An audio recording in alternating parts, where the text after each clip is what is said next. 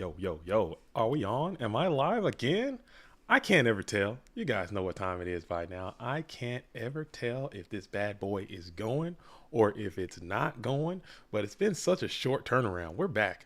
We're back, and I'm a little discombobulated again, but we are back and better than ever. This is going to be PWCQ number 36, and we're going to be live. But first, oh man, I forgot. I didn't do my bingo stuff. Give me a sec. I gotta update.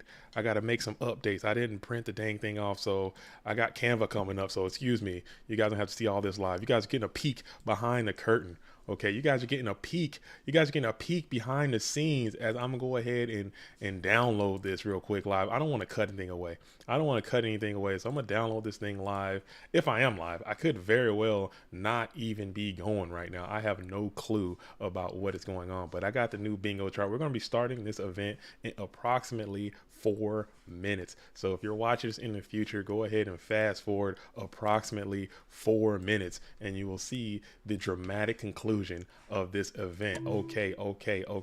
The dramatic begin of this event, I should say. All right, let me see if I'm even going, man. I don't know what the hell is going on. All right, let's get this out of here. Get that out of here. Where is my, you know what? My entire thing just fell apart instantly. Just destroyed in seconds. Where did it all go? Everything is gone. I don't know where I am anymore. Damn. All right, but here's the bracket though. You know what I'm saying? As I try to, I need two monitors stat. I need a second monitor. Oh man, YouTube. I need a second monitor immediately. This is just so unprofessional.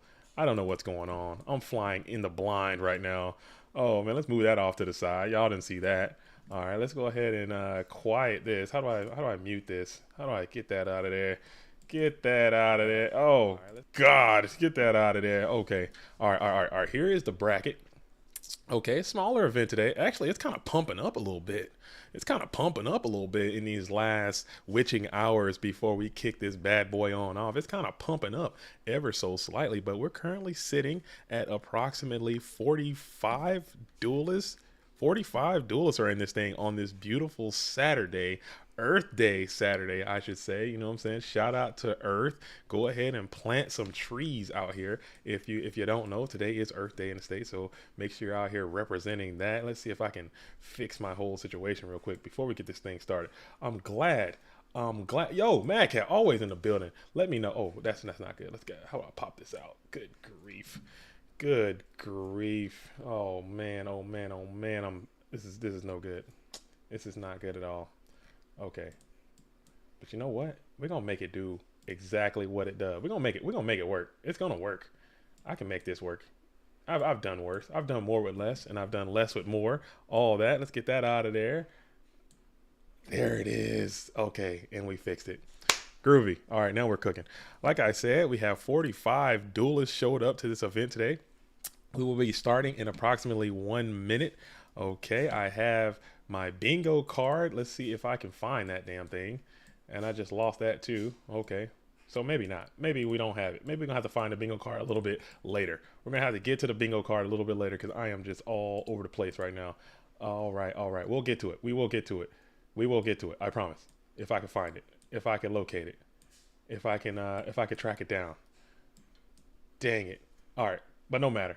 The event will be starting shortly. And like I said, we have some dope players in here. Not as many as you would think on a Saturday PWCQ, but there is a major Go format tournament tomorrow. So I assess that a lot of duelists are just saving their good fortune and luck to participate in that event. FLC is taking place tomorrow. So I hope to see you all there as well. I will be participating in that event as well. And maybe I can even stream that event too if I meet my untimely demise early and often in those things.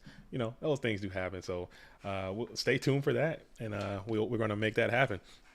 But first, the bracket, again, has not been seeded. It should be seeding quite shortly. The tournament should be starting in approximately 1 minute. Very soon. We're almost underway. But just checking out the bracket real quick, we got some dope players. Again, as always, I expect to see some fantastic duels. But I have a duels that reached out to me at this number 10 game, and he's going into a chainsaw again, back-to-back chainsaws for this duel is Undefined. But he said, hey, I'm on some spice today. And I was like, you know what, duels, I'm going to jump into your game and see what you got going on, because he said he's rocking the spice. Again, this is this duelist's second tournament back, And the last week, this duelist showed up and played against the GOAT format world champion. Okay, now he's going headlong, paired up with Anthony Alvarado. So it's those are two very unfortunate outs to start this duelist return to prominence. But you know what? Anything can happen. This is Yu-Gi-Oh! So we got Undefined versus Alvarado in round one. We have Herney Hog, who will be playing against Insidious. We have Skycotic and Night Moves. We have Icarus versus AJT, BLS, LaBounty, Imbo. Oh, it got re-bracketed.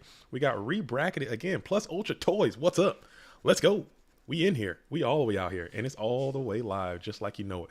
Okay, so we had a re-bracket again. More duelists joined, I think, last minute. Let's refresh. Okay, so yes, one duelist came in at the midnight hour, and now we are at 46 users in here. So where's that Undefined duelist at? Where is Undefined one more time? Let's see who they have the unfortunate. Oh, they're going against Nate Dogg. Okay, Nate Dogg is pretty good too. There's a lot of good duels in here. So we're going to jump in. I'm showing Undefined no matter where they're at or who they're playing against. So we got Undefined going into Shogun Lopez. We have Imbode and Nova Ethos going into Alephia 2. I might have to go see that one.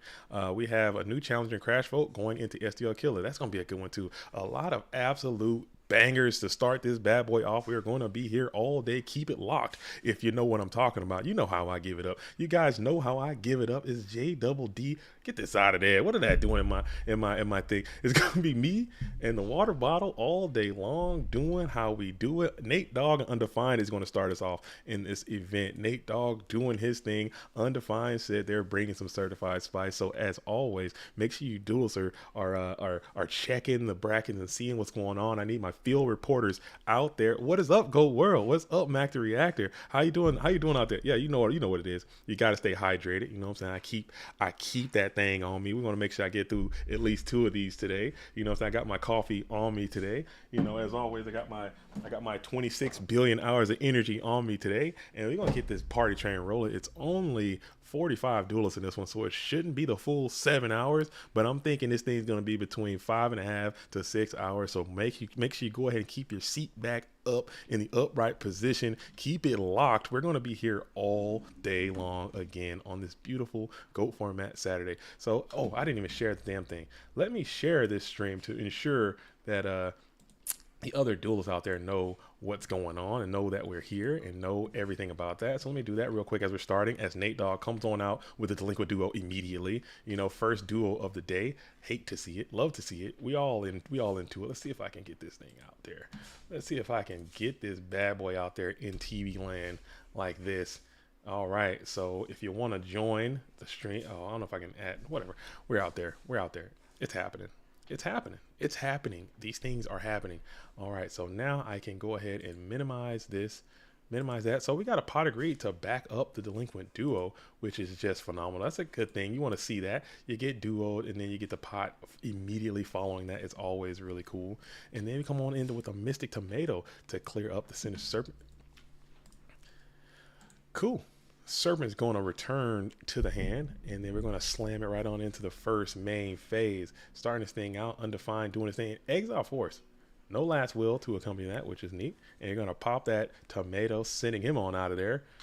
What are you going to do as a follow-up measure? You're going to set one card in support before throwing it back over to the Undefined one and to a Trap Dust Shoe. So Duo and Dust Shoe coming in for the red corner early and often, just like you like to see it, just like you drew it up. That's not broken at all. You know what I'm saying? That's in quite good repair. All right. Sick. All right. John Doe ripped the duo straight off the top. Okay, so he's got the hand, snatch, Zaborg, and chicken in the building. Okay, so this duelist is a chicken you, but that chicken, man, it's going to come. It's something about Dueling Book. It's something about that Dueling Book algorithm going to put that bird in your hand every single time, and you just hate to see it. And you already got duoed. You know, that's a great quality discard if you get Delinquent Duo, getting that bird into the bin. But you know what? It is all the way what it is. No big deal. We're going to survive. I hate drawing it. I love playing it. I love the card, but I damn sure hate drawing that damn thing. It is a mess. Okay. Chill. Oh, am I quiet? I'm quiet mode. What's going on over here? Let's see if I can. How's that? Am I coming in a little more clear? You guys got to let me know. I need my AV team out there. We need our field reporters out there. We need our spice detectors out there. We need all the users out there checking out. A bird in the hand is worth twice two in the bush. You know what I'm saying? Whatever those old sayings are, these old people just be swiling, saying whatever they want. You know what I'm saying? I guess that means something. I don't want birds in my hand or birds in a bush. I don't want any birds near me, you know, unless it's on my plate when I'm eating it. I don't, what did that even mean? A bird in the hand is worth two in the bush. I know Sacred Phoenix of Nephthys in my hand is worth nothing. That card pisses me off in my hand. It's sick when it's coming out the deck, and it's sick when it's doing its thing. But when my opponent does shoot me and sees that that's in my hand, I don't feel it. Okay, hey JDZ, any prediction on who's gonna have that dog in them today? That dog. I gotta pull the bracket up again and see who's dogging today. I don't know. It's probably gonna be one of these new duels coming in. Got that dog. One of these new duels bringing that dog. But that Cyberstein is that dog. Did we premature to Cyberstein and pay the 5 racks? Premature to Cyberstein and pay the 5 racks, dude? That's that dog. Noman across. What are you going? Megamore? Trib? Zaborg. Oh, that dog. Ooh, that's a lot of damage. But that's not enough. That's not enough damage. That's a damn lot of damage, though. That's a beefy, bulky amount of damage coming off your health. But now you got to answer this. Oh, snatch steal every single time. That Oz is getting yoinked. I'm telling you, that Oz is getting yoinked every single time. And brain con. Here it is. I feel it. Oh, he gonna set a little humble T set in the face of this ferocious 9-star beast, dude. You're gonna set a common mon in the face of this 9-star 4200 attack. There is no reason. If anybody out there in the GOAT world, okay, has any excuse why Master of Oz is not Blue Eyes Ultimate Dragon, I don't want to hear it. I really don't. And we're just going to tag the Master of Oz got there. So Undefined is on that goo. Looks like we're on some Phoenix Stein. Dude, Magic Cylinders, I would have just threw myself out the window right there. That's a bulky bit of damage to just take to your hitbox early like that. You don't want to be doing that. You don't want to be doing that, Magic Cylinders. So we are side decking. As we're side decking, I'm gonna go ahead and see if I can, if there's a way that I can just unass my whole situation over here without, corrupting the entire footage of the stream. Let's see if I can do this. I have I don't think I can do it. All right, folks, we might have a brief technological indifference just for a moment. Oh, and we're back in the game. So I'm gonna wait. I'll wait. All right, so chill, cool. All right, so Nate Dogg again is getting after it with the Cyber Dragon sleevage, and Undefined has some type of Pokemon looking character there. Maybe that's a Vaporeon, perhaps, or maybe even a new evolution, an Ice Dragon, a Dragon evolution, perhaps. I don't know. Could be cool. That's neat. We're gonna go ahead and set one sideways with the Light and Darkness Dragon sleeves they got there. We're going to bring out another Tomato. Tomato is going to go headlong into a GK spy, which is dope for the Monarch player. Nate Dogg 29 has been doing a lot with the Monarch strategy, and getting those spies up and active is a neat thing for that deck. Love to see it. That's what you want. If you can pull it off. It seems like they've gotten that underway. And here it is. The Zaborgian is going to be down, sending spy, pop tomato. And we're going to come on in with the 24, electing to leave that second GK spy in defensive posture to provide some defensive capabilities for the red corner as Zaborg goes sideways. Book of Askew has been bent. And then the DD Warrior Lady is going to come on down. DD is an easy clear over this weak-legged, small posterior Thunder Monarch as it finds its way to the bin. We're going to end it right there before throwing it back over to Nate Dogg. Now you still got that spy. Here is the last wheel. So here's a power play that this deck can make. And we're going to go Zaborg pop DD, grab Stein, and I believe this duel will conclude if my mathematics is correct. There could be a Karibo. You never know. Let me see if my yep, that's 7. Yep, and then we go get the big nugget, The nugget is going to come on out. The chungus that lives among us is going to come on down. And just like you and premature, we're going overkill. We're going just in case you got some other shenanigans. We're going to go overkill and bring out the Zaborgian, and then both duelists on some Stein Monarch. That's cool, man. That's a cool way to start this stream off. Stein Monarch. That deck is crazy. Didn't I mean, if I recall correctly, that deck essentially KO'd the whole Reaper format. That deck KO'd the Reaper format. Sorry, I had to. JD. Sorry, I see it now. I see the comments now. Cool, I see it. Mirror Force, GG. Better be Spirit Reset. No, okay. So we're coming in a little late. We're coming a little late. Was only 73 without Premature Burial. Oh, my bad. I'm sorry. I can't do quick math. My math is bad. But he got there. He had the Premature to kind of finish it on off. They're just going at it. This is my kind of game. These are my kind of magic. They're quick, they're in, and they're out. That's what I'm talking about. They're come on in. There's not a lot of thinking. It's both duels out there just absolutely getting after it. Just getting after it. You know, I like that. I support that. Much love. Oh, let me update man, geez Louise. All right, so we will put, this is going to be round count number 1 and number 2. All right, both duels are at 1-1. This is round number 1 still, and this is the PWCQ number 36. PWCQ number 36. Thank you all for finding the stream and joining us and being part of this. This is cool. Quick turnaround from PWCQ 35. Big turnaround from PWCQ 35. You know, short tournament, I should say, you know. And also, as I stated before, there's going to be a major Go Format tournament tomorrow as well. So huge Go Format weekend all over the world. So hopefully you guys are all out here playing and participating as much. What is the t-shirt? Oh, this is my Disney shirt. I wore this as my Earth Day shirt. It's got a little tree on it. You know what I'm saying? I'm trying to be supportive to the Earth.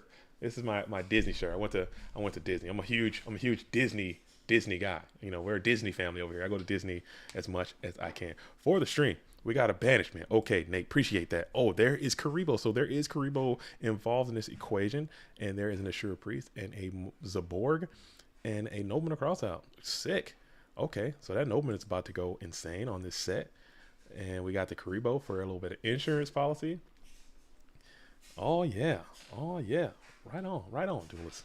Right on. We're going to go ahead and hit that Nobleman across out. Go ahead and send the Sangan out, and then we're going to go ahead and Assura Priest smack in for 1,700. Getting that duelist below 5,000 is going to be high on the list of priorities to do, because Cyberstein is a power play that this deck can make. And we're going to go into a enemy dust shoot for your dust shoot, and let's see what is going to be the grabs. What's going to be the grabs here? Master of Oz loves Earth Day.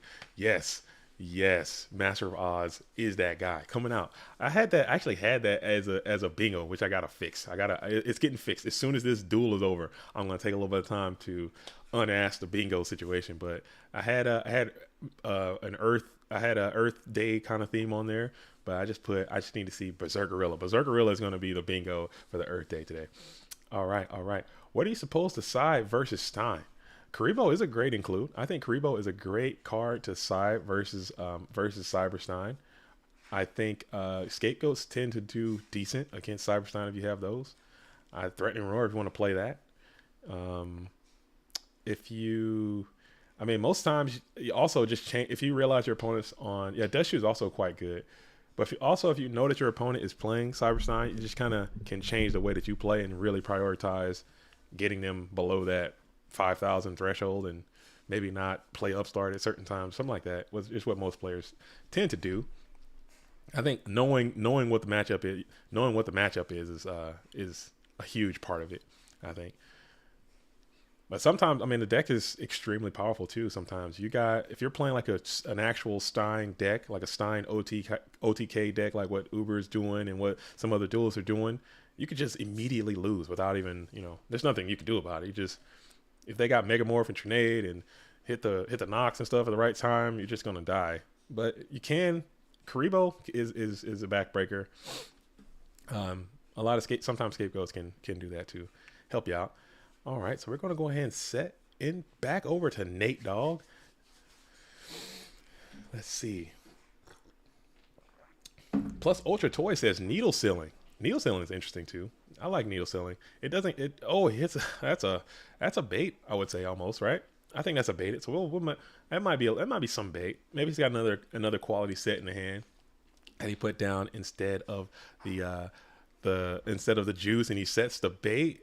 The hand. Look at this card, man. Oh man, I love me some Phoenix, dude. I wish that card was better. I wish it was slightly better. I wish you could get it. I wish you can do. I wish you could do from the grave. I think that would just break that card even more. I mean, the card is kind of fair. You know, it's not broken at all. It's very. It's in well repair. I would say it's the opposite of broken.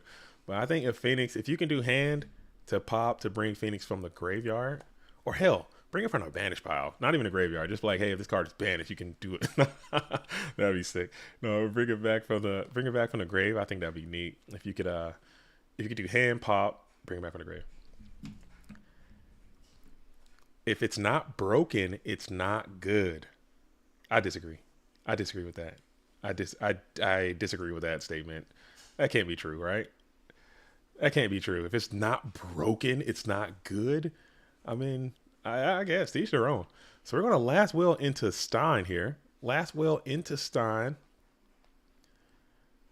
Bring out the big old Chungus. Chungus is down. Okay. And we're going to swing. Maybe add some insurance policy to ensure you have some board presence if you get blown out by whatever this set card is. Let's see if it goes through. And it connects. This is by far the strangest duel I've seen in months. This is the strangest duel. This is the strangest Yu-Gi-Oh! Duel I've seen in months. Like, this is great. Like, Master of Oz is just going crazy on both. They're playing Master of Oz Turbo. That is so crazy to me. It's so good. It's so good. It's so good. It's so good. Oh man, this is why I love GOATs, man. You just, I mean, when last time you've seen Master of Oz be just the powerhouse that it is, you know? So we get Stein, he gets Master of Oz, blowout. Stein, Master of Oz, blowout. Stein, Master of Oz. All three games just decided by Master of Oz, you know? That's neat. So cool. All right, sorry, folks. Sorry, you know, my bad. I'll apologize, but man, I just think that's so funny. And we're gonna come on in with the 700. It will connect, and then the 4200 is gonna have to get Karibo'd.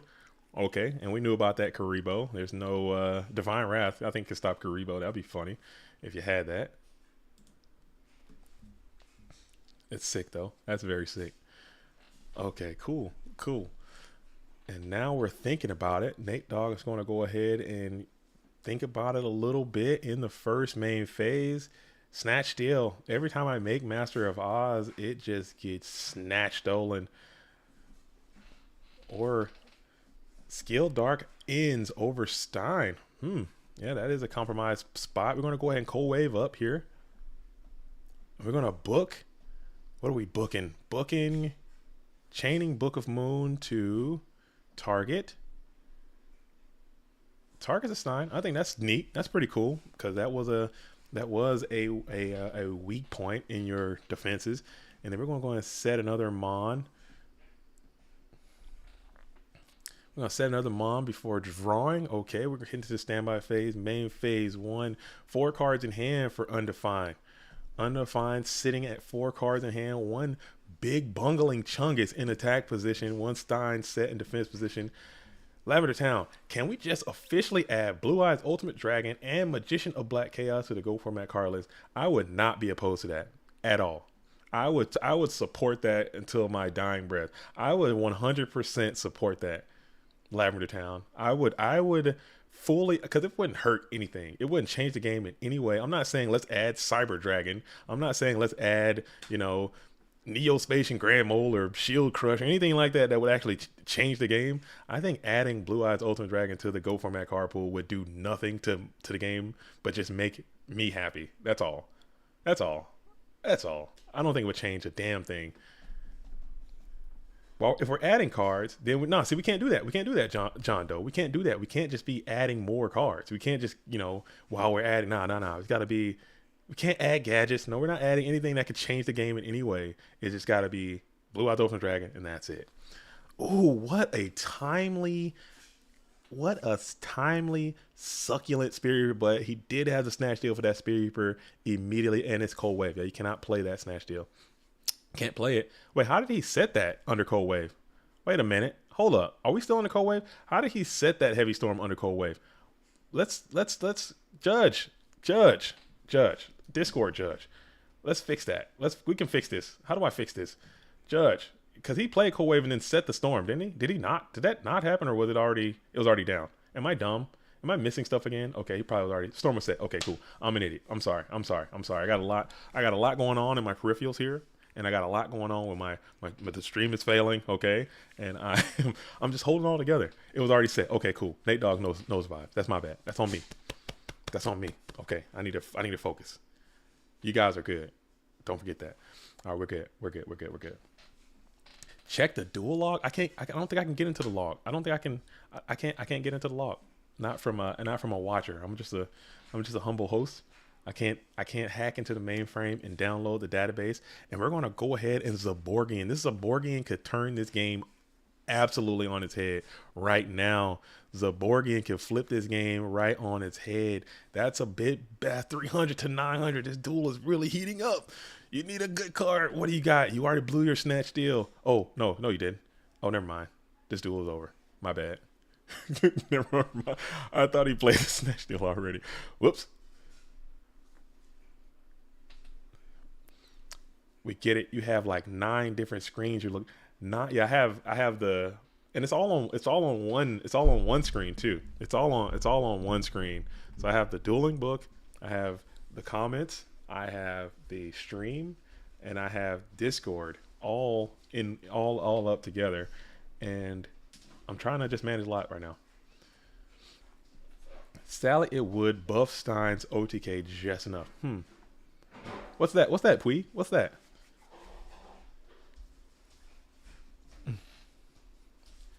All right, so now we're thinking about it. Are we lagging? Did we lag out of control? Did I lose it? Oh, Pui said. Oh, she said it was the extra 600 attack for Stein would would make it a little bit stronger. I think that's fine. I think that's fair. Did we lose it? Am I lagged out of control? I'm gonna hit a quick refresh. I think Dueling Book is doing its thing. I'm gonna refresh real quick, if you don't mind. Lag on the server too. Here we go with this, folks. Every single time, I just can't win. I just cannot win. We're gonna skip that intro. We're gonna get in here. Let me in. We're gonna go ahead and hop back on into the dueling room. Let's see how this thing filled up with Let's go and get back in there and see what Nate Dogg is doing. It looked pretty grim for Nate Dogg. I believe that duel might actually have just ended already. Yeah, I'm assuming that it's got to be, right. I mean, it's got to be at this point. You guys will not believe me, but I got full trend like 17 times yesterday. I was on tilt so bad yesterday. Oh my goodness, I was tilted. All right, but I'm assuming based on the way that was going on, we kind of got kicked out of there last minute, but I'm assuming that Snatch Deal kind of went crazy for Undefined, and they go ahead and accept defeat and there move on. They're playing against Shogun Lopez, so yeah, that's how that is. So I'm gonna hop on in. Let's go finish up this a new challenger in Crash Vote. New challenger was bringing that heat last week, so I'm gonna hop back in and see what that duelist is doing. See if they're going back to the base. But also Crash Vote has been playing too, man. Crash Vote is my teammate and good friend. You know what I'm saying? So I know. Wow. Oh, but I promise. Let's give me just a second. Check out this visual here. See what's going on. We got a triple spy situation for the blue corner. We have a blowback again. Blowback attack again for the red corner. So keep that locked in. I'm going to take a brief moment, and then we're going to Soul X the GK spy. And then I'm going to fix the round count is going to be this. I think. I don't know what I'm like that, perhaps. Nope. Red corner 1, game 1. So it should be this.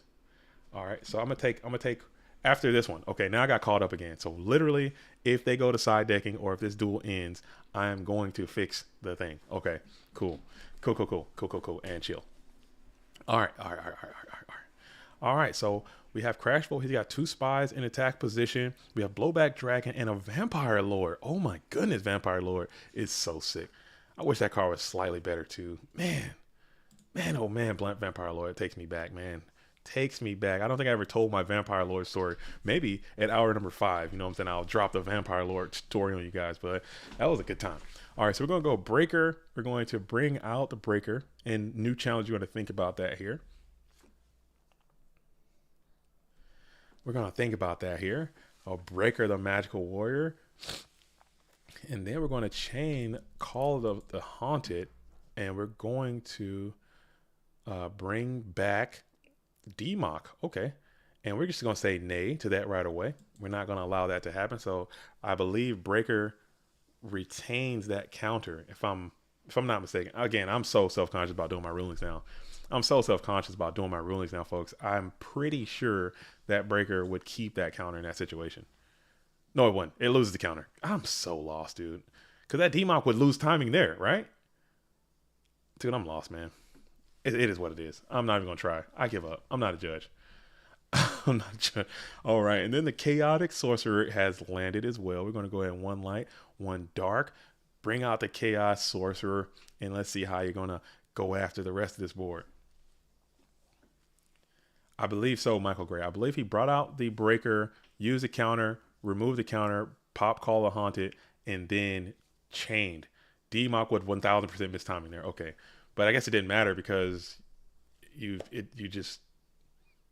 destroyed it anyway. And he didn't get the card, so it didn't matter. All right, cool. So, that's a lot of. That's another bingo. Oh, I gotta get this bingo chart fixed. Take a screenshot of this. This is a bingo right here that one of my new bingos I just added. Man, I'm so bad. I'm so trash.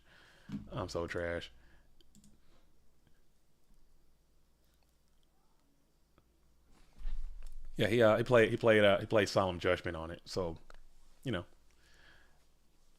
maybe in that case you wouldn't have needed to. But I think this duel is going to come to a conclusion anyway, and it's going to be 1-1. All right, 1-1. I will fix that here in just a moment. But first, let me update my chart real quick. Okay, so we're going back to the bingo real quick. This is bingo from last week. Yes, we're going to go ahead and delete this. Okay, that can go. This is last week's bingo. We don't need that. That's old and busted. And this is also old and busted as well. Let's get that out of there. Okay, and then I forgot to do this. I'm sorry, you guys are getting a peek behind the scenes. You guys are getting a production behind the scenes of what's going on. So I'm gonna bring this one in. Oh, that's big. Dang.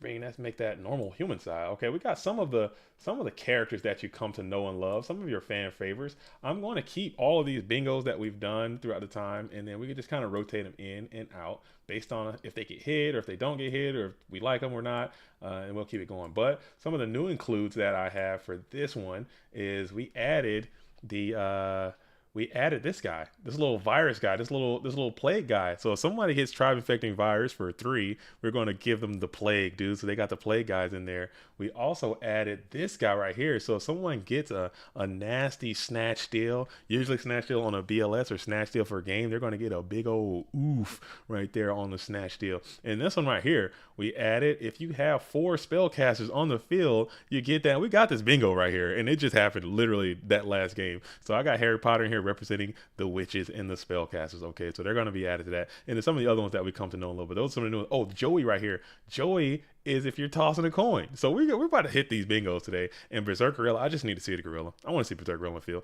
Okay, but we are back to the action. So now our bingo card is ready. I will update that as it goes along. But I love doing this, and shout outs for all you guys for all the cool ideas and concepts that you guys have been adding over the time, making it even more neat. All right. Can we change the name? Oh, this is wrong. What is going on? This is not right. See? This is not right. This is number 36. What is going on? That was correct just a minute ago. Hmm. Oh, that's behind the scenes. You won't see that. You won't see that on the stream. It should be 36 on the stream. That's the main one. That's the side one. We're not worried about that one. I'll cover that up. You won't see that. That's you know what I'm saying? That's an oversight. Don't look at that. Just pretend you didn't see that. That's a oversight. On the bingo screen. Yeah. Okay, you're right.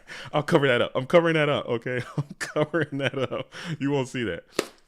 You won't see that. Okay. What's a whopper? A whopper, you may ask, is going to be when you have Blade Knight and you're going to set your entire hand in order to pump that Blade Knight up to his full capability. All right, that's a whopper.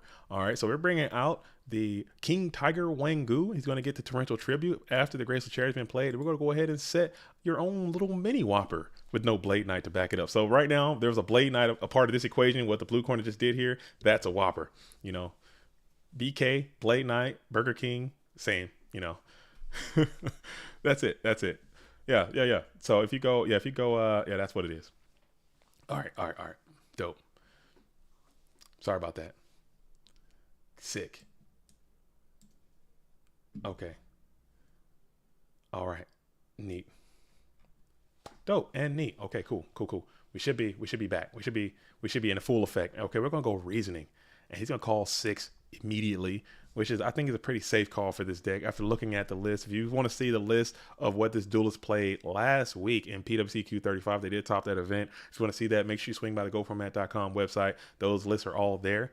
And what happened? He didn't mill. Did he just not mill? What the hell just happened? I'm confused. I'm lost, dude. Did I miss the mill? Or did he milled the 3? Oh, he milled the 3 and got this. Is that how the Serpent got here? Reaper got here? I'm lost. I'm sorry. I need to focus. I'm sorry. Here we go.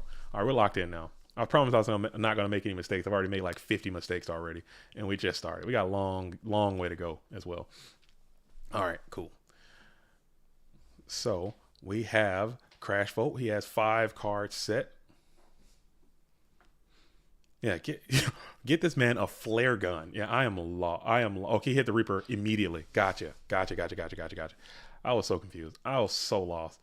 Okay, because I think I have some lag still going on with on my end because it seems like it's chopping or something, man. At least I don't know. Maybe I'm tripping. I could be bugging out. Maybe I'm just having a small stroke too. That could be it. I am having a small stroke, and he's going to go ahead and reap the BLS through 5 backies. Through 5 setties, he's going to rip the BLS. Reaper with the Ripskis. Man, yo, year 2001, what is up? How are you doing? I saw that Friday win yesterday. That was pretty sick. I see you. It's happening. It's all coming together. I see you. Shout out to Bluetooth in the building. You know what I'm saying? We out here. And he's going to come on out with the Kiko, the Ghost Destroyer, who will freely take 1,500 points of damage from the Spear Reaper attack. BLS is gone. He gone. But it's all good. As we go ahead and enter the standby phase, the new challenger has 7 cards in hand now.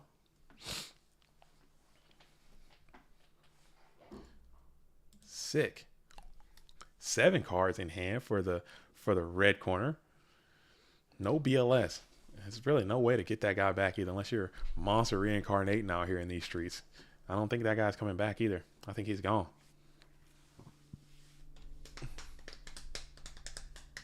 We're going to reasoning up again. Let's see what the call is going to be this time, coming in from that blue corner.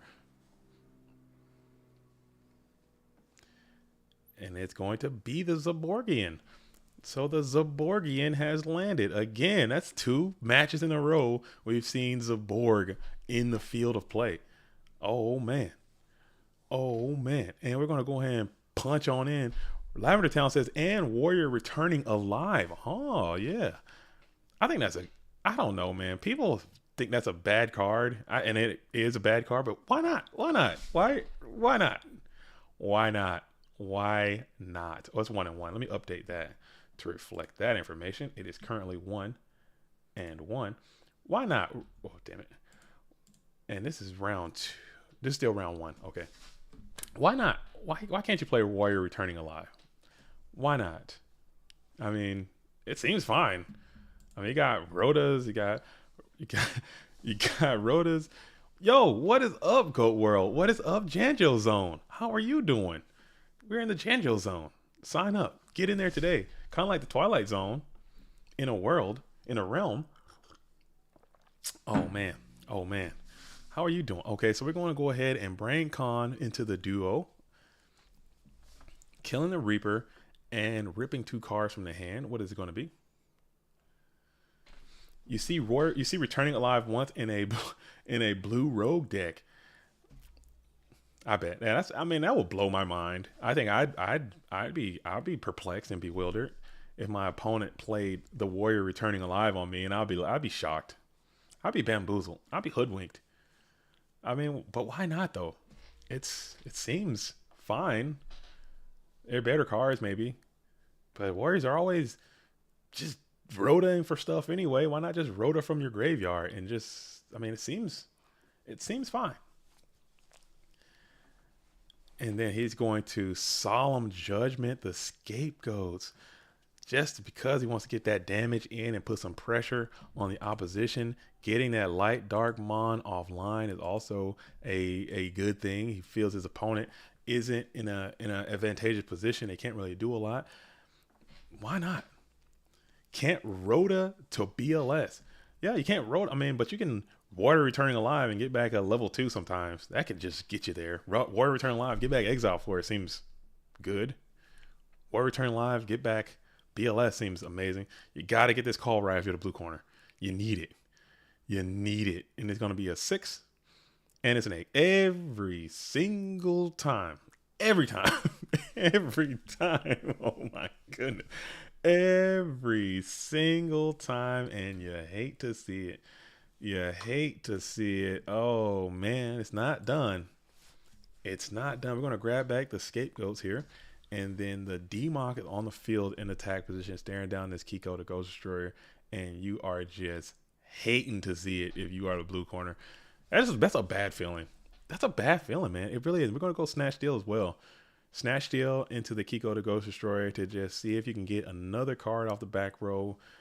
Let's see. And then you're going to punch on in with both, it looks like. And it is a Mirror Force. You did have that Mirror Force. So that will keep you alive for another day. Let's see what new challenge does. So we're going to banish that D-Mock. We're going to send the Kaiku to the graveyard. And then we're going to set something, perhaps. Let's see. Yes, we're going to set the scapegoats before passing back over. I'm assuming that's scapegoat. I just said it. Oh damn! I am naturally assuming that is in fact scapegoats that is set. So roll with me on that. Pot of Greed off the top. You love to see that. So now you're feeling great. You got reasons to D-Mock and you top the Pot of Greed. 1750 left versus 2300. Let's see what you can slam here as you got 2 cards in hand. And we're thinking. We're at a pause. We're just going to go ahead and set. We're going to go ahead and throw a little T set down and then chain the scapegoats in the end phase.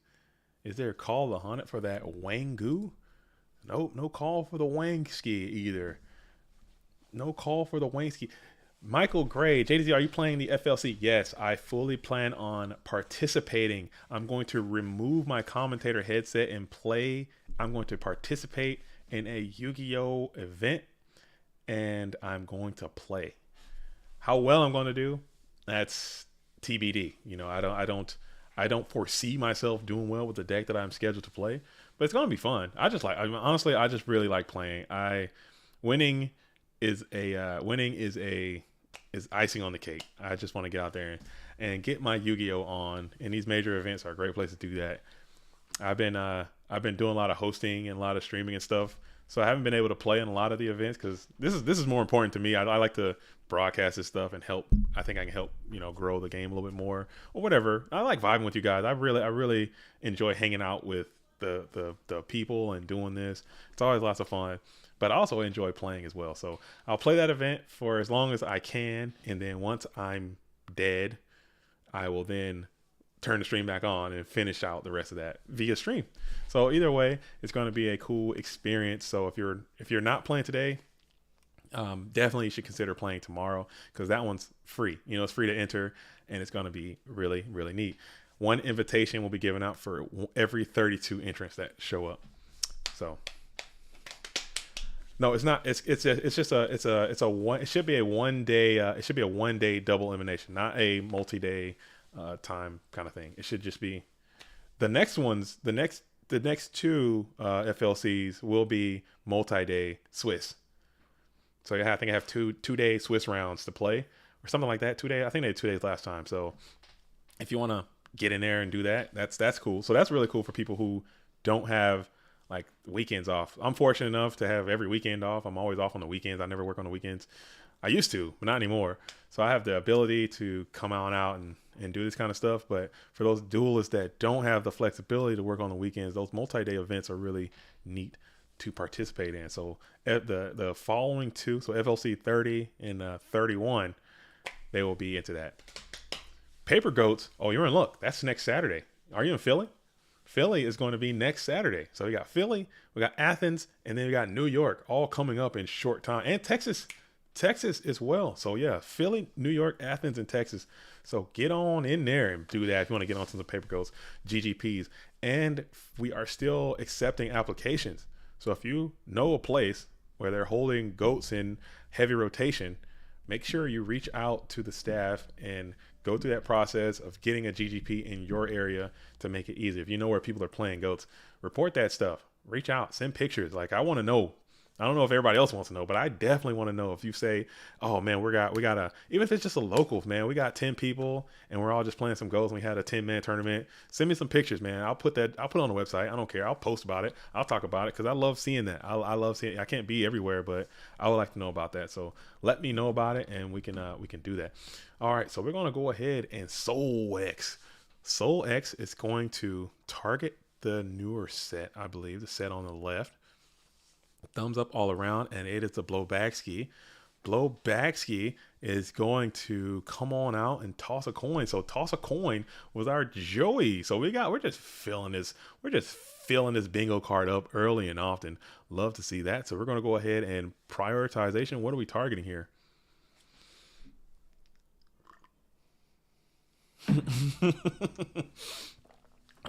I ain't no blowback girl. I like that. Janzo, are you a songwriter? Do you do karaoke? Are you a singer? Do you do parodies? That's pretty nice.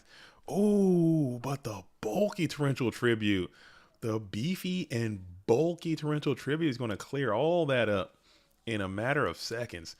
And now we have main phase one still. We're just going to go ahead and set before passing it back over to Crash Volt, who is going to slam it into the standby phase. So that's a torrential, that's a big old splash coming on out, clearing that board. Heavy storm. So you got a big splash and then a big hurricane into some more of these tokens. So wow, these tokens are actually paying for themselves. You need a good card. What are you gonna need now? What do we got? What do we got? 2 cards left in hand, tokens on the field. And this card on those sleeves, that is Effect Veiler. Guess what? Your boy is getting there. I know that. Effect Veiler. That's an interesting outfit that Duelist is wearing on those sleeves, but it is what it is. And we're going to go ahead and Slamski on the Sork. We're going to Slamski on the Sork. And then we're just going to go ahead and crush a goat. And may phase 2. Some setish behind the chaotic one. And then pass it back over. All right, Duelist, if you can be so kind as to liking the stream, I would appreciate that as well. So if you got the time, I see that we are just starting. We are still in hour number 1, believe it or not. This is hour number 1. Go ahead and like the stream. I think that would be neat. If you can. I mean, if it's not too much trouble, it costs you no money. Undefined, howdy. How are you? How was your? I saw that duel, man. You guys were getting after it. I like that. That was some good Yu-Gi-Oh. That was some good quality go format duelage. Nate Dogg's a real one too, man. He's got that dog in him. I'm sure his name is Nate Dogg. So he definitely got that dog. So I'm sure he's gonna make it on through the bottom bracket. I'm sure he didn't drop out of this event.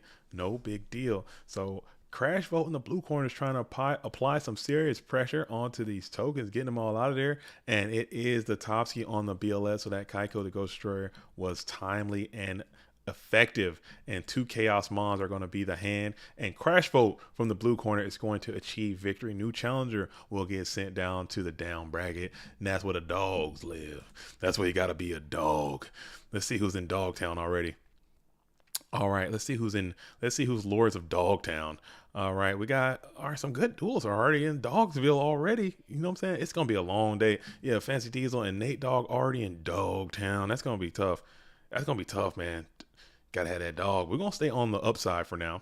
We're gonna stay on the upside, and I'm definitely going to this Alethea and Nova Ethos match. I am 1,000,000,000% going to this Alethea and Nova Ethos match. If you guys don't like the spice, if you just want to see, the unspice, then you need to avert your eyes. Okay, avert your eyes from the screen right now. Do not look, because I'm assuming. There we go. Okay, I'm assuming it's gonna be a zombie mirror. I'm assuming it's gonna be a zombie mirror. Oh man, Alethea seems like he's back on the zombie train that he's been rocking for the last couple of weeks. And we have Nova, who's also on the they're both on the same day. This is silly. This is so funny. All right, so we got both of these duels out here rocking the zombie mirror, doing their thing, beating each other to death. I'm for it, dude. I'm so about it. I'm about it. All right, so we're going to go ahead, and it looks like it is going to be 1-0 for the red corner. It's going to achieve victory here. All right, cool. Nice. Oh, okay, now we're humming. Now we're humping and pumping. Now we're getting it in. Oh man, that is so funny. All right. I like zombies more than Tina Belcher. Is that from a Tina Belcher? Damn. I don't get the reference, man. Usually I'm a reference kind of guy. Usually I get them.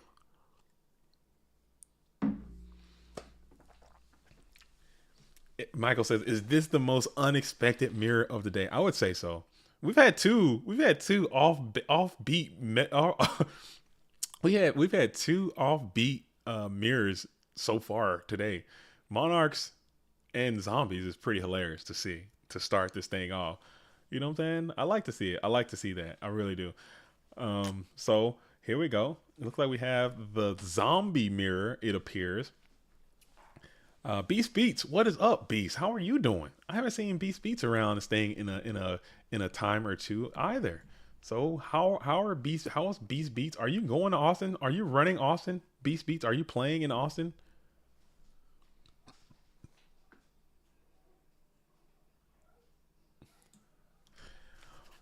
Michael, you want to watch 10 Chaos Turbo mirrors? What is this? All right, I'm sure we'll hit a couple Chaos Turbo mirrors at some point. I'm sure we'll hit a couple, but man, I think just watching them, we're gonna see. I'm sure we're gonna get enough Chaos Turbo mirrors to tide ourselves over. Even though the numbers are coming in, and Ivan Rosito actually pointed it out that and it's a couple other duels. Hey, Turbo is kind of. They weren't at their typical 50+% in these past couple events. It's been kind of on the downtrend. It was only at about 28 to 30% of the duelists were playing Chaos Turbo and et cetera, et cetera. So I don't know. I'm not, of course the deck is the best deck, but maybe duelists are just trying to change it up a little bit and see what's going on, trying to circumvent the meta, which is actually going to make the meta stronger. I don't know. Giovanni says, JDZ, when are you going to stream Rex Speedman? I don't think I don't think Rex would have any time to stream. That duelist is on the ladder right now, getting it on right now. He's probably not even in this event. He's on the dueling ladder grinding. Okay. JDZ the man. Yo, what's up, Brad? How are you doing? I haven't seen Brad in a while either. I love to see it. Right on. Miguel Garcia, yo, '05 Nats finalist here. I love to see GOAT format run one. Miguel Garcia, I do recognize that name, if that is the same name. If you're not some type of alt, people be out here getting wild on the internet. I don't believe it. But if you don't know, Clash of Champions is happening May the 6th. No, May the 7th. I'm sorry, May the 7th. Damn, May the 6th. I have to look at my brain is failing me. But Clash of Champions is happening the first week of May. Make sure you sign up. Come on out and play. Come on out and play. We need them old school champions to come on back in. Anthony Alvarado is still playing. Jonathan LeBounty is still playing. Ivan Chris Flores is still playing. You know, some serious champions from back in the day. Dale Bolito is still playing. Some serious champions from back in the day are still playing this game, and also new champions are coming in every day. So I love seeing the old school guys playing against the new school guys. I think it's awesome and it's dope. So come on in and play. The water is fine. I'm sure you can just dust it off real quick, you know, and it'll be okay. That's sick, man. That's awesome. I love to see it too. I think Go format is amazing. I think it's in a good spot right now too. It's a tale as old as time. You know, it's very classic. It's vintage, unchanged. Spade says, JDT, thanks for keeping the format going. I gave up modern Yu-Gi-Oh! Multiple reasons why, but I still play this format. Super fun and very keep it going. It's not just me. Sack the Reaper for the Kiko, the Koki, not the Kiko, Ryu Koki. It's not just me. It's literally all of you, everyone who's watching the stream, everyone who plays this game, everyone on the staff. You know, Scully, our executive officer, you know, he's like our president. You know, we have a huge staff of people, judges and community leaders and everyone who's volunteering a lot of their time to help keep this thing going because it's all passion. It's all passion. If you think for a second that you could ever become like a professional Yu-Gi-Oh player, I think you're kind of off your kilter. You know, I don't think there is it's not enough. It's the market is not big enough unless you're like, you know, SEMO or something, or Team Samurai X or something like that, or Jesse Cotton or something like that, like current maybe. But retro Yu-Gi, I think our market's too small. But it's definitely the passion. If you have passion for something, this is what you can do. You can, you know, exercise that and be able to be with the community and follow your love. You know, I love this game. I really do. It means a whole hell of a lot to me. Oh, hit him with the snatch, hit him with the book, hit him with the nobleman. We're doing combos over here. Combo breaker. Okay, so it is the mirror because he's got the despair in the hand. He's got the Koki, now it's gone. Wow, that was a cool play. That's a cool play. Sponsored players even borrow cards. Tell you right there how much money is in it. Yeah, I don't think the market pool or the whatever could ever be big enough for a sponsored GOAT format player. You know, I don't even think that's in the realm of possibility to have someone who is like paying their bills from being a Yu-Gi-Oh anything. But at the same time, you know, people do find joy in it. And I think that's, you know, me and my old man wisdom, I'll give you that. I've lived a long life, not long as some, but I've lived longer than most. And I've seen a lot of things and I've done a lot of things and I've traveled a lot of places and I've learned from a lot of people. And what I've discovered is that your objective is to try to find something that you're passionate about and do that thing at all costs. You know, everything that you do should be in an effort to do whatever it is you're passionate about. So the only reason you should go to work is so that you can live and survive and then have enough money to do whatever the thing is that brings you the most joy. That's the secret to life. You know, everything else is just filigree, dude, and noise. So find out whatever your passion is. I'm not saying your passion has to be Yu-Gi-Oh! I'm not saying your passion has to be art or music or whatever your passion is. Find out what that thing is and then execute it at your utmost potential as often as you can, and your life will be better. That's a fact. All right, so we have the regenerating mummy is down. What a cool artwork. I like me some regenerating mummy, huh? I like that. Big, bulky 1800 attack, 1500 defense. Going to come on in for a clambering 1800 attack. Love to see that. And then a tribal is going to come on out. Tribe, got to clear the zombies. Maybe go for an attack speed there.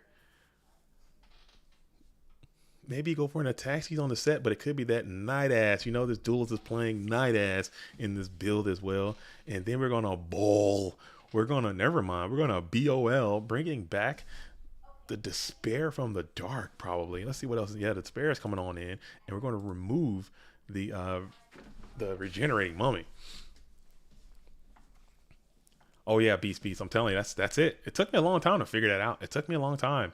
It took me a long while to figure it all out. But I still haven't figured it out all the way. But that's essentially what I've gotten so far. and it makes you feel a little bit better. And now the big old Chungalungus is going to come on in, and he hits the Ring of Destruction for both duels, removing 2,800. And another Book of the Skew will go ahead and sit that big boy down into defensive posture. John Doe says, I wanna see some Black Tyranno spice. Ooh. Ooh, let me talk to a left here. Let me talk to the spice. Let me talk to the spice lord. Maybe he can cook something up. I can cook something up. I think I got some.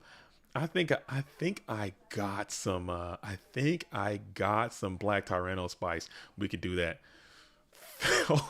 Oh yeah, dude. I forgot. Despair from the Dark's defense is 3,000.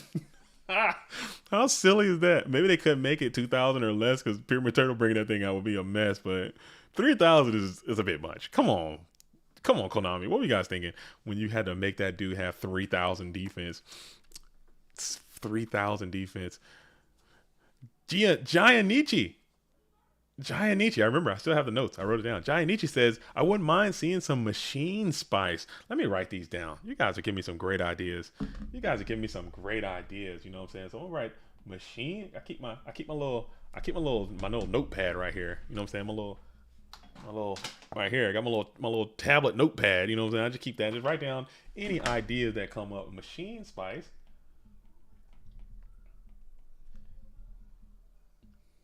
Okay. I like that. I'm with it. Dark Magician and Stein, Swords of Concealing Light with a Dino Spice. That's old school, man. That's old school. People don't know about that. I think I played that deck when those cards first came out because I thought, you know what I'm saying, I'm a dinosaur nerd too. I like Egypt and I like dinosaurs and I like all kinds of stupid stuff. And when that card came out, I was like, man, this card's cool as hell. It looks so cool. Black Tyranno. Effect kind of mid. I mean, it's kind of weak too, but still, it's cool as hell. Swords of Concealing Light, Black Tyranno, the other dude that can pierce. What's his name? With a beak. It's like a dino with a beak on it. It's got feathers. That card looks so stupid. That's a dumb looking Yu-Gi-Oh card, man. I'm telling you, that card looks dumb. What's his name? What's that? You know the guy I'm talking about. It's like a, it's like a, it's like a Dark Triceratops. Yeah, that guy. It's like a beak. It's so ugly, but it's cool. It's got piercing, man. It's got 2,400 body with some piercing on it. Come on, man. Black Tyranno. Oh, we might do that. Launcher says he's got the shoddy locked and loaded with the ring, and he's gonna sing him. Sang is gonna come on out in attack posture, preparing for attack. He's gonna slam on in. Is it the serpent? Did you read? Was that a hard read? No, you're gonna get gonged on this. Gravekeeper Spy is going to go ahead and blast that Sangin for 1,000 and then recruit another Gravekeeper Spy back from the deck into the field of play. Dark Triceratops remind me of something from the Dark Crystal. It might. Dang, I never even noticed that. Dark Crystal's that's a great one, man. That's a great one. My kids hated that movie. I tried to show it to them. They were not feeling it. I vibed hard with Dark Crystal when I was their age. I was like, man, you guys might like this. Hated it. They hated that. They liked Willow. They thought Willow was pretty neat. They liked Willow. Did not like Legend. They hated Legend. What was the other one? What's the one with David Bowie? What's the one with David Bowie? Labyrinth. Hated it. Kids trash, dude. They don't know nothing. They don't know good art. They smacked them in the Labyrinth. Yeah, that one. Hated it. They liked Neverending Story though. They liked that one. I try to watch all these old movies that I enjoyed when I was a kid. I try to bestow that information onto my youth and see what sticks. Some sticks, some does not. And the Dark Crystal did not. That was a miss. All right, so we're gonna go ahead and bring out the SERP to a TT. Okay, you're fine with that. You are fine with that. And then you're going to get your Sangin search as well. Grumple says Neverending Story books are better. Probably. I think most times the books are going to typically be better than the movie. It's only so much you can do with the art. I mean the director and the actors and stuff. Books you can just do so much more. If you got a good imagination, you got to have an active imagination. B Speed says Spirited Away. It's one of my favorite all time. Going to watch that. Oh yes, dude, Spirited Away is a heater. Spirited Away is a masterpiece. Come on, and we're gonna bring out that Pyramid Turtle, and we're gonna go ahead and mirror for it. Spirited Away. All those movies, like all the Studio Ghibli joints, all of them are good in their own way. Like they're all good, but Spirited Away is just on another level. That movie is a fantastic film. It is so good. All right. So we're going to bring out and it's got like a message too. I mean, if you're into that kind of thing, and we're going to go and book a life and get that Sinister Serpent out of the equation before setting another Mon and setting another spell trap and passing it back over to Nova Ethos. Now that Sinister Serpent cannot be brought back. This is a crazy mirror, dude. This is so funny. This is so funny. Now this is much, and I'm not trying to, I know I talk a lot of crap about turbo mirrors and warrior mirrors, maybe because they're so common and you see them so often, but I'm telling you, this is so much more entertaining. This is crazy. All right, so we got Pyramid Turtle in defense position, one set Mon, which could very well be that GK spy that we saw get retrieved from the deck earlier today. And then we're going to go standby phase, 3 cards in hand, give him a quick shuffle before slamming it into the first main phase. And then we're going to T-set a game, throwing it back over to the red corner. Red corner is going to draw standby phase. Giannichi, I agree with you. I am also digging the zombie mirror. This is neat. This is neat stuff. And Breaker, the magical warrior, is going to do what he often does. Is going to gain that counter and see if he can remove that counter before getting inverted horizontally. Let's see if this Book of Moon is going to find this Breaker. Or will he just go ahead and reach out and try to start poking in? Let's see what happens. Janjo, imagine zombie mirrors in 2023. I never would have guessed. I think this is a snapback from me. My Rex Speedman skit that I did. Shout out to Rex. It was helping out the zombie player, and now all the zombie players coming out like, hold up now. I feel offended. I do too. Everyone loves zombies. If you've said you've played Go format for, any amount of time and you never had a stint with zombies, I think you're lying to yourself, or you haven't fully played the game. Everyone should do a bit of time playing the zombie strategy because it's kind of good, man. It's kind of good and it's super underplayed. I'm glad to see both of these duels. Lefty has been playing zombies for a minute now and has topped some serious events and almost won the obelisk from the downside. He had that dog in him. He reset the bracket with zombies against Turbo, and he almost won. So the deck is real. It's definitely moving up. I might have to do an updated tier list. Maybe let me know who you guys want to come on by the program to do an updated tier list. We can do that again. Just name some players, and I can see if I can coerce some top players to come on by the program. See if we can update the Go format dueling tier list for the new season before we go on into the worlds. Before we go into the worlds run, because those things, they do change, and the one that I made is kind of almost outdated a little bit. I would say we might need to redo that. All right, so we're going to go ahead and bring out the giant rat who's going to recruit into the Pyramid Turtle, who is also going to recruit. Get Alephia to make a tier list. Turbo won't be above D.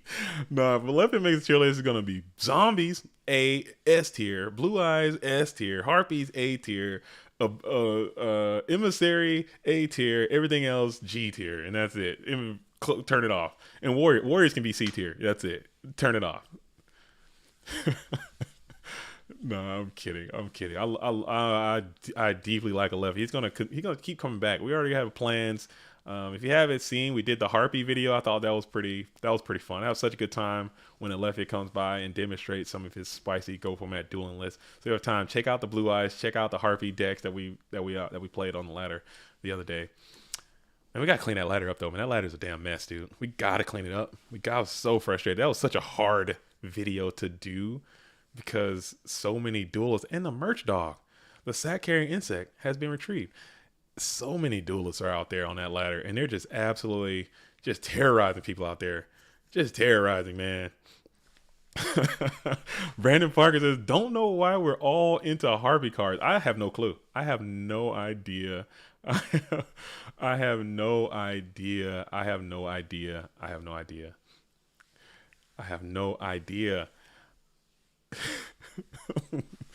Jainichi says the Harpy video is awesome, minus the tilt at the yeah. I tried to end it on a high note, man, but I was so done. I was so tilted, man. I apologize for that. I'll work on it. I'll be better. I'll be better. I can't be out here tilting in these streets. I gotta be, positive. But that duel was just getting after me, man. It was getting after me. Scully says all mirror matches today. I think so. I think this is Earth Day, Mirror Day. Everybody trying to keep the Earth clean and play carbon neutral matches, mirror matches. Nice. So we're gonna. Yeah, it was tough. It just calling the judge all the time and like just really really basic. Like me personally, there are so many rules I don't know, but if someone says, "Hey, I don't. This doesn't work like that," and here's why, I'll tend to listen to them, or I'll at least take them for their word, or try to find out on my own, or ask questions after the fact.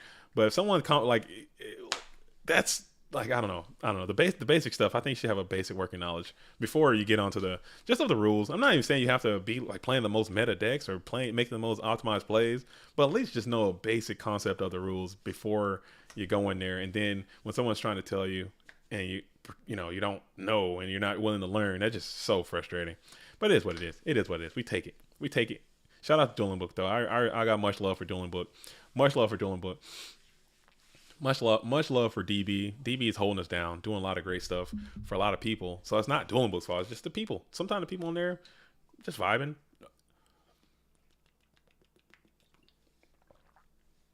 And the Go format rules are significantly different from what I understand than a lot of the other rules. We play by a lot of older rules that change immediately after Go format and never change back. So if you're just coming back in, it's I can see how it can happen, like how those things can happen, but it is what it is. It is what it is. It is what it is.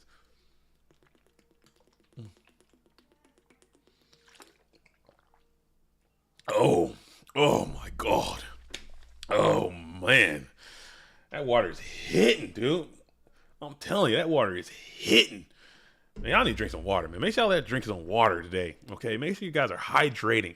Okay, drinking H2O, man. I've been so good this weekend working on my health. You know what I'm saying? Now I just feel like I need to get everybody healthy. I didn't eat any candy or sweets or junk this whole week. I ate clean all week. Worked out every single day all week. Okay, getting after it. Drinking water. Okay, not eating any sweets. Hitting the gym. That's what it's all about, baby. So, man, drink some water. Grab some H2O and get like.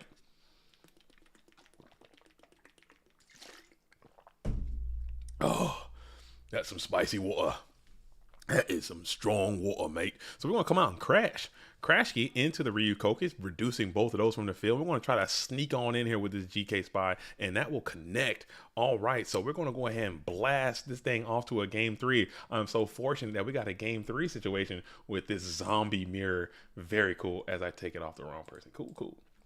This is definitely not round 1. You know what? I'm actually going to just give up. I'm going to give up. I'm going to yield. I'm going to yield on this. All right, we're just going to yield here. All right, I'm just going to put, I'm going to yield. I'm just going to put winter side, dude. I just cannot. I simply cannot. I'm going to do this. I give up. This is just the winter side, dude. It's at some round at some point. Oh my goodness, what is happening here? What is going on? Jeez Louise. This is what I'm talking about. I don't have to do this every single time. Are you kidding me? There's no chance. We're just going to go winter side. I try to fight the good fight. But sometimes you just got to give up, dude. Sometimes you just got to give up. No, that's bad advice. Don't listen to that advice. Don't listen to that advice. I got J Diesel, the Teenage Weasel. I got some great advice. You know what I'm saying? But that's not, don't just ever give up. But I'm giving up on this one. I'm done. This is the winner side. And then we go to loser side. It's going to be the loser side. We go to grand finals. It'll be grand finals. All right.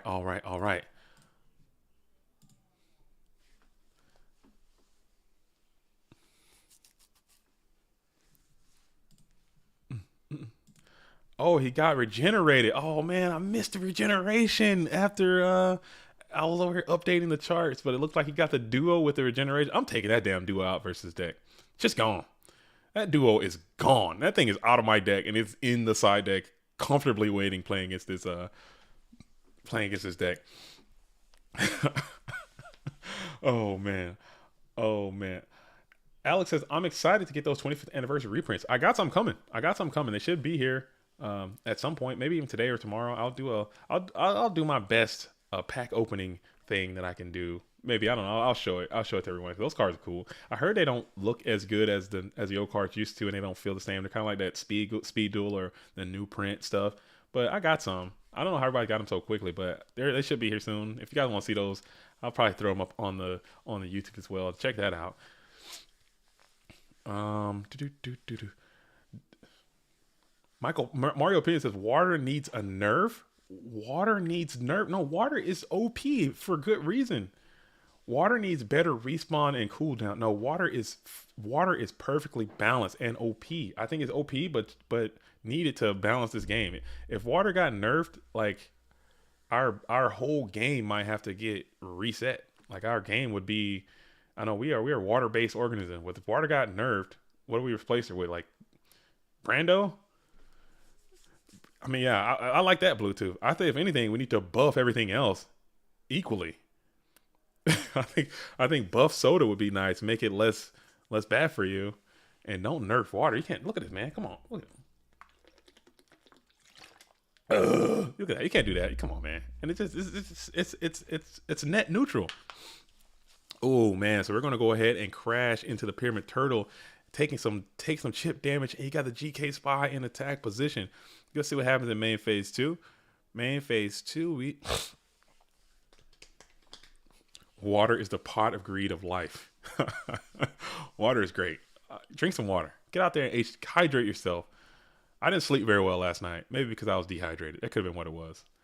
I could have been dehydrated last night. I wasn't taking my own advice. You know what I'm saying? I wasn't taking my own advice, and I wasn't drinking an efficient amount of water, and I got dehydrated, which caused my sleep to be bad.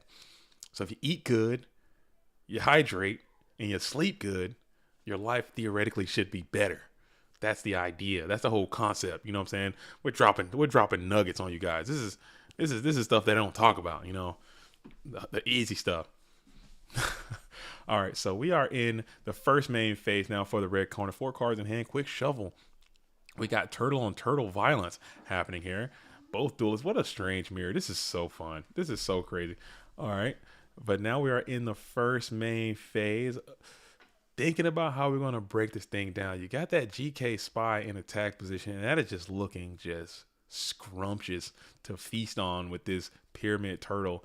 But I don't know if that's what the GFC champion is thinking about. I don't know if that's what the GFC champion is considering right now. But man, and we're going to go ahead and bring out the regen. Regen Mum is going to go ahead and smack into the GK Spy. So that is what happens, which is going to filter another Pyramid Turtle from the deck. Pyramid Turtle is then going to crash Pyramid Turtle. So we're going to look like we're about to run the gamut. We're about to run it. Wow, this is an interesting line. He could have done this a few different ways, but elected to go this route with it, which is pretty neat. And then we're going to grab, what's going to be grabbed? You should go first, I think. I think that is correct. He did. And he slammed the Ryukoki. I think it is... turn player is usually I believe that's correct. That sounds correct. That sounds correct. Yeah, CL1 is turn player. CL2 is going to be the player that Nova summons first. It looks like he did. He's got the Ryukoki on the board already. Yeah, he already slammed it. It's already slammed. Yo, Jeremy Bohio. Thank you for your subscription to the GOAT Format YouTube channel. Jeremy Bohio. Nice. I appreciate that. Welcome to the program, Jeremy, and thanks for being a part of that, what we're trying to do. Yeah. CL1 is turn player, CL2 is opponent. So he is correct.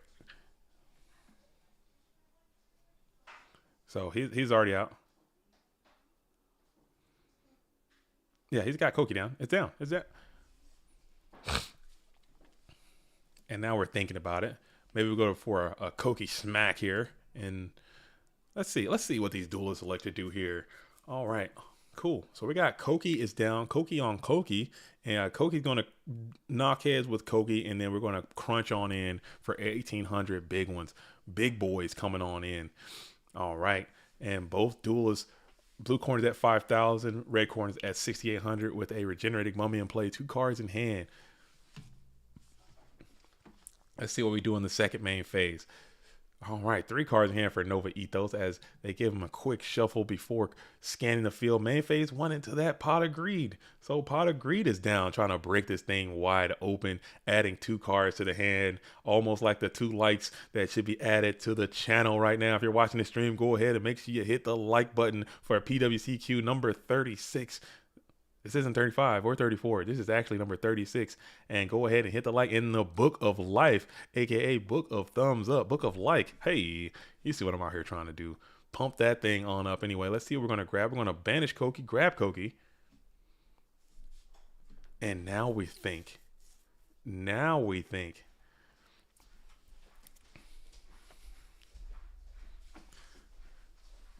And now we think here. Okay. We are in the first main phase, and we slam the Sangin. Thumbs up all around. Sangin is good, and we enter the battle phase, and we try to smack in to the regenerating mummy, and that damage connects, and then we're going to smack on in for 1,000. That damage also connects, and then we slam it into in phase, pass it over to Alephia 2. Oh my goodness, 5,200 now to 5,000. Oh man. It's heating up. Things are heating up. It's getting intense. Yo, Beachy. Yo, what's up, Jesus? What's up, OG Beachy? Why are you not playing today, Beachy? Why are you not dueling? What's your situation? What is your current situation? What is your current composition? What is your current disposition? What is your situation? Why are you not in the dueling arena right now getting after it?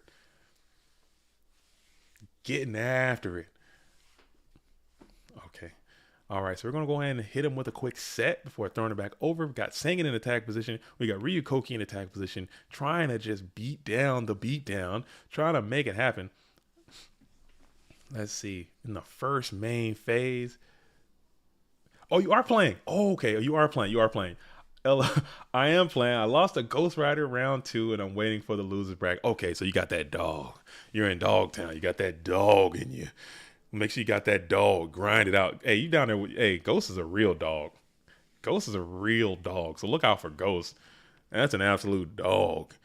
There's a lot of dogs down there already. So man, make sure you got that dog when you're trying to survive it out down there in that down bracket, man. It's rough. It's a cold world out there. And we're slamming and we're pounding. Mirror Force, Torrential Tribute do not exist in this world. And we're smacking in with 18. And it is the Espirito Reaper.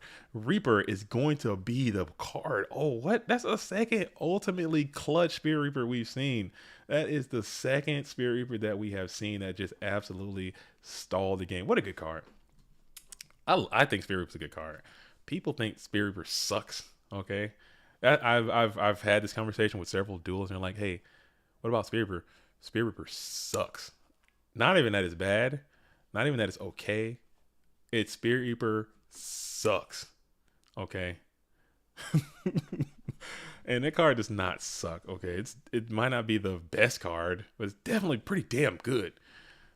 Just not being able to die by battle, making your opponent waste a quality card to get rid of it, that's a good card. I taught with Reaper main in Turbo before. People did play this in Turbo before. There was a time, because you slam a Reaper on the open board. If your board is clear, you got some back rows, and I put Reaper down there and try to attack, you're gonna do something.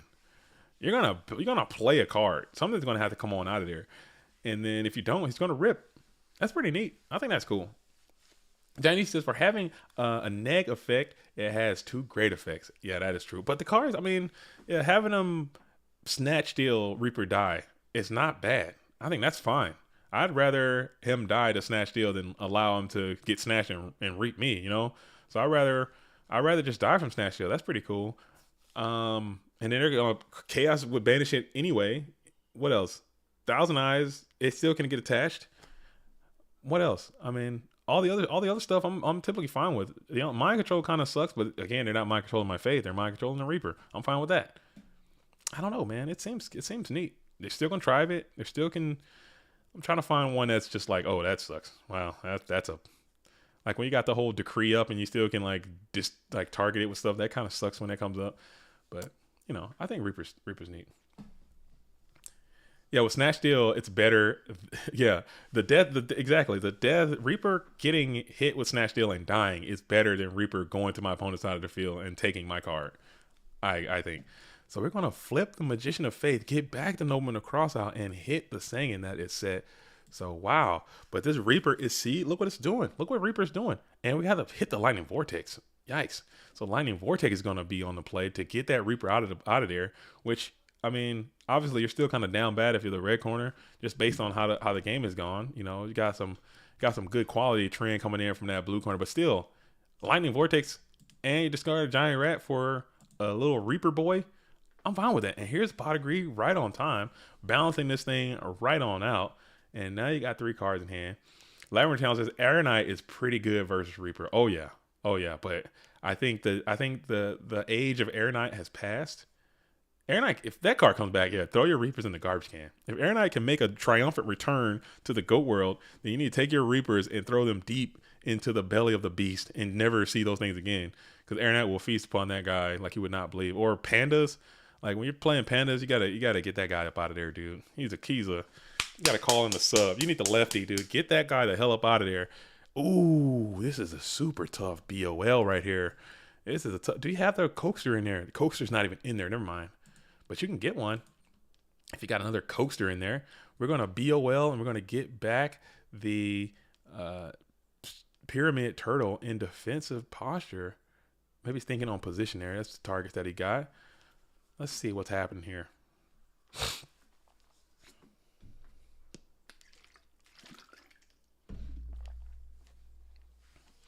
Janjo says Aeronite worked because of Go Control. Yeah, when Go Control was the S tier of decks, when it was like the most played deck, similar to how Turbo is now. Ooh, man, we're cooking. So he's got the Zaborgian. Zaborg is going to Popski on itself. Wow, are we BLSing? Yo, that's crazy. I love it. Oh man, are we BLSing? Zaborg Popski on the BLS. You already are banished it now, so now you gotta send it.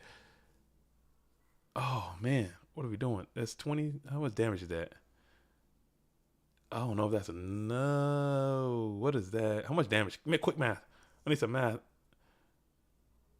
We're gonna punch in for Hardy 27, and we're gonna hit the regen mums for another 1200. Wow.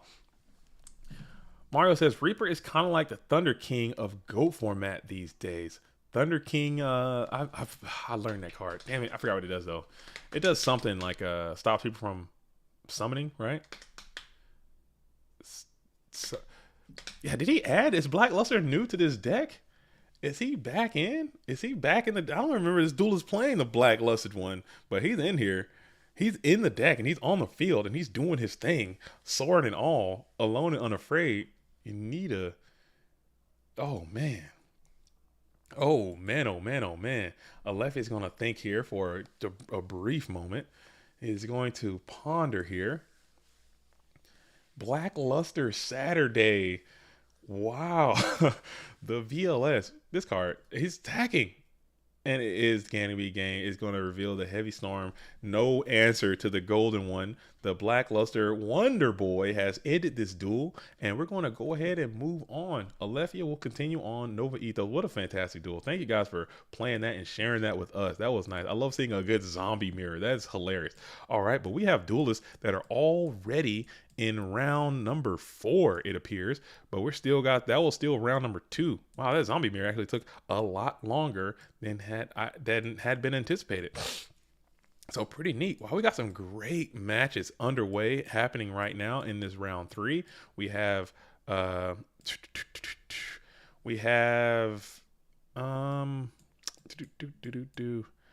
Who else we got going on here? We got Justin Wolf. We have Ghost Rider and Insidious. I think I might jump down there. That might be our first turbo mirror of the day, I think, if that is what's happening. So we're going to hop on in to see what Ghost Rider is doing. And we're going to see what Insidious is doing. Okay, I need to ensure that I give Ghost Rider some good coverage, okay? Because every time Ghost Rider wins, we never cover it. There's no Spice report. There's no nothing. Every time he does well, it's never covered. Every time he's on the stream, he never gets covered. I am neglecting Ghost Rider, and I need to fix my ways because Ghost Rider is definitely one of our best duels, and it is 1-1. So these duels are doing their thing. We are in game number 3. This is still the winner side. This is round number 3. We have Ghost Rider versus Insidious. I believe this is going to be a Chaos Turbo Mirror, so tune in. This is a must-win situation if you want to stay on that upside. If you don't want to pull that dog out too early, you need to hang on tight and try to get this Dublinsky right now if you can. Okay, so we have 6 cards in play for Insidious. He just played the Trap Does Shoot, revealing a Knock, Mind, Con, TD, Spy, Sork, and Ring. And we sent that TD back onto the deck, and Spy is going to be summoned to attack position, it appears. And Insidious is going to think about that. Okay. Grumble says if he wants to be in a Spice report, he needs to be on the Spice. He's played some Spice. He played some Turbo Spice. It's a different kind of Spice. I think playing 19 Battle Traps sometimes in 15 Blade Knights and double Zambira can be kind of Spice in its own way. I think it can. Like Ivan, I think most of it you just have to understand the player almost as much as you understand like what they're trying to do and what they've done in the past. So you got to kind of give them a little leeway. And we're going to go ahead and rip the Torrential and send that GK Spy to the bin as Ghost Rider go ahead and sets up another card in support. You got to know. Like I think Ivan was on some Spice last week by Ivan standards. Anything that's not like super standard for that player, I think, because we got it. I mean, it's not a lot of leeway you have in Go format opposed to other formats in the retro thing. You can't just be out here just get because the duelists still want to win. They want to get the dubs. They want to get after those dubs, man. So they want to win. As Kiko the Ghost Destroyer is going to come on out and see if he can get some quality banishment on this GK Spy. Let's see if that connects. Let's see as we all wait on bated breath, and it is going to be the Ring of Destruction. So Insidious was able to reduce the Ring of Destruction from the blue corner with the Kiko sacrificed himself. 1,800 from both players, and now you're drawing up to 4 cards in hand, and it is going to be the Upstart Goblin. Upstart to some bountiful trend. Neither duelist has played any of that good quality Trinity. Oh, actually, never mind. There has been a Pot of Greed that has been resolved for the red corner. Pot of Greed does shoot pretty strong. 6 cards in hand and Delinquent Duo. So he's coming on out and electing to just take it right on how you got to get it. Sometimes you are the sacker. Sometimes you are the sacky. And it is what it is. So we're going to remove the mind control from the hand. And we're also going to remove...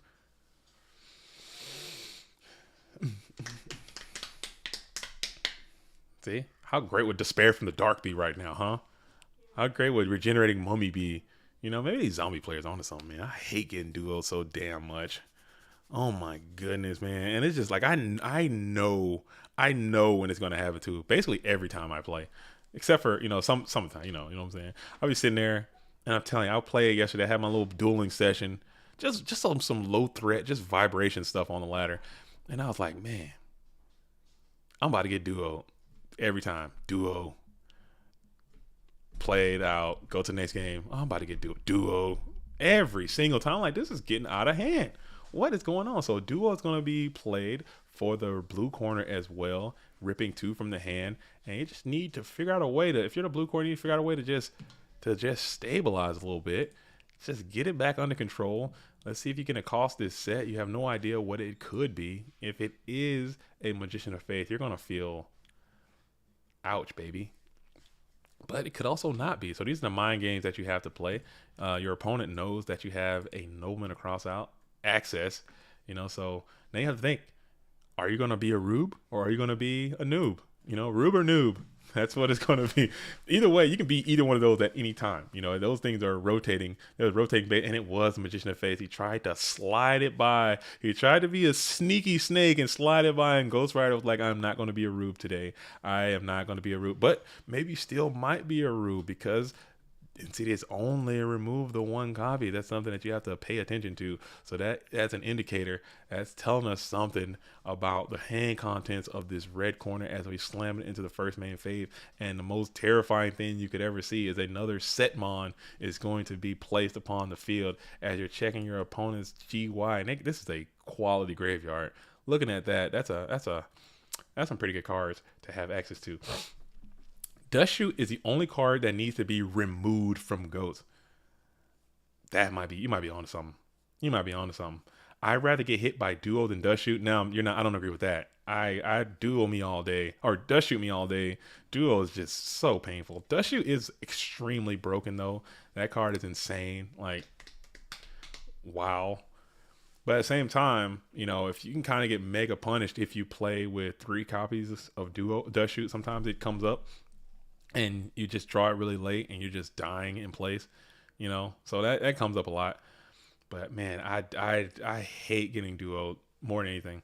I understand your opinion. Free knowledge and a choice return, right? Yeah, it's a good card, but I don't think Dust Shoot. Oh, we're coming out with Charity. Oh my goodness, this duel I think might be over. I mean, it appears as if Insidious is slightly ahead.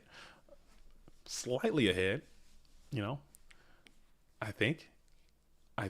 And then we're going to pitch out some serious, some light and dark. Yeah, I think just ever so slightly in the driver's seat is the red corner. We're going to go ahead and he's going to scoop it up. Didn't even show it. But that's a turbo mirror. This right here, like, look at this GUI, folks. This right here is what people are talking about when they say this right here. Look at this. This is what people are talking about when they're like, hey, Go format sucks. When you get hit with this, come on, man, that don't feel good. Not no game three in a tournament. When you get hit with this, you're like, oh, okay, this sucks. And you can look at this BLA. Come on, man. Come on. You ain't doing nothing about that. But it is what it is, man. That's why we play 2 out of 3. Okay, that's why we got to lose bracket. That's why it's double elimination. Because sometimes you just gonna get what you're gonna get, and you don't throw a fit. All right. Okay. Cool. All right. So moving on. We have, we're already in round number 1, 2, 3, 4. We're in round number 4. All right, let's jump back in and see what Pro Weight and Night Moves are doing. We're going to jump back in. Shout out to Pro Weight back and again, trying to get back after some malpractice. We'll say that last situation. I'm not laughing at the situation. I'm laughing at my terminology. If you didn't know, this duelist was self-reported and did get disqualified last PWCQ. They were in the winners grand finals and realized that they had the wrong deck loaded up and ended up getting disqualified from the event. So now they are back again, still on the winner side, trying to go back to back. But I just want to make sure that this duelist has the right deck in this time. I think that is correct. Everyone is going to be observing to make sure that is what it is. So let's hope that the right deck is in and everything is good. I think it's fine this time. And that goes out to all the duelists. If you're playing this event, if you're playing on any event, just make sure that you look at what the bot sends you back, and that is what you must play. If you don't want to play that, you need to communicate that with the bot again. I'm not saying bots are perfect or, we are all in the matrix or the AI, whatever, but just whatever they got you in, that's what you gotta roll with. All right, cool.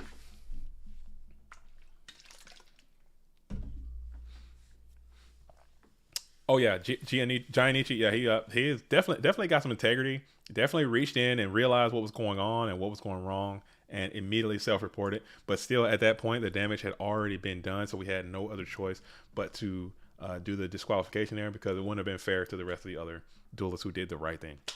So no further punishment. Just have the disqualification. There's no banning or suspensions or anything like that. And we're gonna move on and. Shout out to them. So if you ever find yourself, I think it's better to just self-report right away, because if you don't in a situation like that, and it will be found out, so there are people who look through the replays and check it out and everything, you will get caught, and then it's just going to be further punishments that will just get added on. We're not trying to do all that. Everybody just wants to play some Ghosts and have some fun and live their life. No one's trying to be out here banning people and doing all that kind of crap. We're not trying to do all that. All right, cool. Cool. Cool.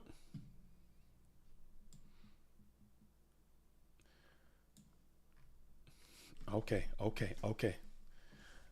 All right, all right, all right, all right, all right. Sorry, just checking in, checking in, checking in. Okay, cool, cool, cool, cool, cool. So we are thinking here. Carl is, or excuse me, Night Moves is on the play. Looks like they are playing the trap dust shoot, triple dust shoot. Come on, man. I don't know. I looked away for another brief moment. Did all these dust? What happened to these dust? Oh, he must have tribed something. I'm not sure what went down. But man, that's insane to see them all. It's just really funny to see them all on top of each other like that. It's always cool to see. All right, so we're gonna come on in with a BK Blade Knight and boogie down right into a Mirror Force. Get that thing out of here. Send it to the bin. So Knight moves back on the Warrior train, and then we're gonna go ahead and Call of the Haunted to revive none other than the boogie down Blade Knight, who is then going to re-engage with this Setmon, and it's going to get the Book of Dispute. We're going to set that Blade Knight, detaching it from this Call of the Haunted, and then slamming it into the second main phase. Okay, cool. Cool and neat. And cool.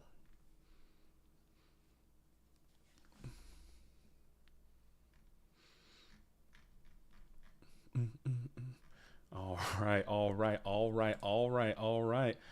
All right, all right. Again, shout out to all the viewers out there. If you're spending any time with us here on the stream, if you're just joining us, this is PWCQ number 36. Okay. This is for a qualification to the Go Format World Championship and a new Go Format World Championship qualifier playmat, the new one for the season.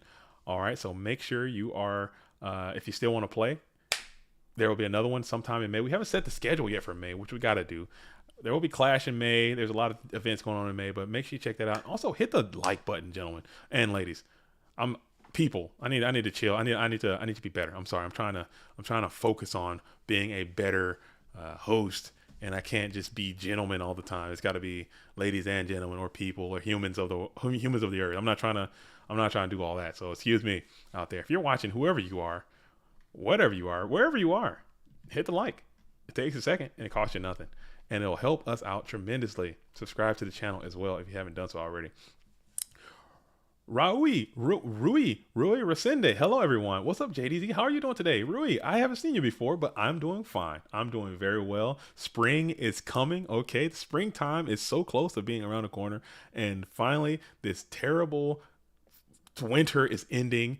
And we're going to go ahead and ring up the Dekoichi, the Battle Chanted Locomotive, sending 1,400 damage to both duels. I am feeling great. I didn't sleep very well last night, but that's fine. You know what I'm saying? I've been eating good all week. I'm feeling good. I feel my energy is still up no matter what. I'm here with you all, watching some goats, being around this format. I couldn't ask for a better thing on my Saturday. You know, I'm getting old. This is my entertainment as well. So being here with you guys and watching some goats, I'm this is where I want to be.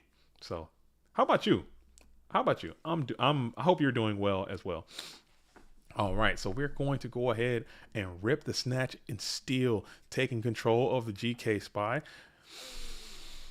This is game one. Let's see what we do with that GK Spy. Ooh, so that's pretty neat. We're going to go ahead and use the snatched, stolen GK Spy to beat over the Sinister Serpent and the Night Assailant. So you're getting a quality kill, some bulky damage, and a quality banishment from the GK, from the oh my goodness, from the GY though. That's pretty neat.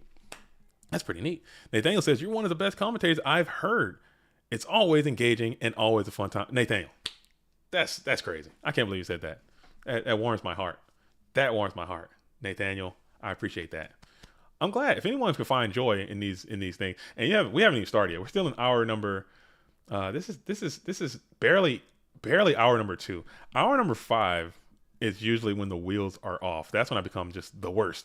All right, so if you can hang on to now and then just fast forward to the end, skip over like 5 to 7, you're probably good. Because by the time we get to number 5, we're gonna enter a strange realm that you don't want to be a part of. If this is your first time watching the stream, You know, so just hang on tight for that. All right, cool, cool, cool, cool, cool, cool. I'm well, thank you. Hope to meet you when you come to Portugal. Portugal, yo, yo, listen, listen, listen. I would love to come to Portugal. I've heard that there is a great expat program where it's easy for Americans to move abroad because at a certain point in my life I wanted to live abroad. I've lived in other countries before. I lived in South Korea and I spent a brief amount of time in some other places. I don't want to really talk about too much, but I lived in other countries before, and I was looking at other places where it's kind of easy to immigrate as an American, and Portugal is like number one place to go if you're an American. So go figure. And I was like, oh man, that'd be neat. I'd love to go to Portugal. So maybe it's probably not gonna happen now. Those dreams are, you know, you got to dream big, and then reality sets in, and it's like, oh man, you know, maybe still, but it's probably unlikely that I'll be able to retire and move to Portugal, which sucks. What did you do in Korea? That was again, that's another long and complicated story, but it has something to do with your boy JDZ and the army, okay? The United States military, okay? I don't talk about that too much because when I start mentioning the military, people start to look at me differently and they start to think about me differently. So I don't talk about it too much. I didn't say I don't talk about it too much. I don't talk about it. I don't talk about it too much. Okay. So I try to keep it on the up and up. I try to keep it like that because there, I had some, let's just say I had some time in the military. Okay. And then when I tell people about that, I had a funny quick story, not a long story. As Night moves is in control of this board with Kaiku just bashing on in for 1800. I think this duel might come to I think Spire attack. We're gonna banish more. Oh, he already took the damage. Okay, yeah. it's it's always so complicated because like my wife, I've spent a long time in the military, and we were at a dinner or something with one of my wife's friends. She's a real estate agent, and we were having like this little forum with her friends, and we were talking, and I was talking to this lady who just happened to be sitting next to me at this little dinner that we were at. And I never, lead out with, hey, I'm military, blah, blah, blah. I just don't do it. But I was talking, we had a good vibe. We were just having conversation back and forth, blah, blah, blah, blah, blah. And like, I was like, okay, cool. So finally it comes to the dreaded, what do you do? Or what did you do? Or where are you at? Or blah, blah, blah. And I was like, yeah, I was in the army for this time, that time, and blah. And then she just goes, boom, dead. And I'm like, still trying to vibe. And she's just not vibing. And she goes, you know what? I don't believe in war like that. She goes, I don't believe in war. I was like, what do you mean you don't believe in war? It's a real, you can't just choose not to believe in something that is a real thing that happens. Like has been going on since the beginning of man. Like that's a thing that exists. You can't choose not to believe in something. Maybe you don't support war. Maybe you don't think war is a good idea. Maybe you have feelings about what war should be, but I just don't believe in war. I'm like, okay, cool. And after that, she never spoke to me again. So it's a lot of times people will think differently about you when you do stuff like that. When you do stuff like that, but I mean, that's a whole nother story. That oh man, I got some stories on that. But yeah. But yeah, it is what it is. So we're going Rhoda for the Ninja Grand. Ninja Grand is going to clear up this spy, and then Kaiku is going to come on in for another beefy 1800. Beefy 1800 coming on in. Okay. Snatch target, snatch. Back for bingo card. Oh, yeah. I forgot. We got to pull that back up. We got to update our bingo card. Jay-Z went to Korea to get some cheap Yu-Gi-Oh cards. No, man, no. Those Korean cards, man, those things they're kind of weird, man. That's a weird little situation they got on over there. I don't know. I don't like Korean. I don't really like Korean Yu-Gi-Oh cards. I don't understand them. I don't get it. So we're gonna slam Kaiku in attack position and just try to come on in for a game.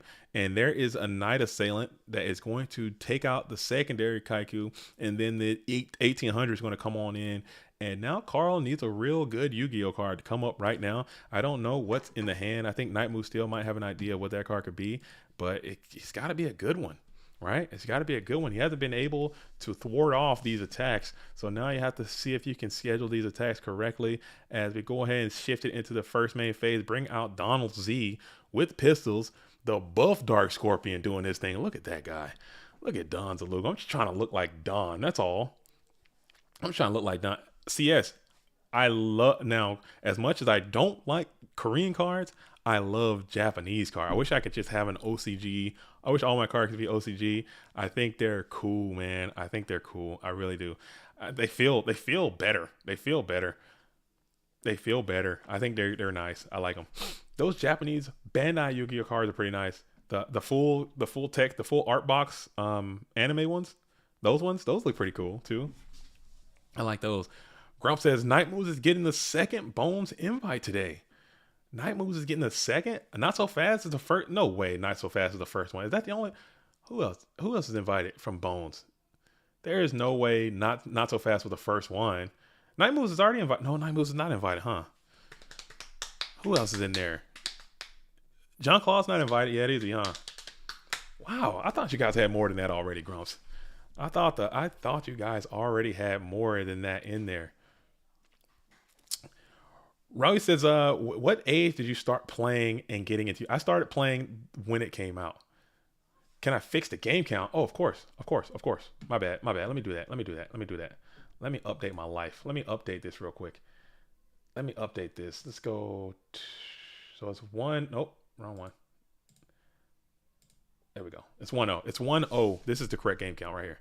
I started playing when the game first came out. I started playing. I was in the 7th grade or so. 7th or 8th grade. Game came out. I started playing again. Not like super competitive. Just like as a little. I was just collecting other people's scraps that they had, like other people's scraps, and I would save up enough money to get the starter decks, and I would buy those, and we just play like at lunch tables, or we play at school. And I told this story before at a different stream, but I went to a lot of different schools growing up, and I was always in constant flux. My life was just trash, and I was always in constant flux, and I was always moving around to different places. But every place I would go to, there were always like Yu-Gi-Oh nerds like at every school, and I would just link in with those people, and we would just vibe. And I would just always like collect people's bulk and just try to make decks out of those, so that's kind of probably where I got my little love for the offbeat and the allspice. But one of the schools I went to, I think I was in like 9th grade at this time, ninth grade, and this duelist showed up, and he was just so cool. He had like real cards, like he had real cards with like a real deck box. He had like real straight, like real. He was a duelist. Like he had binders, he had everything. He was like Kaiba, man. I was like, dude, this guy's got it all. Like what is your secret? Like what is your drip? Like how are you this swaggy? Like what's going on with you? You got sleeves which match your deck box. You got a play mat. You got everything. Like what is going on? He was a duelist. And I was like, dude, I gotta be whatever you are. Like, what is your thing? He's like, yeah. He's like, come to this place. And he tells me about the locals.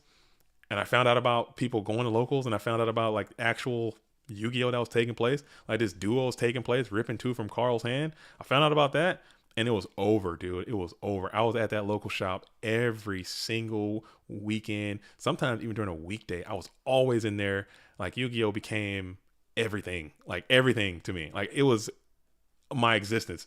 Every dime I had, everything I had went directly to the card shop, Yu-Gi-Oh, and like playing. That was it. Like I was completely transfixed by the game at that point, all the way up until I had to stop. I'll tell that's another sad story. I'll tell why I stopped, but we'll have to cover that a little later. So we got some more trend coming on down as Duo versus Charity comes on out, but I just stopped. It was at Cybernetic Revolution that came out, the one with Cyber Dragon in it, and like we had a lot of like Cyber Dragon because I was. At that point, like by the time JDC,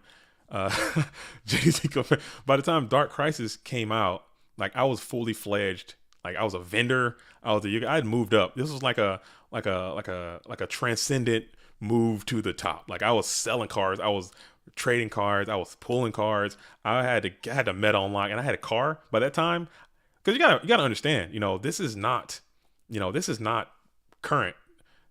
There was no TCG player. There was no internet like that. People didn't have cell phones like that. The information was so bottlenecked. So there was like a lack of information, and I had a car. Originally, I was on the bus a lot, but when I got mobile, I was able to go from one local scene to another local scene to another local scene across the city that a lot of duelists couldn't do.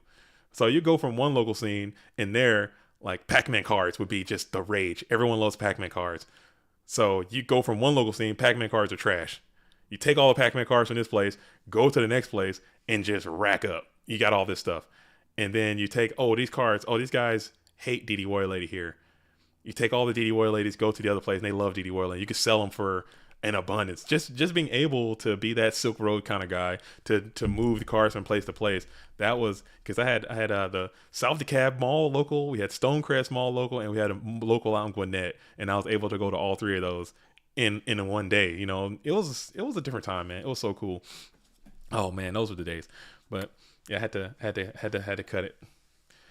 Oh man, that's exactly how I felt when I started. The first tourney I played in was at Toys R Us. I hit the final mix of both SDK and SDY. Played with first the guy with Genzo and 1900 Vanilla, and the guy smacked. Yeah, that guy, when that guy shows up, when the mechanical chaser guy shows up, and the guy with triple Gemini Elf shows up, and the guy with Royal Decree in his deck shows up, and the guy with breakers and stuff show up, and it was just, I mean, it was super unfair. It was super unfair, but that was what it was. That was what it was. I played Ben Kai. That was my deck of choice because it was kind of cheap and it was like really good at that time. I would play Ben Kai a lot, and I would play zombies a lot, and just whatever you had, mixed bag decks. It just kind of got there, kind of get there kind of decks. Okay. All right. Sorry, we'll talk more about that later. That's an hour five conversation, Roy. That's an hour five. That's an hour five conversation right there. All right, so we're gonna go ahead and set up behind this GK spy. Sorry, if you're just tuning in, you just got a taste of hour five right there. All right, so we'll Snatch Steal. We're gonna play Snatch Steal under the Swords or Revealing Light. You're fine with that, I guess, just to ensure that your spy can live. Just ensure your spy can live. All right, and we're gonna give Carl Waite 1,000. Swords of Villain Light proving itself again, week after week after week. You see this Swords of Villain Light, you're like, man, oh man, this card is kind of good. This card is kind of good. All right, so we are going to enter the first main phase. If you are the blue corner, you got to figure out a way to apply some pressure, but you're not too worried about it. You're not too concerned with it. You just want to make sure that you can stabilize your stuff. You want to kind of keep control of this tribe. Heavy's kind of great. Has it already been played? It has not. Oh, there's Berserker Gorilla. Does that count? Nah, it's got to be on the field for this one.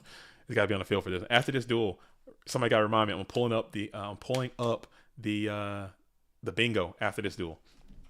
CS says a lot of GOAT format decks weren't playable anymore after GOATs. Like Meta and Terra Combo wasn't worth it anymore, and people stocked up on battle traps. The game literally changed after CRV. Yeah, that's when I stopped. That's because I just couldn't. That was another part of it too. Like I couldn't. I didn't want to hustle anymore. Like, 'cause I was hustling. I was a hustler, man. I was always on top of this stuff and keeping a pulse. It's like the stock market, cards are, oh, here's Heavy Storm as well. So Heavy Storm was found and your tribe is returned. I was hustling, and it became a hassle. And then the Cyber Dragons came out, and it was just like, oh man, I can't do this again. I can't do this again, man. Chasing cards and trying to sell them and constantly making, doing the whole thing. That was just another part. That was another part of the reason why I went down, but that wasn't the main reason. All right. So we're in the second main phase. Let's see if we're going to declare with this try. No, we're not. We're just going to go ahead and set another Mon, set another spell trap, and pass. Glad I found GOAT format and got back into it. I restarted collecting cards again. I really enjoy you reading and answering because I can feel your passion for me. Of course. I'm here. We're here. We out here together. Like, it's not just me. So it's not just me. It's everyone that plays Ghost. I'm just a guy who's able to who has the time, that could come here and provide these streams and watch this because I enjoy watching as much as I enjoy playing. I think this game is very entertaining. I really think the players who really know how to play it well, I think it's awesome. It's kind of like watching chess. Like I also enjoy playing chess.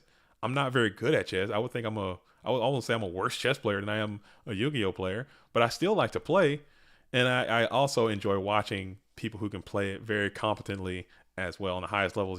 The grand masters stuff is very impressive. So I like to see people playing. I like to see people watching or doing it. So if you're here with us, if you're here with me, I enjoy that as well. I love that. Joker's Oblivion. Man, the hustle for us kids to get stuff to scrape by. Our decks were basically stew of mix of whatever we had, of course, and whatever you could pull. Whatever you can pull. I remember like never buying singles. I didn't buy singles until like Pharaonic Guardian came out, or until like not no even after Pharaonic Guardian. It's probably like until like Soul of the Duelist came out. I wasn't buying singles. I was just buying packs. I was addicted to pulling cards. I was pulling. I was like, man, if you give me $30, I would rather, instead of using the $30 to buy a single, I'd rather take that $30 and go buy some packs and try to pull literally anything. That was just, I don't know. So we're going to set the Knight Assailant here. Hopefully no blade off the top. That would be great if you're the red corner. Blade Knight would be awesome for night moves. Terrible for Carl Wade. You don't want that blade. And we're going to think about it here in the first main phase, as you know that there's a set nasty boy preparing to pop the tracks. Scully says packs are lotto tickets for kids. Yeah, that is probably how you get, gambling addictions and stuff, or whatever kind of things you have. Just pulling power, like, man, I can do it. I can do it. I can do it. Oh, it's coming. It's coming. And then as soon as you're about to give up, it happens. You make a big pull and you're like, oh, thank you. I need another one. I need another one. It's because I can't tell you how many Invader of Darknesses have you pulled? How many Insect Princesses have you pulled? How many Guardian Angel Jones have you pulled? I pulled at least 50 of all of those cards. Trying to get Chaos Emperor Dragon. Trying to get Blackluster Soldier.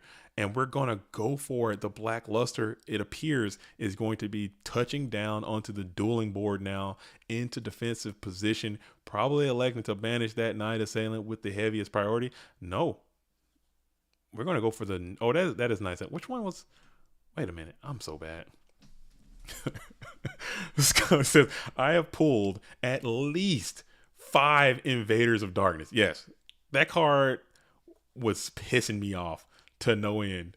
It was pissing me off until no end. I was getting that guy so much. I'm like, man, I don't want this, dude. Give me Chaos Emperor Dragon. Give me... Oh, they're both Knight Assailant. That's why. Okay. That's why I got tricked. It was 2 nasty boys down there trying to get tricky. And BLS and Mystical Swordsman level 2 will go ahead and neutralize both of those threats. Did you know as a kid that the good secret rare was only in boxes, not a Walmart pack? I did not know that. I didn't learn that until I started watching Ruxin open packs. I didn't know that until recently, like a couple years ago. I did not know that. I thought, hey, why would they do that anyway? Like, what was the point of that? Like, certain boxes had certain access to certain cards. That just seems stupid. I don't know. I think that is just so bad, man. Oh my goodness. But yeah, it was a mess, dude. Insect Princess was a mess. I pulled that so many times.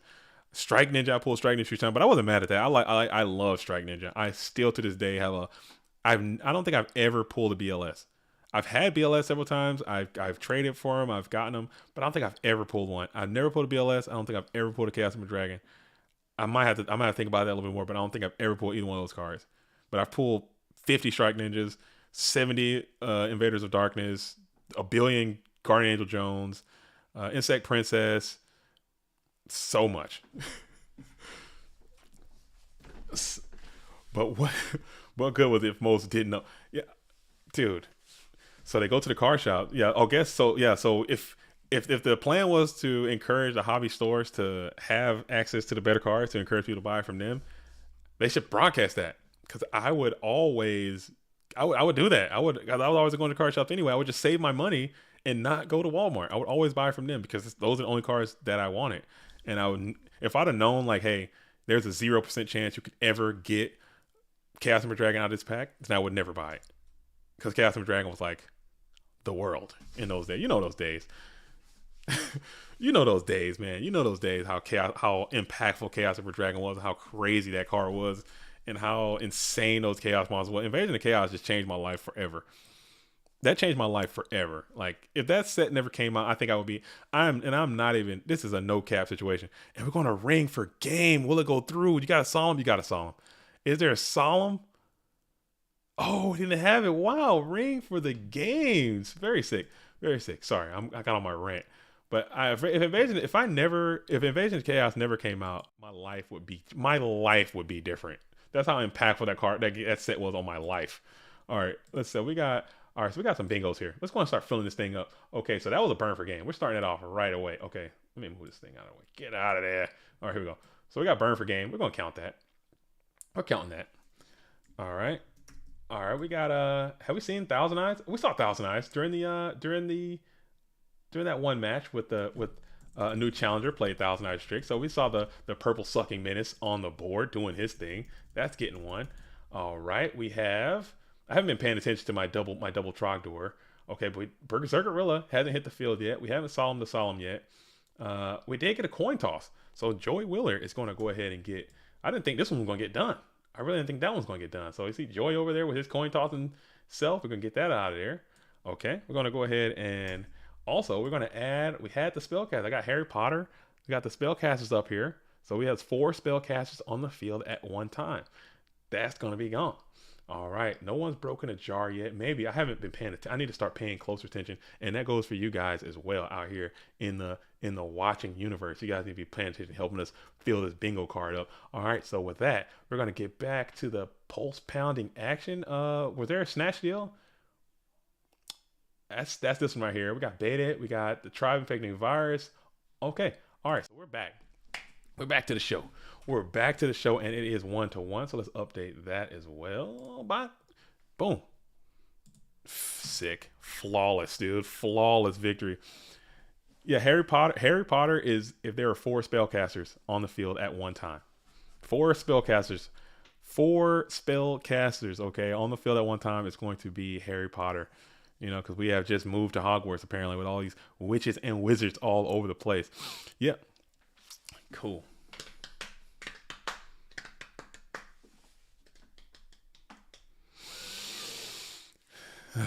Yeah. This new 25th anniversary re-release thing, I think they missed. I said that before, but I think they missed a real opportunity to just re-release some old cards with like higher rarity. I think that would have been nice to just throw in some more ultimate rare, some starlight rare cards, and people would. I know me personally, I'll probably get that dog. That dog will come back. That dog will come back in me, and I would just want to chase him down again and open some packs and get out there and spend a fortune buying. Because now it's dangerous. Because now I got to a point in my life where, you know, I think I've accomplished all the things that I have wanted to do. You know, I have a family, I have property, I have a decent job, I have decent income. I'm feeling good, you know. So now I'm like, okay, maybe I can go back to having my passion. I would spend so much, too much money. Maybe I shouldn't because that's just you know, I don't want to be spending that kind of money again. But now that I actually have the funds to be able to go out and spend like freely, you know, who knows what would happen? But I don't know. I don't know. Yeah, they could have made some of the better cards that were commons better rarity. That would be all. Yeah, like Berserkerilla as an ultimate rare would be so sick. Or ultimate rare GK Spy would be sick.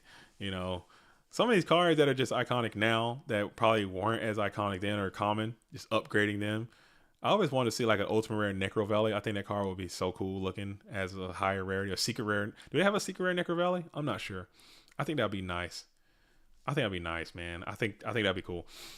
John L says they need to sit down and make a Go or Edison format set with crazy rarities. It will make a buttload of money. I will spend a lot of money on that. I would spend a ton of money on that. Necro Valley. There's a ultimate Necro Valley. I need to see that. I need to find that. I think that would be so cool. I like the way that I love Necro Valley. I love the way it looks for some reason. I just think it looks so sick. I like cards that that have kind of a background. You know, like how Spy. Like usually, if you look at Blade Knight is just like a guy and he's in oblivion somewhere with thing. That's usually what most Yu-Gi-Oh cards are. It's like card and they're in the multiverse somewhere. But you look at Spy here. Spy's got the card and they got like some stuff going on in the background. That's very rare, but those cards are neat. I think those are really cool. Almost like Sakura. Sakura's kind of got a little background too. I think that's pretty cool. And Mataza the Zapper is another one that has a cool background. But the Ultimate Necro Valley actually has the correct rules for how it works in Go format. Really? Dude, I didn't even know that they had an ultimate. Is it like $1 billion? How much is it? Is it a fair market price, or am I gonna have to sell a kidney to get it? I mean, I need a kidney. I can lose one. From what I understand, you only need one. So if I got to trade up a kidney for some Yu-Gi-Oh, I think I can. That's a fair trade. Speaking of fair trade, I mean, if I what is that? Anybody? What's the great? What's the 200? Come on, come on, man, 200. Speaking of 200, what is that Tyler the Great Warrior up to right now? Is it still at 160? What's that guy at? What's that thing at? That's insane. What a crazy turn of events. What a crazy story. That's insane. That's insane. That's bananas. I explained that story to some of my coworkers who have no idea about Yu-Gi-Oh or anything, and they were just like, "That's insane." They all said that too. Like, that doesn't make any sense, but it does. I mean, it kind of does. People out here got money and they want to flex it on you and they want to show it. 130 for an OT Necro Valley. Wow, I'm gonna have to cop, dude. But the thing is, you can't just get one Necro Valley. You got to get three, and I don't got it like that. I don't got it like that. I don't got it like that. JDC, how do you feel about cards like Pot of Avarice and Treeborn Frog? Treeborn Frog, I actually own one. Oh, Berserk Gorilla is sent back to the deck. Treeborn Frog, I actually own one for a time. Pot of Avarice, I don't think I've ever played it. I've never used it. I've seen it being used in other formats and other things. I think it's a cool card. But it's like Pot of Greed, you know, everyone's trying to do everything they can to mimic a fraction of my power. You know, Pot of Greed is just that guy. It's just what it is. Pot of Greed, it is what it is. And I think, honestly, for the 25th anniversary of Yu-Gi-Oh!, I think Konami should do everyone a service and just unban Pot of Greed for just a little while.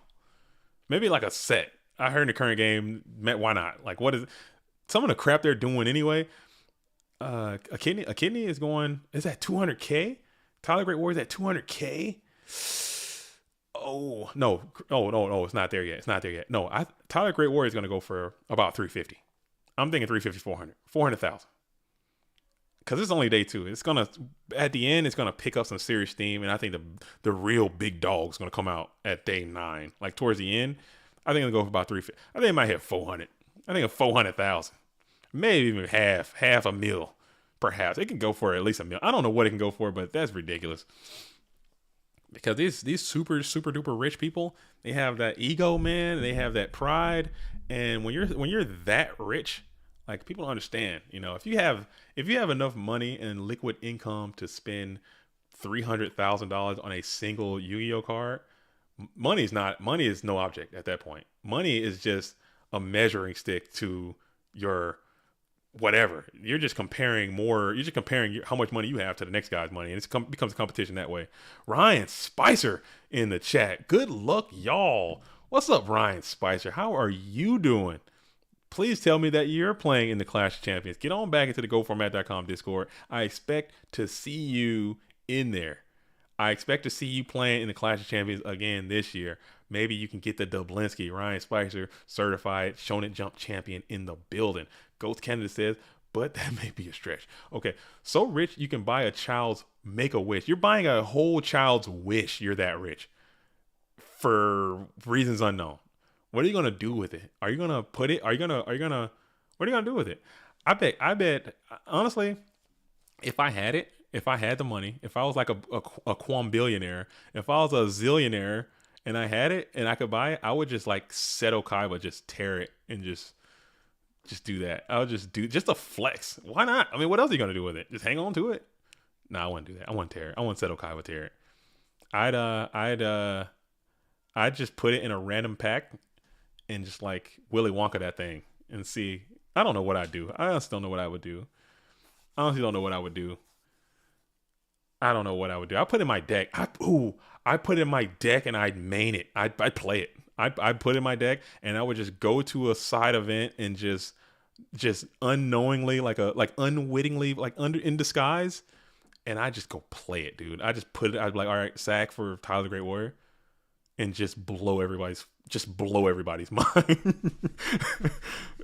You wouldn't wonk it, Shogun. You wouldn't wonk. Oh, Berserkerilla is on the field. Going through 5 back row. I don't know if that's possible. That is a bingo too, by the way. It is Earth Day, so we had to have an Earth monster being represented, and that Earth monster is the Berserkerilla, who's on the field in attack position, clearing the Zumbira through 5 sets, which is crazy. Oh yeah, I'm cracked. That thing got a PSA 7 anyway, which PSA 7 is basically worthless. So that thing is getting cracked. Oh, and we're getting zingered. Ooh, strong zing here for the blue corn. Oh yeah, I'm cracking it from the 7. I'm cracking that 7 right away. I'm sleeving it. I'm single sleeving it. Okay, I'm gonna put it in one sleeve and I'm gonna give it to my opponent. Let him shuffle it and everything. I'm like, bro, you don't understand. You got a $300,000 card in your hand right now. You don't even know it. And I'm gonna slide it back over, and I'm gonna do everything I can to summon that card, even if it costs, me losing the game. I'm going to summon it and try to attack. It's not GOAT legal. I don't think it's GOAT legal. I don't think it is. I know it's Edison legal, but I don't know if it's GOAT legal, unfortunately. So we're going to go ahead and BLS do his thing, coming on out, attacking over the Berserkerilla, attacking indirectly for 3,000, attacking it for 18. Zings in, who's showing its strength. If we get a ring for BLS swinging a ring, I might have to just turn it off. No ring to follow up behind that BLS swing.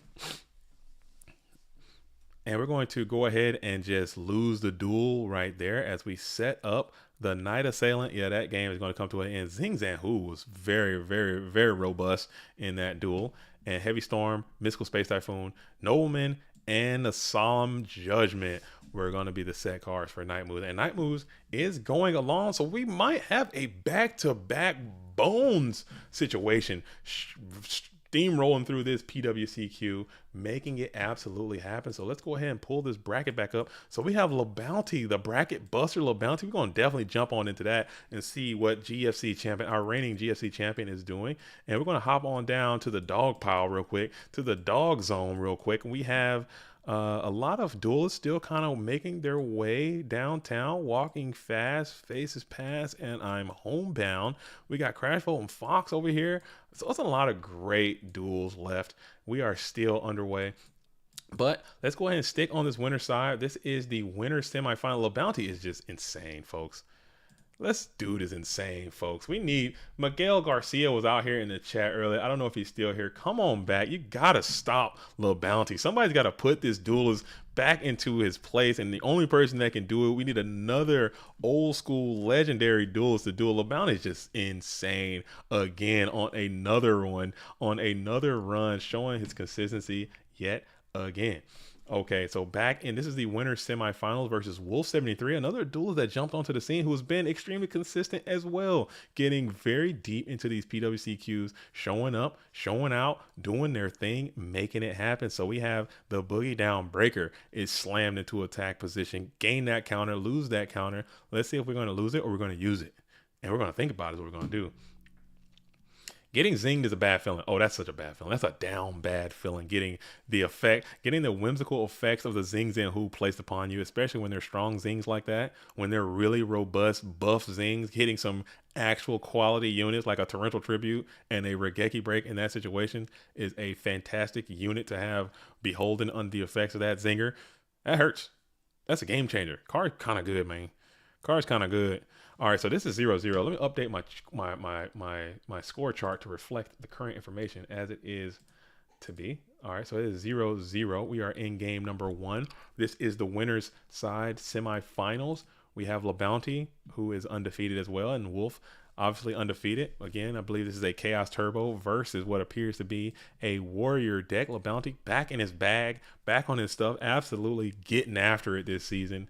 I was talking to this duelist earlier this dueling season, and he said he had some scheduling changes. And he had some time, some more free time that he can allocate to GOAT format. So look out to all the duelists. LeBounty is working hard, trying to become the #1 ranked duelist again. He has supplanted Ivan, and now Lucas, the Heretic, sits in that #1 position. But who knows for how long? Maybe after this showing, LeBounty will regain that #1 ranking. Who knows? As a humongous heavy storm is going to come on out. That is a scary heavy storm. Makes you think about it. We're going to go ahead and solemn that. And let's see if we get a solemn for a follow-up from that red corner. And we will not, it appears. It appears as if, okay, that's going to be negated, but at a hefty cost of half of your health. And BLS will be slammed regardless. Okay, does not care. BLS has hit the field in attack position, doing his thing. We've seen a lot of the Black Luster today. The Wonder Boy has been hitting the field expeditiously today. Let's see what LeBounty elects to do with this Black Luster soldier.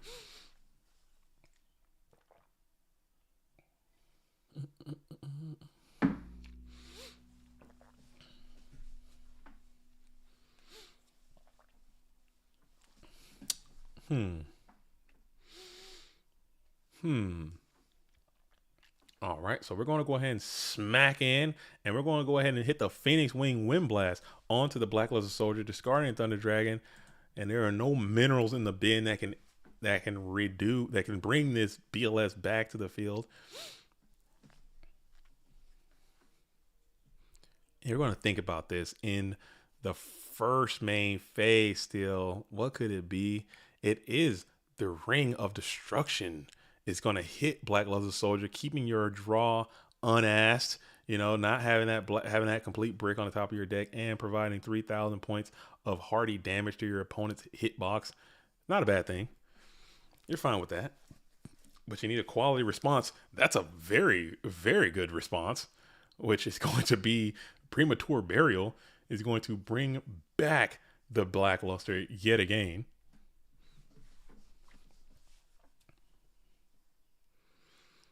It is the Black Luster. Darth Uchiha, love your content. Sending love from the GOAT community. Sending love from the GOAT community in South Africa. Yo, Darth Uchiha, I love your guys' content too.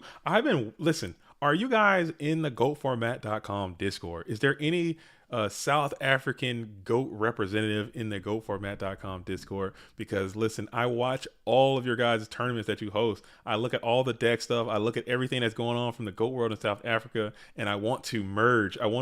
There's got to be some type of connection, but there's no, I don't know anyone who's there. We don't have no South African liaison to figure out who that person is and how to reach out. BLS with a snatch. Ooh. Is there an answer? Is there a book of Disque to find this BLS? Oh, he can hand him over. Hand him over. And let's see what we elect to do with it. Is there someone who is a representative of the South African GOAT format community? If they could reach out to us in the Discord, I think that would be nice. Them South African, that is so, it's so cool how there's a robust GOAT format dueling scene in South Africa, and it's kind of isolated. And it's kind of Mirror Force is going to be the play for to take that BLS off the field, but you're not mad at that at all if you are the blue corner. So BLS snatch, that might be we're going to snatch the GK spot. I think this one gets the bingo. This whole game is just a snatch bingo. Those are some beefy snatches from both of these duelists. John Wick versus AJT BLS is starting. Okay. Make sure that you send me some field reporting from that. We might jump into that depending on what games are still underway. But send me. I need field reporters tuning in to John Wick versus AJT BLS. That is going to be a fantastic duel. These duels are AJT BLS is just crazy. Okay, that man is insane. He is dueling out of his mind. Talk about the Safari Zone, and I'm gonna try to get those duelists to come by the program. I'm gonna try to get as many of the Safari Zone duelists to come by the Go Format program and talk about their fantastic dueling season they had in the Go Format War League. It just ended, and Safari Zone are your Go Format War League champions for season 2, and they did it in splendid, fantastic fashion. They definitely almost didn't make it into the playoffs at all. They kind of got in there by a wing, a hope, a wish, and a prayer. They made it in, and then they went on a tear. AJTBLS played out of his mind and made it all the way through that thing undefeated, and it was pretty fantastic. I enjoyed the way they did that. Shout out to Overdose as well. Overdose had a great season. They were the most, by far and away, the most dominant team. For a minute there, they went on like a 20 match winning streak or something like that, something crazy, like just shattered the record of like the previous longest team's winning streak. So they were definitely the dominant team, and they were the favorite from like beginning to end. That's a lot of pressure that, every time they would show up, the teams would give their very, very best effort playing against Overdose, and they lived up to that pressure most of the time. And they just like that in the finals as well. So they did fall to Safari Zone, but it was a fantastic season. And season 3 should be starting at some point. Soon. I probably will be taking a step back from the Go Format War League. I have some other obligations that I kind of wanted to do, and I have some other things I want to focus on, and I want to do more stuff for the channel, and we'll do more stuff for Go Format. So I might not be as involved in the Go Format War League going forward to season 3, but I think it's still going to be a fantastic, successful thing that's going forward. I think it's gonna be nice. So stay tuned for that. If you want to play, continue to check out that server and see what's going on with that. Okay, so we got Mystical Space Typhoon is going to come on out and rip, pop it, and we're going to hit the widespread run. Did he just open Double Thunder? Was that Double Thunder? Is that Double Thunder? Count. Who can count? I can't count. 1, 2, 3, 4, 5. Thunder. I can't count. Somebody help me out. If he throws out 2 Thunder, I think we might be on something. Yo, CS says, are we going to get more skits? Of course. Yes, there will be more skits. I have so many ideas. Well, it's not Double Thunder. It might be Double Thunder. What is going on? Can somebody count? Did it still open Double Thunder? I need to know. And we're going to go ahead and hit him with a pot duo, and we're going to Ripski. I think that duelist might have opened Double Thunder, folks. I think we get a bingo for that as well. There are definitely going to be a ton more skits. I got so many ideas. Some of them are kind of, what's the word I'm looking for? They're kind of ambitious. I got some ambitious ideas, but you know what? I'm gonna risk it, and hopefully you guys enjoy it. I'm kind of worried, like, hey man, it's not gonna be as good as this. It's not gonna be as good as that. I don't know my writing and my shooting. I don't know how good that stuff is, but I'll definitely do it if you guys keep watching. Oh, we got Rex Speedman. Rex, what are you doing here? You're supposed to be on the grind. What are you doing here in watching? You can't be in the watchers, Rex. How are you here? What's up? What's up, Rex? How you doing, Rex Speedman? What's the best trap ratio right now, Rex Speedman, for Turbo? Let me know. Let me know your thoughts while I got you here. I know you got to grind right now. That's so stupid. Oh, shout out to whoever that is. That's funny. That's funny. I like that. Okay, so now LeBound is just sacking, dude. This is just crazy. Oh, we're gonna have to solemn that. I think Blue Corner opened Double Thunders, folks. I think that's a Double Thunder. I want to say I can't count. I might have to go back and check the tape, but I think that's Double Thunder. All right. my mom didn't bring the loops. Oh no, man. I'm sorry, bro. You can't grind without the loops, man. I understand. Those loops are important. You need those loops, man. You gotta have Mirror Force. Oh, very neat. But you gotta apply that pressure. Mirror Force was timely, but you're down to 1 card. You're absolutely getting railroaded right now in a game that that just sucks. You don't want to get, but it's only game 2 though. It's not game 3. It's only game 2. So you're kind of never mind. You lost game 1. I'm sorry. This is bad. This is the worst. This is the worst. Forget I said anything. Oh my goodness. This is so bad. Oh my goodness, Wolf. I'm sorry. It is what it is. We're gonna go ahead and whop. Oh, still. It's not a full whop. It's close enough though. And we're going to punch on in for 2,000 full value meal right to your health, and we're going to dust tornado in the end phase, hitting the card that was set behind the Blade Knight. It is the magical cylinders, as I still call it. It's not magic cylinder, even though that's what the card says. It says magic cylinder. It is magical cylinders. Okay, dude, that thing would have went insane on the Zumbira attack. Oh my goodness, that would have went nuts. Dang, that cylinder would have went crazy on this attack, man. But he didn't. He had the Dusty Boy, and he hit the right one, because that cylinder was about to go absolute banana peel on that Zumbira attack. Woo, man, getting the Zumbira cylinder is just pain incarnate. But this Zumbira is in attack position. We're going to hit the premature burial. Will we get a Blade Knight with a rebuttal? Blade Knight with a rebuttal? It looks like Blade Knight might get a rebuttal coming in after this Zumbira has weakened himself after attacking into the boogie down Blade Knight. Wow. Wow. Oh, wow. That is funny. That is good stuff, man.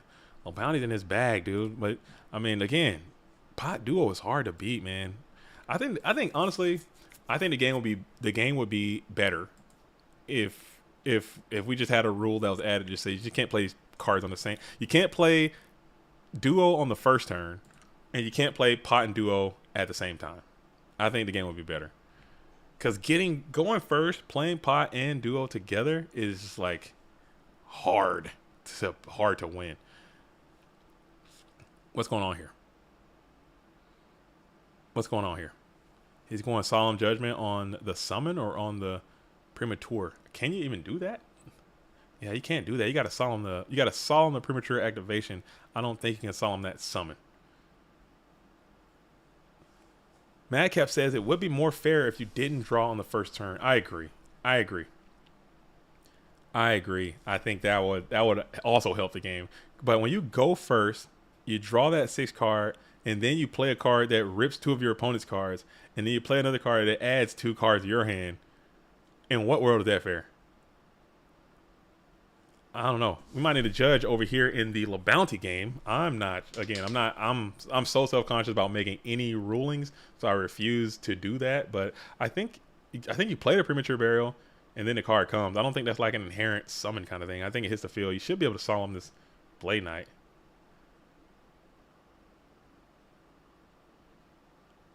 I don't know. I'm so confused. Rui says needs to negate the premature. Same with negating Cyberstein effect.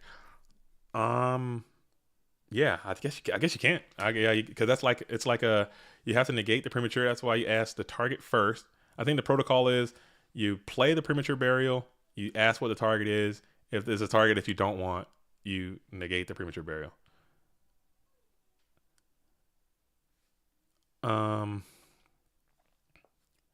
So he just sets the. Yeah, I think this duel just comes to an end. Yeah, so we're going to end it there. I mean, that's unfortunate. I mean, even if you, who knows what's going to go. Sorry about that. But yeah, you just negate the premature in that situation with the solemn if that's what you want to do. But I'm pretty sure he had the juice on you, and you're already down Omega anyway. That's just life, man. That's Go format. You play what you can, you take what you can, and you duel how you got to duel, and then you move on.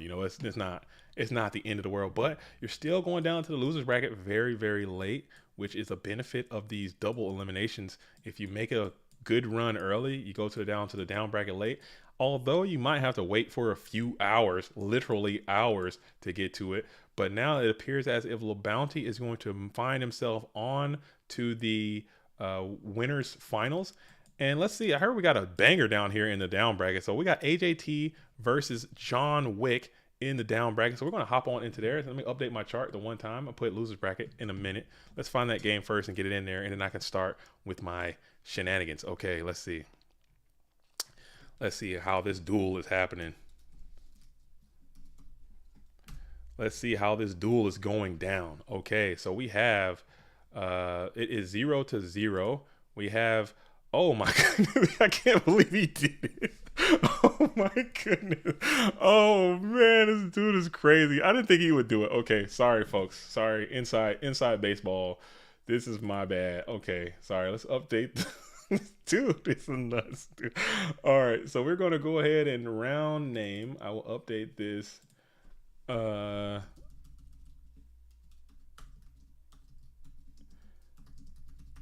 all right, all right, all right, all right. So this is the loser side.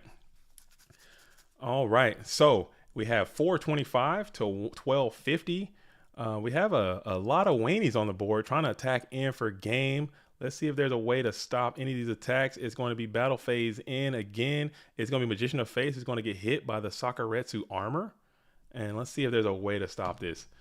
I don't want to send any spoilers out for anything, but I got a funny story to tell about this, what the player of the year is doing here. And we're going to go ahead and play the Book of the Moon to save the Magician of Face. So it's kind of spiraling out of control for the blue corner already, but still, it is what it is. All right. That's Oh man, that is crazy graveyard. But you know what? That's so sick that he did that. Oh man, oh man, oh man. AJTBLS is quickly becoming my favorite people in this community. All right, so we're going to go ahead and play the Nomen of Cross out from the set, and it is going to be Night Assailant that is going to be sent to the bin or to the banish pile. None for the blue corner. Heavy Storm is going to be played from the down low position. And let's see what John was going to do about that. We're going to go ahead and Raigeki Break, discard Nomen of Cross out to target the Sinister Serpent. Okay, and we're going to solemn that. We're going to get that up out of here. We need that Serpent teed up into attack position.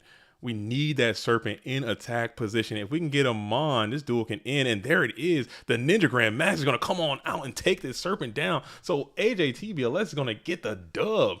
Oh my goodness, snatching victory from the jaws of defeat. Oh my goodness. Oh my goodness. What a play. What a play. What a game. What a duel. Or it's actually going to be, I'm sorry, let me update this. Let's update this. It's going to be actually, let's fix this. Dang it. AJTBLS gets a 1. John Wick gets a no. So okay, it's going to be 1-0 AJTBLS. All right, cool. All right, cool. All right. Damn, Cylinder. Okay, what we got? It says, Chaos Turbo is the best zombie deck. Chaos Turbo is the best deck. It's the most optimized deck. So it's just all decks are Chaos Turbo decks. It was the joke I was going for. JDZ, do you think it will be possible in the near future, let's say 3 years, to have a Go Format tournament global level, like national qualifiers into Worlds, America, Europe Championship? 3 years might be too soon. 3 years might be too soon. IRL especially. I think in maybe it might take. It could happen especially if we stay on this growth. Granted, we're not like how Edison is on this exponential growth. Like they're growing like in an insane amount. Like, but we are on a trajectory upward. Like by all metrics, tournament participation, YouTube analytics, Discord membership, player base that are playing. I think we're on a steady incline. We are growing. Again, not as fast or as rapidly as those communities, but if we stay on this trajectory going upward, I can totally foresee by the year, like maybe 2030, if we stick with it, like 2030 having a like a Go Format event, especially if Konami can give us a little bit more support, or at least at a minimum like acknowledge our existence and doesn't completely just shut us down. If we could just kind of stay on the same glide path that we're on, I can see by maybe the year 2030, I can say we can have like a 200 person Go Format IRL event in the States. Scully's got some great plans. Like if you just talk to Scully, he's got some great visions, some great ideas about having a Go Format World Championship in person, like at least like have it to where the top level players can come to one location worldwide and bring them there and they can play in person. That could be neat too. That could be a neat aspect, but I think it's I think it's something to it. I think it's having like a national regional program. I don't think our staff can support that. I don't think we have enough liquid. I don't think we have enough money, because all this stuff, granted, it's good. It's all good. It's all well and good, and we all want what we want. But at the end of the day, a lot of this stuff takes structure. It takes infrastructure, and it's going to take capital. Both of those things, like there's not a lot of, again, as I stated before, because our market just isn't big enough. Like there isn't a lot of people who are requesting goats.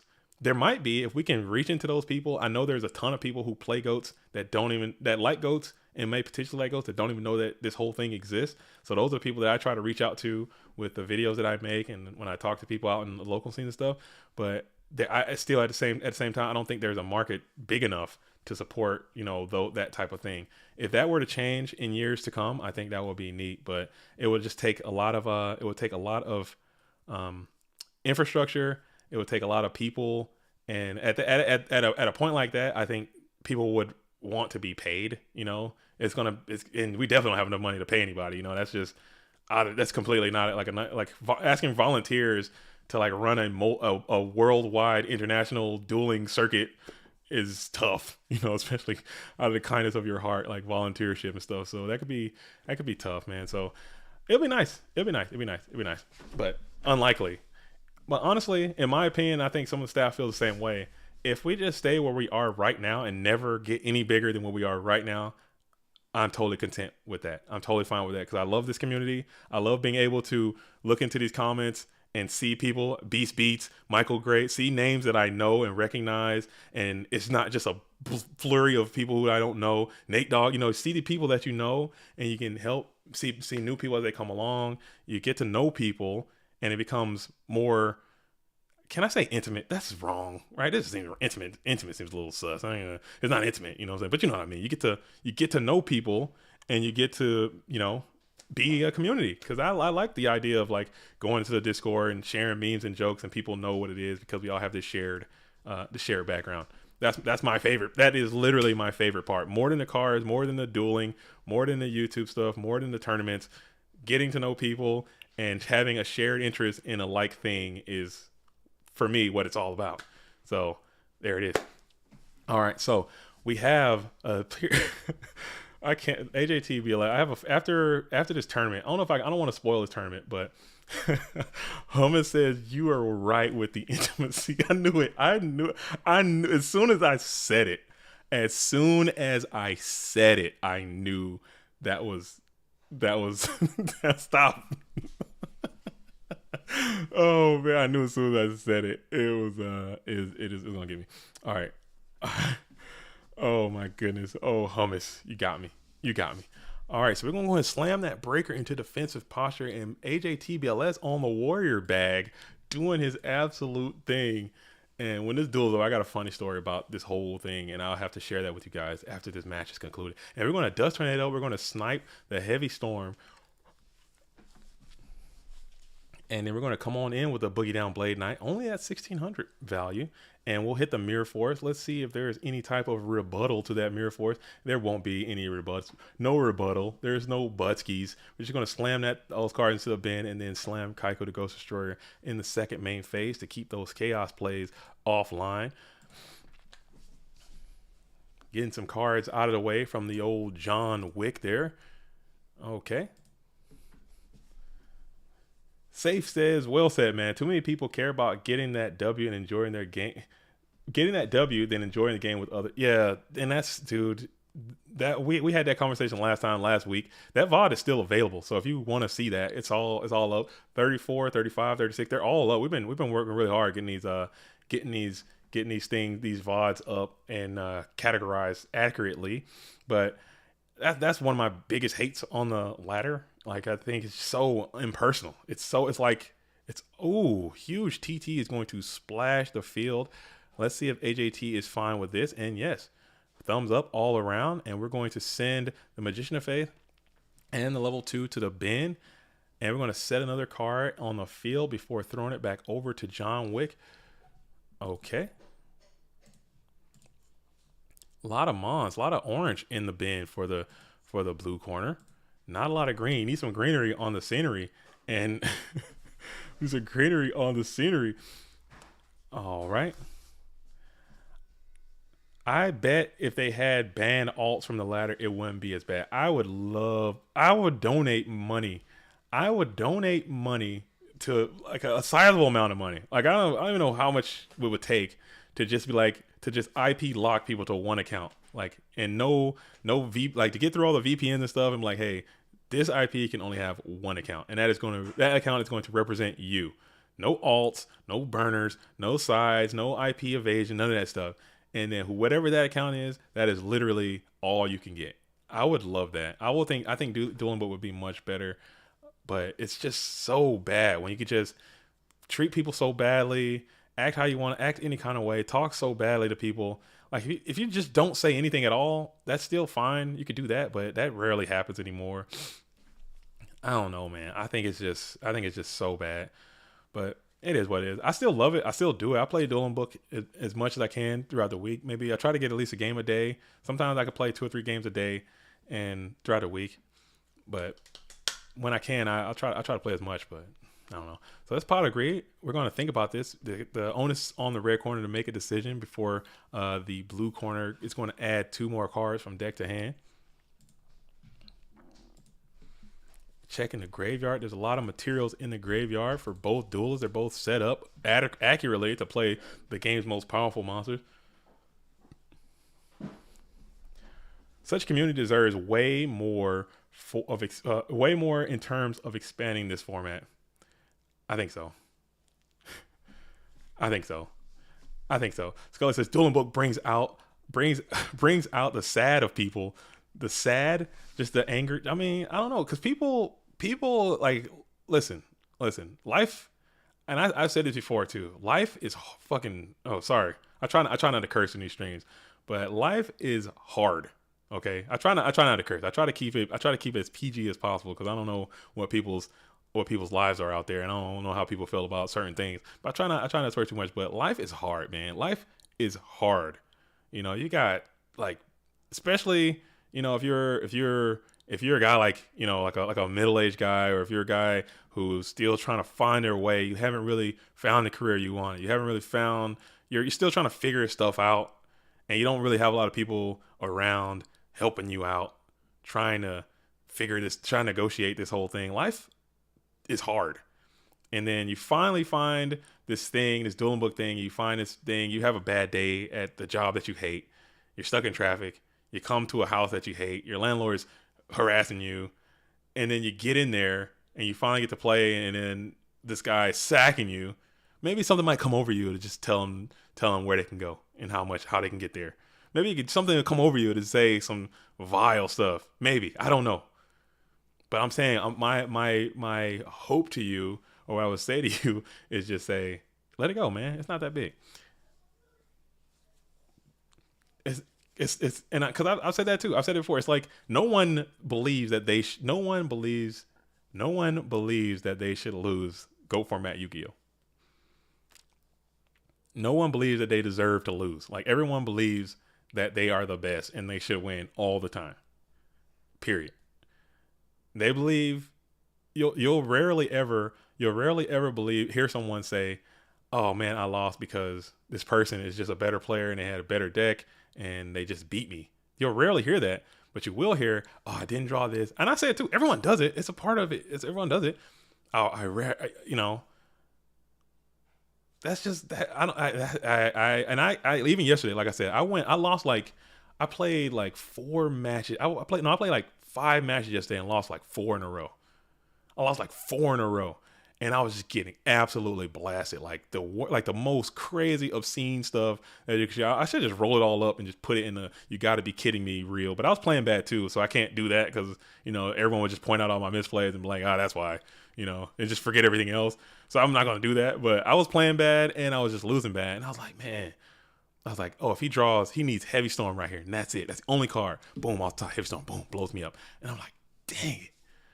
And I got upset. I'm not going to lie. It like affected me. Like I was mad. And I shut the game off. And I go do something else. And I'm like, you know what? Whatever. I forgot about it. I didn't curse him out. I just say GG and pimp off. That's how you got to do it. That's how you got to do it. So GK Spy is going to be flipped. And then Upstart Goblin is going to be play, adding 1,000 to AJT BLS's health total. Okay, 1 card being added from deck to hand. And then we're going to shuffle in the first main phase another Upstart. So 6,000 is going to be the play for the blue corner, adding another one to the hand. 2,000 is a low number. That number is getting kind of low, but 3 cards are on the field for AJT. And you know, you got your pot of greed negated. You need some quality units coming on back in. Nova says, that's why I play the Spice. It's a lot less pressure to play the best plays when you're playing a deck that has no precedent. There you go. Oh, come on. Nova's spitting. I think that's why I like playing off meta too. I like playing like decks that are just weird because, I mean, if you win, it feels 10 times better than how bad losing feels when you're playing a good deck, if that makes any sense. Like, I would much rather play a spicy deck and then attempt to win, because when you win on the spice, it feels infinitely better. And if you lose on the spice, it doesn't feel that bad because you're playing Moki Moki, you know, who cares? But then when you play the meta and then you win, it's like, whatever. I played full trend, had Thunder Dragons and BLS. What could he have done? But then when you lose, you're like, oh man, I didn't get my trend. I didn't get my Thunder Dragon. That's why I lost. It just rages you out even more. So I don't know, man. That's my theory. That's why I'm with you. I'm with you, Nova. I play. That's why I like to play off meta stuff, because it's. I'm not saying that's the right way or the only way. It's just the way I enjoy to play. All right, cool. So we're gonna bring out the Chaotic Sorcerer, and that's a lot of spellcasters on the field. That's a lot of spellcasters sitting in attack position on the field. We're going to shift that other spy to defensive posture, and then we are going to crunch on in for 23. Let's see if that connects. Start a battle phase. We're going to hit the Mystical Space Typhoon, hitting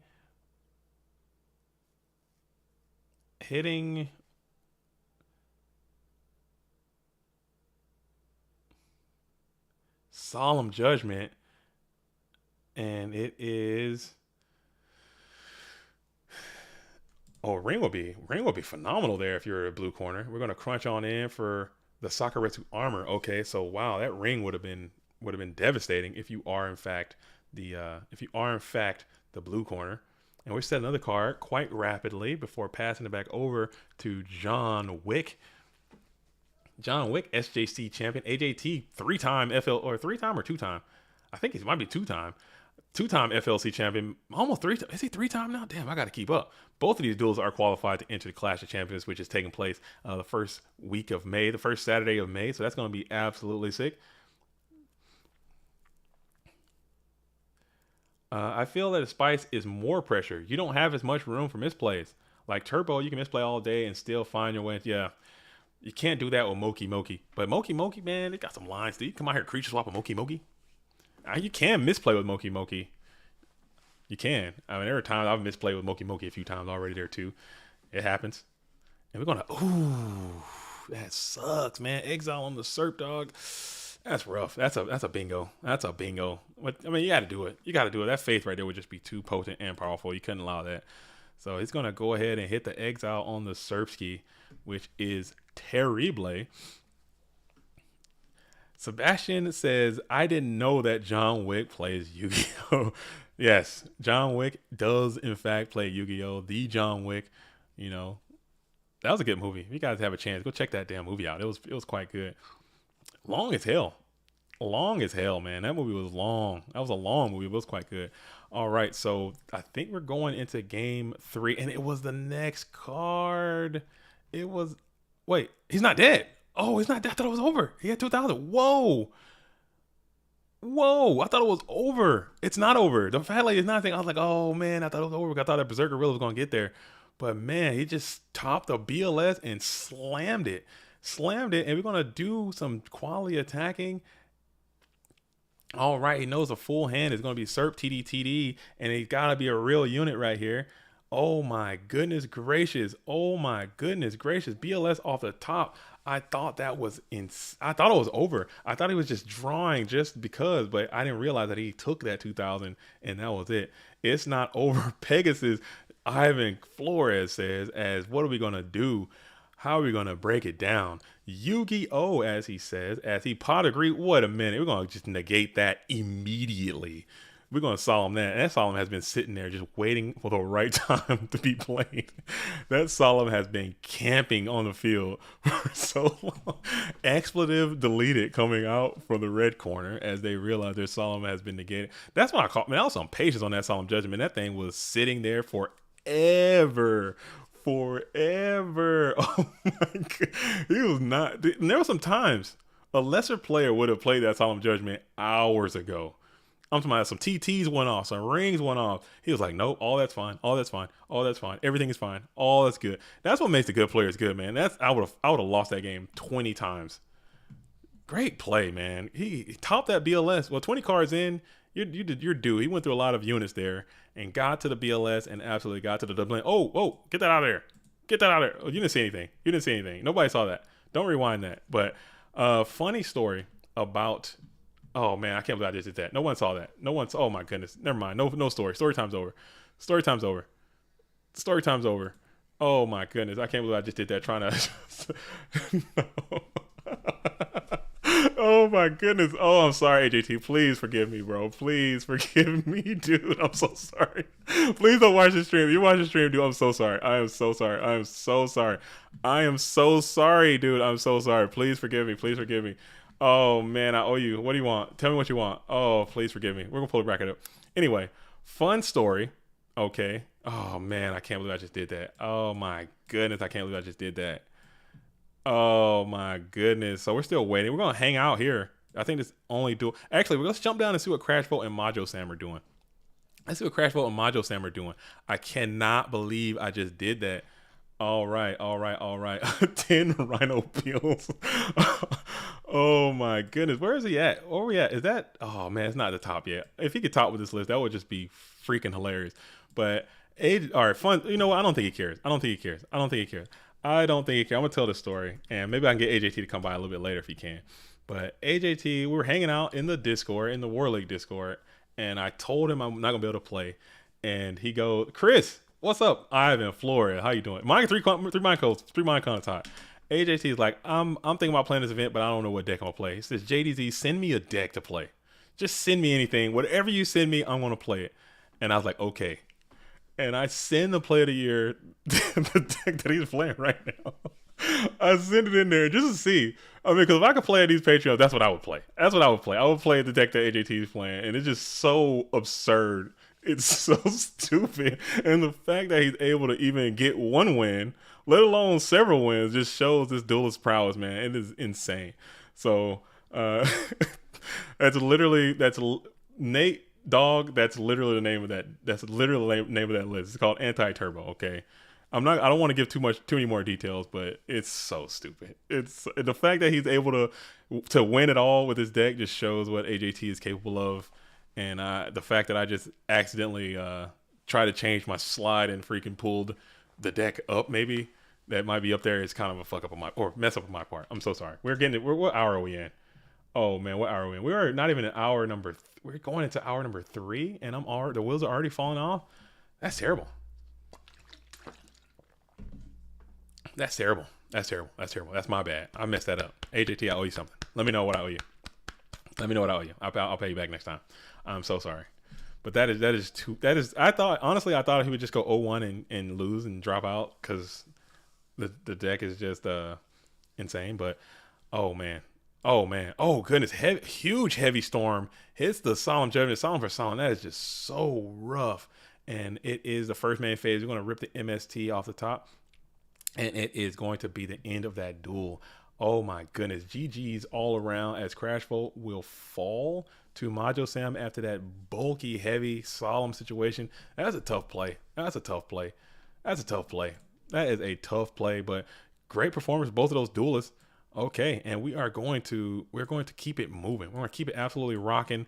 That was this game here. So what game do we have? I guess the only game we can watch is going to be AJT BLS on the spice of life, and we're going to rock it and roll it. I am so sorry to AJT BLS for doing that, and I'm glad that I didn't think he was going to do it, if I'm being completely honest, but the fact that he did it is just so hilarious to me. But it just shows, man. This dude is good, man. He's a good at Yu-Gi-Oh. All right. So JDD, no room for a second monitor. What's the holdup? I need to get one. I just need to get one. Listen, Scully, you know my plight. you know the mistakes that I've made, and I've been very open and forthright with the dueling mistakes that I made, and also the computer choice mistakes that I've made. I have made a series of mistakes. One of the Alethea and Jesse the Great. That's where we're going. We got to go back to the winter side. We're going back to the winter side. I did not see that over there. Thanks for Nate Dogg. I appreciate that. We're gonna go to All right, so we're gonna go to Jesse the Great. They should be starting. Are they hosting up right now? All right, let me know if someone can let me know which one starts first. That's one we're going to. Alethea and Jesse the Great, or HAT and Insidious, whichever one of those duels start first. That's where we're gonna jump in. All right. Yeah, you know my plight. I made a series of mistakes. Okay, the computer I bought is a Apple product. Apple products, I think you need a specific type of monitor, and it's just it's $1 billion. You know, this it's just I didn't think I would ever need a second monitor, but I definitely am in need of a second monitor. Winner's side. Okay, we're back to the winner side now. It's I don't even know. Can I even get a non-max second monitor? I don't even know, but this one monitor pimping is just not even it, man. It's not even it. It's not even it, dude. It is so bad. It is so bad. But you know what? You know what? You know what? We keep it rocking. We keep it rocking and we keep it rolling. Jesse the Great, welcome back. Okay, welcome back to Jesse the Great. This duel is. Let me turn my brightness down over here. This duelist used to be all up in the GOAT world for a minute. This duelist was all around town, getting busy, getting after it, and took a mighty. What is that? Oh, wrong way. Hello. Was getting after it for a while there. Took a little hiatus and came back to the GOAT world. And it's gonna go first in this RPS, and it's gonna be 0-0. That's the thing. That's the thing someone told me about Yu-Gi-Oh. That's the thing someone told me about Yu-Gi-Oh is that you never get old. Like you never not get old. You can't quit. You'll never quit. You'll stop playing, but eventually you'll find your way back. Especially with these retro communities popping off. There's you always find a way to get to the time period that you enjoyed the most. Go format is a time period that I enjoyed the most because it's the time period that I played the most. So of course I'm gonna find that. If you played in 2010, hey, Edison format is you. If you played in 2011, you got the Tengu plant format is you. If you like the Thunder Dragon stuff, you can find it. There are people playing this stuff all over the place. You just have to find that community and get in there and just vibrate with that. It is. I think it's awesome. I think that's so awesome. Shout out to everyone. Speaking of that, I gotta give a huge shout out to Jazz. Like I said, FLC is tomorrow. Format Library Championship is a major GOAT format tournament is taking place tomorrow. So huge GOAT weekend. That's another place. Like if you want to find these retro communities, they're all up in there. Anything you can think of. Hoobly Hoo format, whatever format you want to do. Pie in my face format. This is in Providence, New Hampshire, they pied each other in the face before they played every duel. And that's the format they want to play. Get in there. Get in there and play. That is what it is. I think that's super cool and he does a lot of work. Jazz does a ton of work for the whole retro community, making sure there's a place for that stuff to stay viable. And he goes through the archive and find all these deck lists and posts to the Format Library website. So get over there and check that stuff out and also play in the Format Library Championship tomorrow. I will be there or I'll be square doing my thing. I gotta go to my spice cabinet and see what I'm playing. I haven't been playing too much. The deck I was going to play, like I said, I went 1-5 yesterday, so maybe I need to throw that out and try something else. It's a little too spicy. Maybe I need to dial back the spice ever so slightly, and I don't know. Maybe I should dial it back ever so slightly. Just take it back a little bit. All right. I like GOAT format and Edison, but I don't want to learn two different rule sets, so I'm sticking with GOAT. Edison and GOAT, basically the same rules. They have some of the same. I know they have the way they do Royal Oppression is different, which I wish we did it that way. Royal Oppression would just be a fantastic card in GOAT format if we did it the way that they do it. But they have it to where you can chain it to that special summon. It has to be up and active in GOAT format. So that's one of the differences. That I know off the top of my head, but I'm sure there are others. But for the most part, I think most of it is the same. But you just have to learn more cards, which is the process that I'm currently in right now. Like every day, I'll just learn. Hey, try to take in maybe 10 to 15 more cards, and just trying to learn the card pool because I'm not trying to be what I hate. Before I just start jamming Edison games, I want to make sure I know all the rules. I want to make sure I know all the cards. I want to make sure have a good working knowledge of how the game works, and then I can jump in there and start jamming games instead of just like coming in half cocked and jumping in there and think I know something, and my experience won't be good. Which is what I'm saying. I can't be a hypocrite.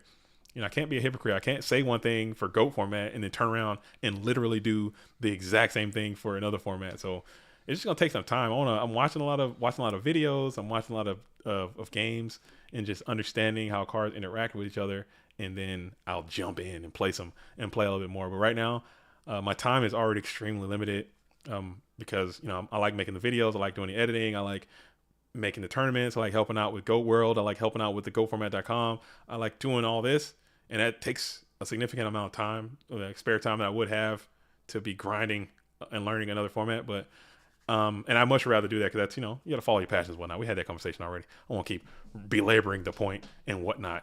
Okay, so we're going to go ahead and creature swap into a Wing Blast. That's pain. Why are we doing that, though? No, that's interesting. Target on the Premature Burial, which I would almost say, why? He gets that back. That's think on what am I missing? Maybe he's trying to break the draw in order to book the turtle to kill the premature. Again, we tuned in this game a little bit. We didn't tune in late, but I was ranting. But I don't get what's happening there. Maybe we know a little bit more. Maybe these duels know something. So we're gonna send. Oh, it was before. Was it before the resolution of the turtle? Was the turtle? He was in battle. Well, no, he wasn't. I don't know what the hell is going on. It was our creature swap. I don't know what the hell is going on. I don't know what is going on. They really want to protect that face down. They're about to be mad. All right, so it is Magician of Faith. It's going to be the set card with the Pot of Grease Slaves. I love these Pot of Grease Slaves that Dueling Book added. Shout out to Dueling Book again.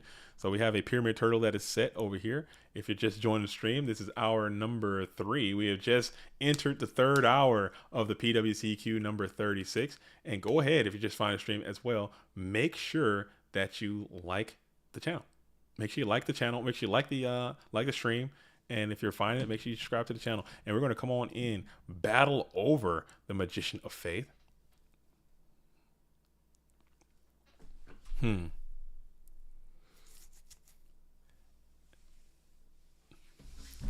Battle over.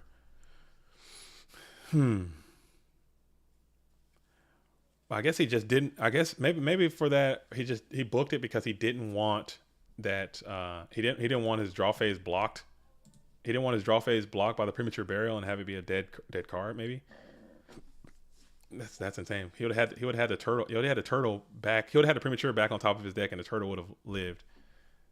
That's pretty. I don't know, man. I would have targeted the turtle if anything, and if creature swap would have fizzled, right?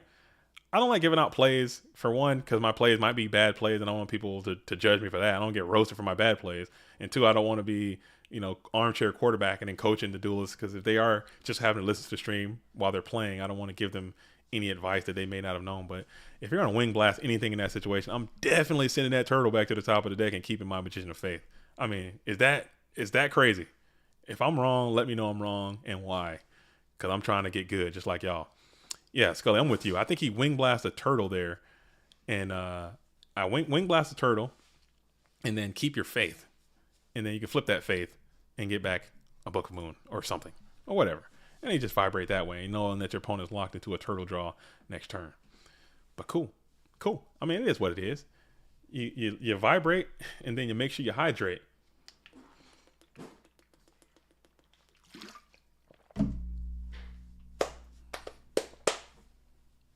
Very neat.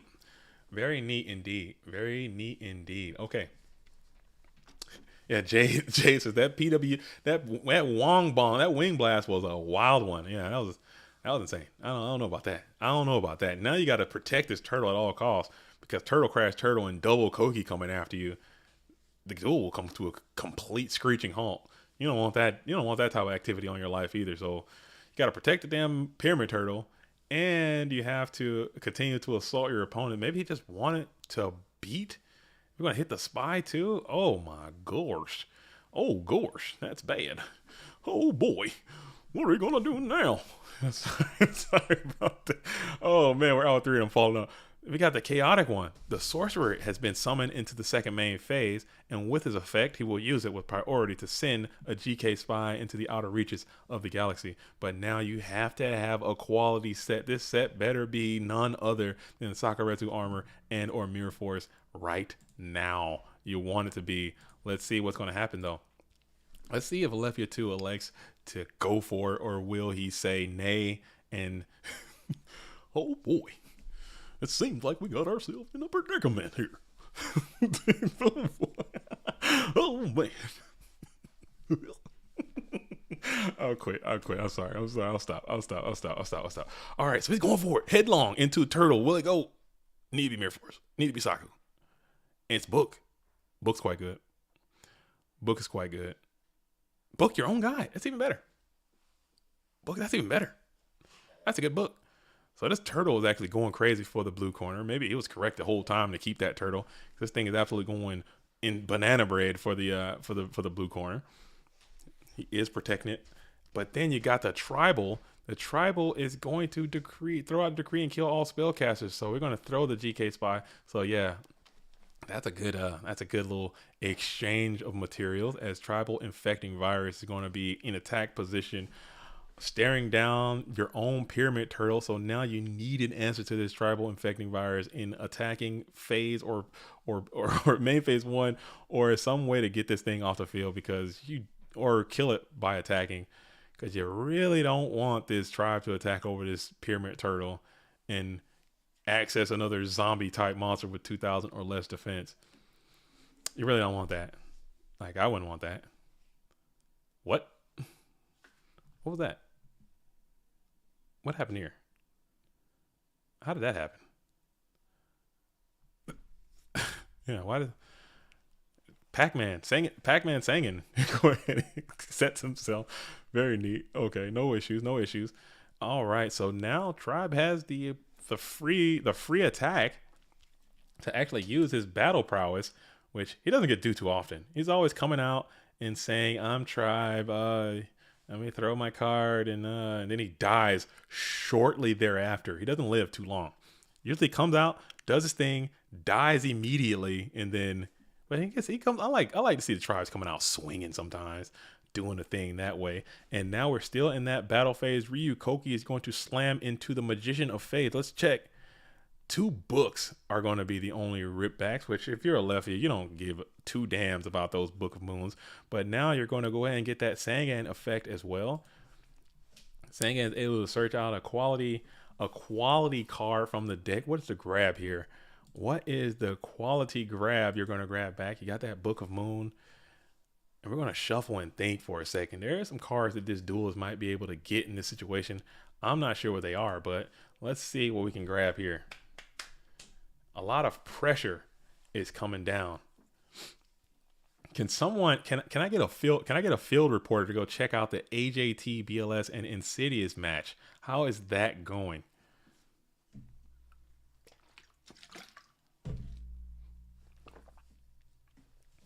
How is that happening? If anyone knows. If not, it's fine too. I can't do it on the stream because I'm a one monitor bandit. Oh, dude, AJT, are you coming by when you get a chance? After if you can, I would love to. Insidious was AFK. Okay, he's gone. So the Insidious drop, dude. I'm AJT POTY.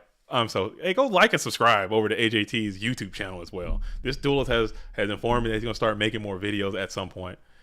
Okay, nice.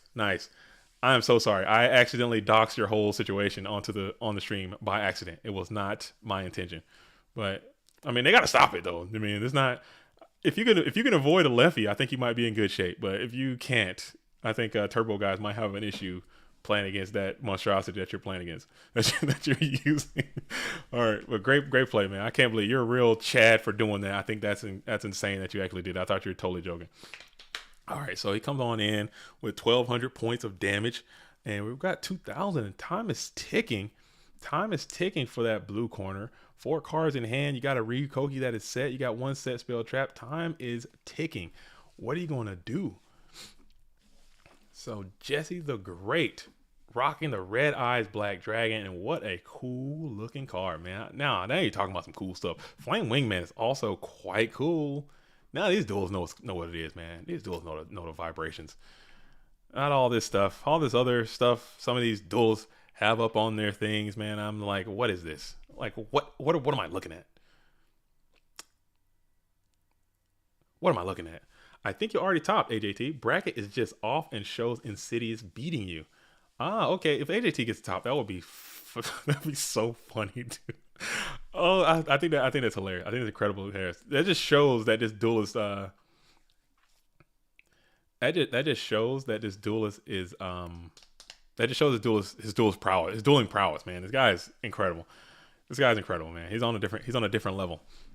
All right, you should only be allowed GOAT avatars in the GOAT room. I would agree with that. GOAT avatars are just like not. I don't know, man. That might be too hard to patch in. But man, this thing, like some of the stuff they have on there, I'm just like, dude, what is this? What am I looking at? And then somebody in the chat will tell me what the name is, and I'm like, okay, that's clearly not real. And I Google it shortly thereafter, and yes, it is real. Okay. No offense, but would be cool. He asked him to just do it cool if we could play a bit faster. I agree. I think this thing is kind of dragging on. I didn't know what was going on. I thought we were lagging out a little bit. 4 cards in hand, and he's thinking about it. Might get some judge over there.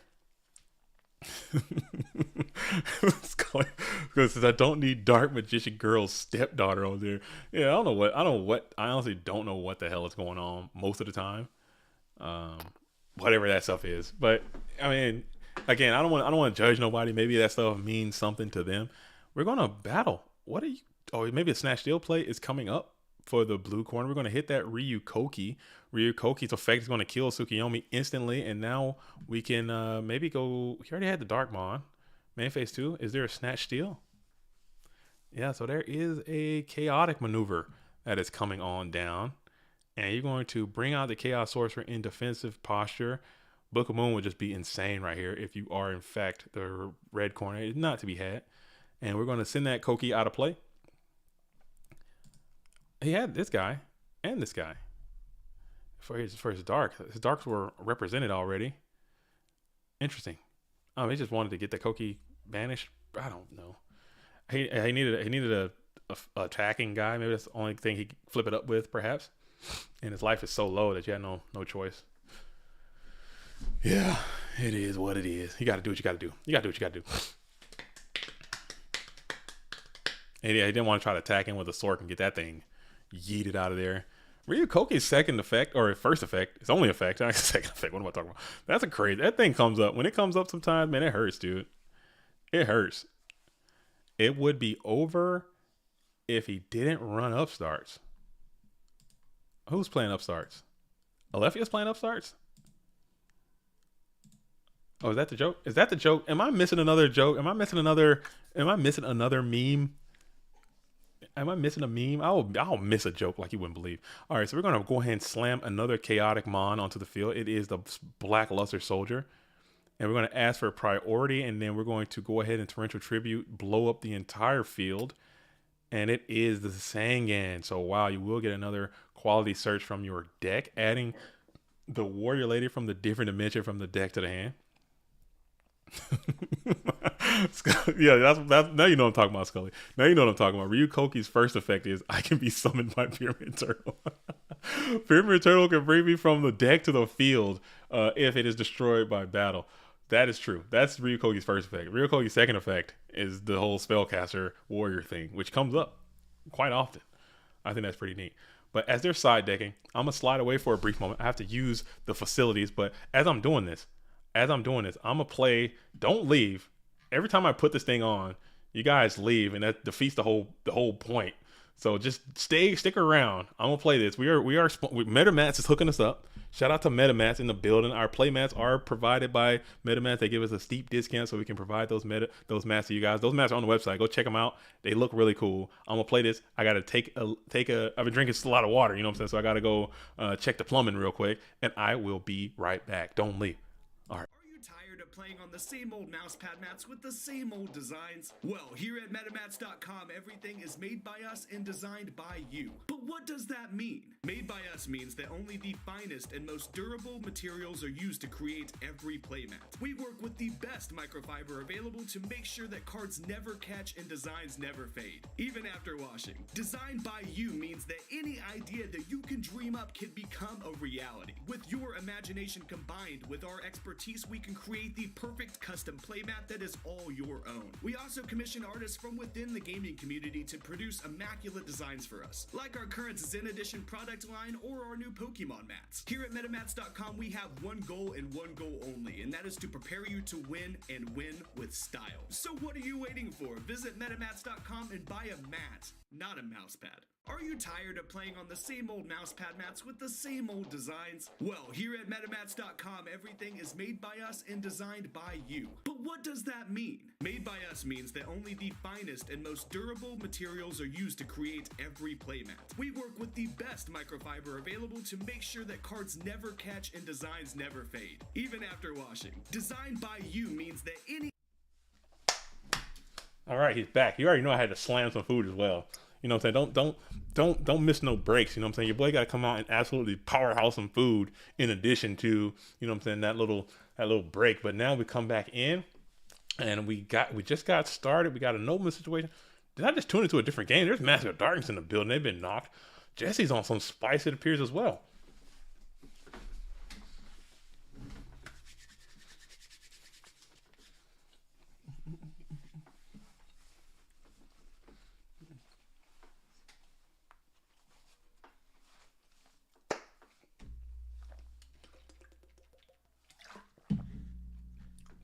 Sorry.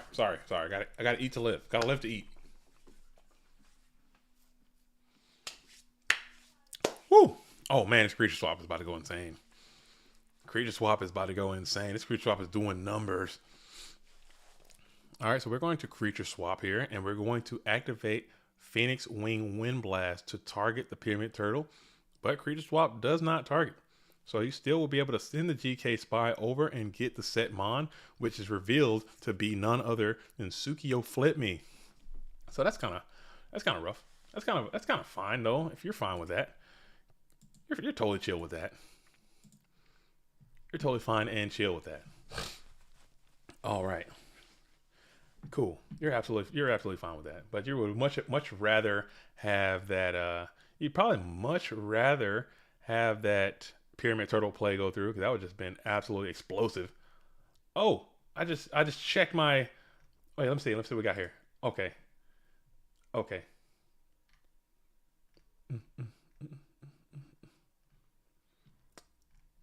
never mind. All right, my bad. Sorry.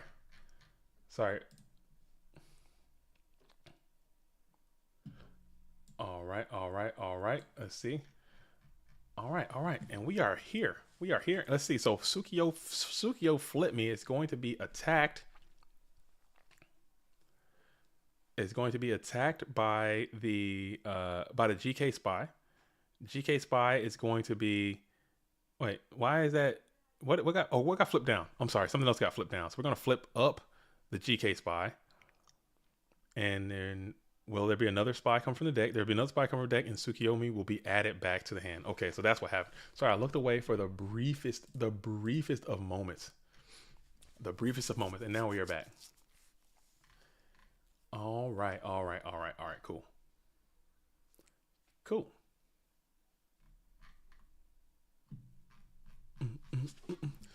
All right, so we play the swords that turn one, again showing its versatility and value as it often always does.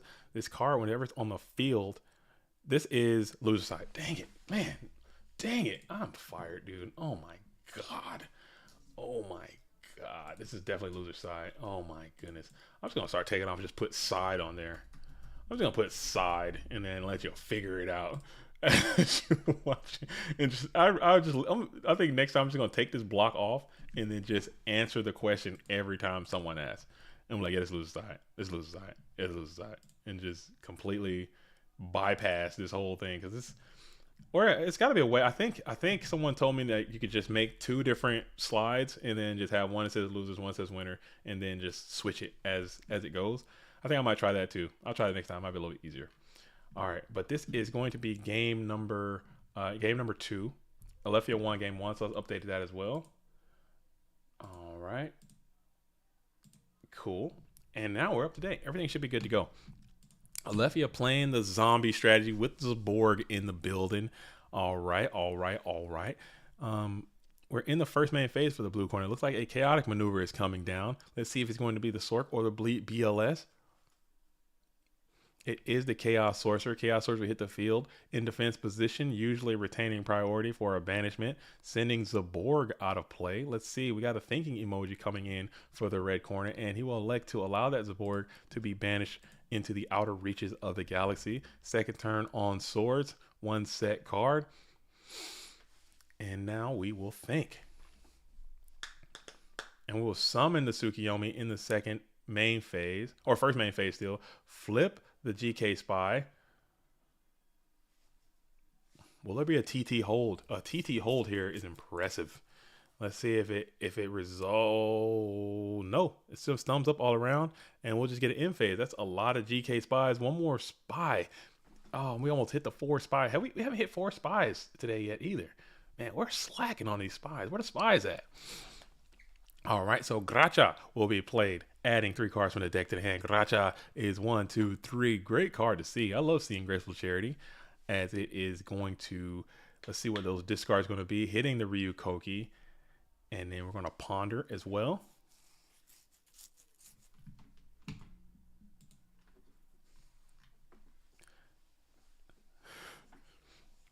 And then we're going to go Pot of Greed. Okay. You can make it this. You can make it the same way you do the one for winning games. Yeah, yeah, I understand. So like, just have it like just pre done already, and then just switch the little presentation thing to it. What turn are they on now? Okay, let's count the turns. I believe this is turn. Oh man, that's funny. That's funny.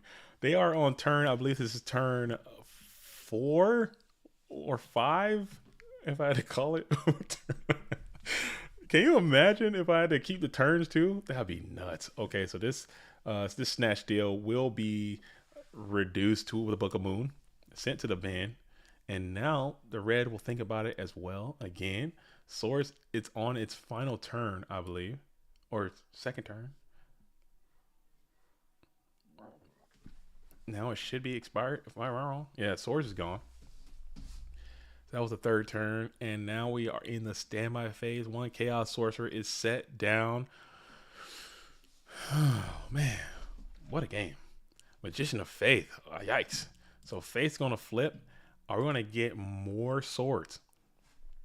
Are we going to get a second activation of Swords or Revealing Light?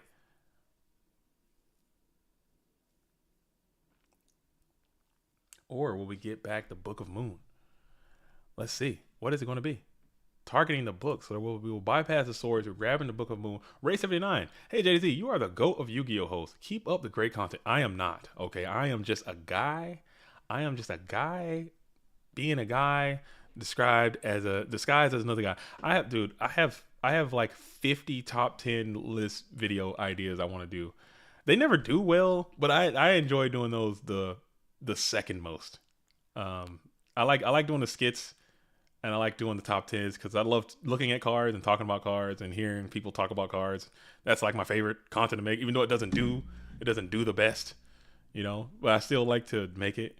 And I got Fire. Fire is coming up next, so stay tuned for that. I'm gonna try to do the Spice Report for this event.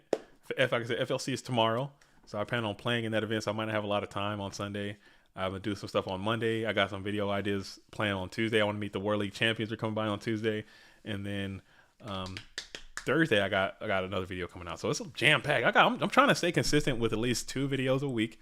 Every Tuesday and every Thursday a video should be coming out, and then every weekend we're going to try to get a stream going. So it's gonna be. I'm trying to dedicate more time to push, and as soon as he gets more time, it's just time. Time is the thing that you can't control because you gotta sacrifice so much other time. Scully's already said when he gets more time, he's going to come on back in. He's got Scully's Lab, which is great. I love watching that. TK's got some stuff wants to do with the rules and stuff. He makes some great videos. It's just time. It's just time. Mask is time. It's always gonna be time. So if we can, sometimes I wish days were 40. I wish you had 40-hour days. Just 40-hour days, man. That'd be so sick. And you just keep the same work schedule, because you still got to work your 9 to 5, but then just have an additional 24 hours to do whatever the hell it is you want to do in one day. You still slept the same amount. That'd be sick. I would love that, but alas, Book of Life is going to come on out, banishing that T-Drag, bringing back the Ryu Koki. The Cokester is going to be in attack position, and you guess you gotta swing. Let's see if that's what's going to happen. Let's see.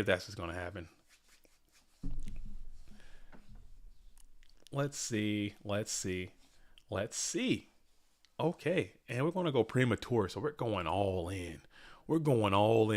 And we're going to bring back, what's the grab back? Probably going to be that regenerating mummy.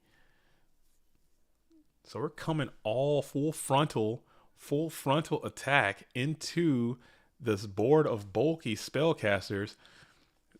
Sinister spellcasters staring seductively sideways. No, that's bad alliteration, man. I'm trying to work on my alliterations. Can't do it. Seductively. Why did I go seductively? What am I on, dude? What am I on? So we're going to go ahead and hit into the Setmon with the regenerating mummy. Seductively is the word I go for. Sinister spellcasters sitting sinister. Oh, it is a Magician of Faith. So it is the Mageo de Fella. We're going to grab the Nobleman of Crossout.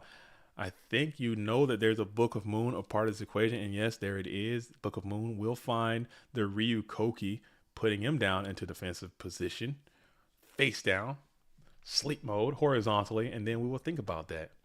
So certainly the GFC champion had a plan for all of that as it went down the way that he wanted it to. Sets another Mon on the field, probably the best that you can do before passing it back over to Jesse the Great. Again, huge amount of spellcasters on the board. And we'll just go ahead and with priority, just banish that regenerating mummy out of play. Before then, and we'll ponder here for a little bit. Pondering, thinking beard. As we all stroke our thinking beard, Jesse the Great is playing a little on the slower side. I wouldn't call it slow play just yet, but you gotta kind of think about it a little bit and get that play down a little bit more quickly, I would say, as GK Spy comes in, hitting the sack carrying insect, grabbing enemy controller. Oh, let me check my eyeballs. Where are we at? What's going on? Yes, that is in fact enemy controller, folks. As Nobleman across out is going to find that Ryu Koki before launching. No more attacks. Okay, yeah, we got a banishment and we had an attack with the GK Spy. Enemy controller. What do you guys think about enemy controller? What do you guys think about enemy controller? I think that card's sick, man. I used to love the hell out of enemy controller when it came out. I think enemy controller, to me, is one of the biggest cope cards that exist in GOAT format. I think that's cope, man. That card is cope manifested, because I remember when that card came out, and like I said, Invasion of Chaos. Oh, bulky Black Luster. The beefy Black Luster soldier is in attack position. Maybe you can do some weird stuff with the enemy controller on this. I don't know. I don't think you can. And you're gonna go ahead and punch into the Chaotic Sorcerer, punch in to the GK Spy. This is going to be game. It's actually correct. This is game number 2. This is the loser's side. I believe this is losers. Still just loser side. I don't know which one. This is game number 2. This is game number 2. No, game number 3. Game number 2. Game number 2. Vibrant Toucan. How high are you? Hi. We wave at Vibrant Toucan. Moki Moki channel. Game 2 or 3. My little chart is actually correct for the first time. It's the 1 and the 0. So 0 for Jesse the Great, 1 for Alephi. Won game 1. So I know I don't mind you for asking because 95% of the time it's going to be wrong. I'm not gonna lie. That's just how it is. It's gonna be wrong. Magician of Faith flips again. Magician of Faith flips again, and we're going to grab what's going to be the grab here.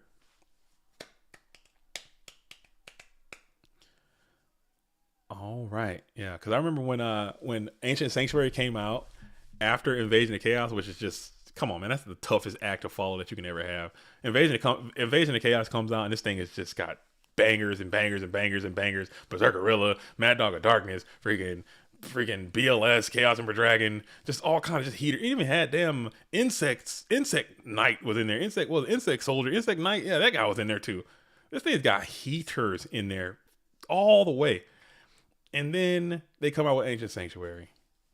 And I'm just like, that is the biggest flop that I think back to, because it was such a tough out to have. Like, it was like there's no way you're going to be able to keep up with the heat that Invasion of Chaos had without destroying the game.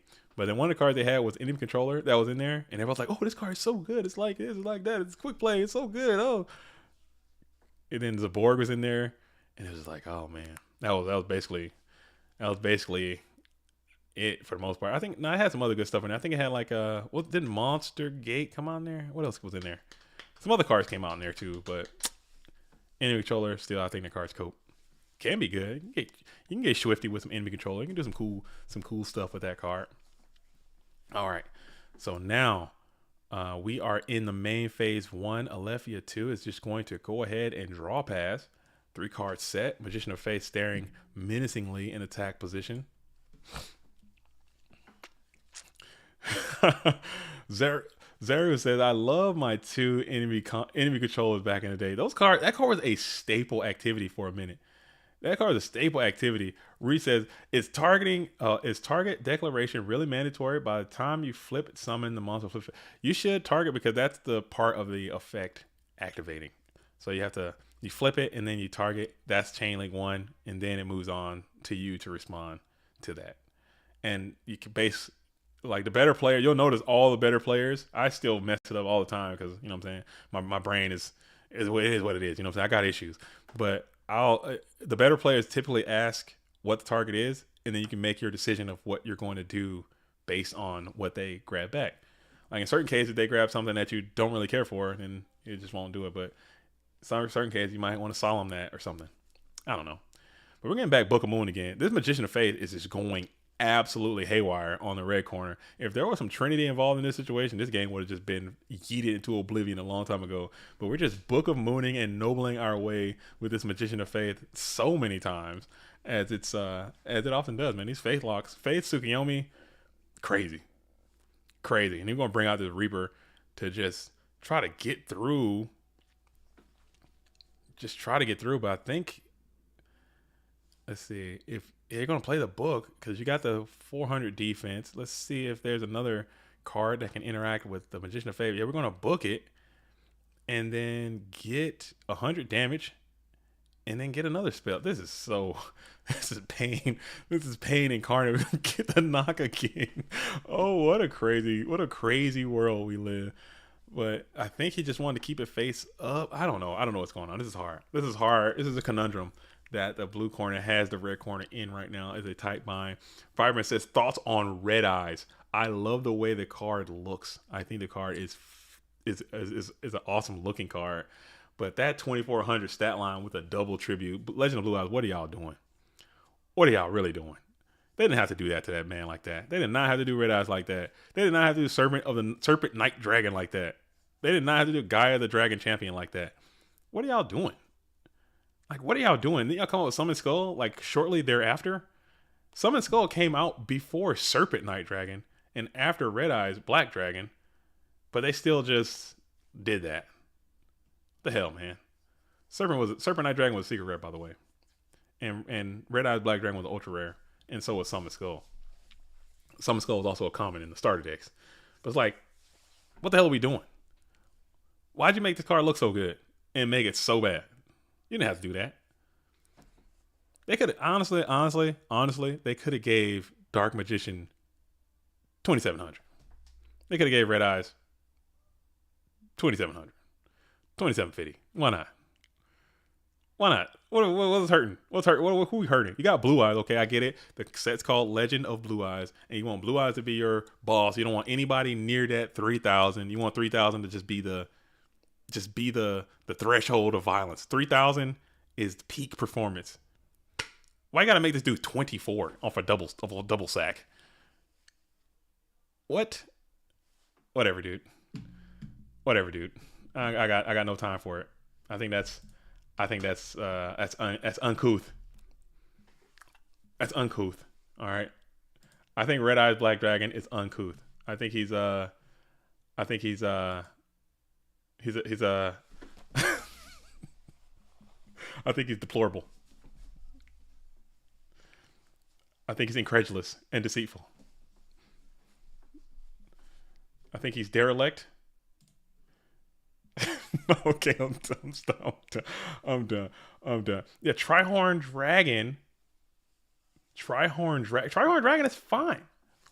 Whether it should have been a secret rare, that's not for me to say. I think Trihorn Dragon is definitely not like when I think of these iconic LOB cards, when I think of these iconic DM level area cards and the cards that I remember, Trihorn Dragon does not even touch the scale. Trihorn Dragon does not even touch the scale. Guess because you wanna know why? Yuki didn't play Trihorn Dragon. Kaiba might have played Trihorn Dragon at some point. I don't damn know. I think it was on the show at some point. Who is Trihorn Dragon? Who are you? What makes you the secret rare? Get out of my face, dude. Nobody cares about. Nobody's checking for Trihorn Dragon.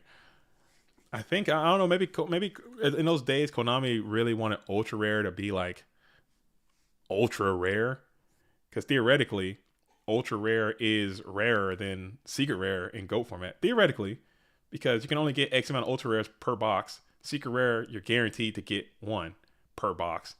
So maybe that was the idea. They wanted ultra rares to be more ultra rare, but I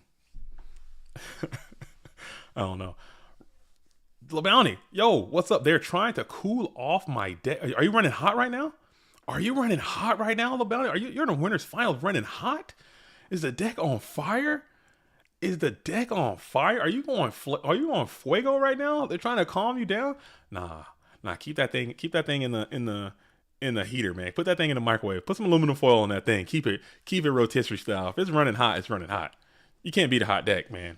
Just like in Vegas, just like if you're playing blackjack, you're not gonna lose if that deck's hot. If that deck's running hot, nobody can touch you. That deck's running cold. Hey, I feel bad for you. You know what I'm saying? Double Thunder Dragon. I feel bad for you. But Moki says Trihorn Dragon is iconic. Oh, he's iconic, but he's definitely not as if I show a stranger in the street who's never played a game of Yu-Gi-Oh! And I show him a picture of Blue Eyes White Dragon, they will recognize that card more often than not. They'll say, "Oh, that's a Blue Eyes something dragon." They'll know it. If I show them a Trihorn Dragon, they might tell me to kick rocks, dude. They might. I'm gonna find this out. Next time I go to regionals, I'm gonna do this. I'm gonna run these experiments, and I will broadcast this out to the GOAT world. We're gonna find out what these duelists know. I'm gonna try to find the youngest. No, I probably shouldn't be talking to nobody's kids, but I'm gonna find an adult that is kind of younger than me that's playing modern, and I want to interview this duelist, and I'm gonna see what they know. We're gonna show some cards, and I'm gonna see how much GOAT knowledge that they know, and I'm gonna broadcast that out to all of you, and that's gonna happen next time I go to one of these side events. Stay tuned for that. All right, so we're gonna go ahead and play the Ring of Destruction, and we're gonna hit the Sangan. This duelist really wants that GK Spy to come back to his side of the field again.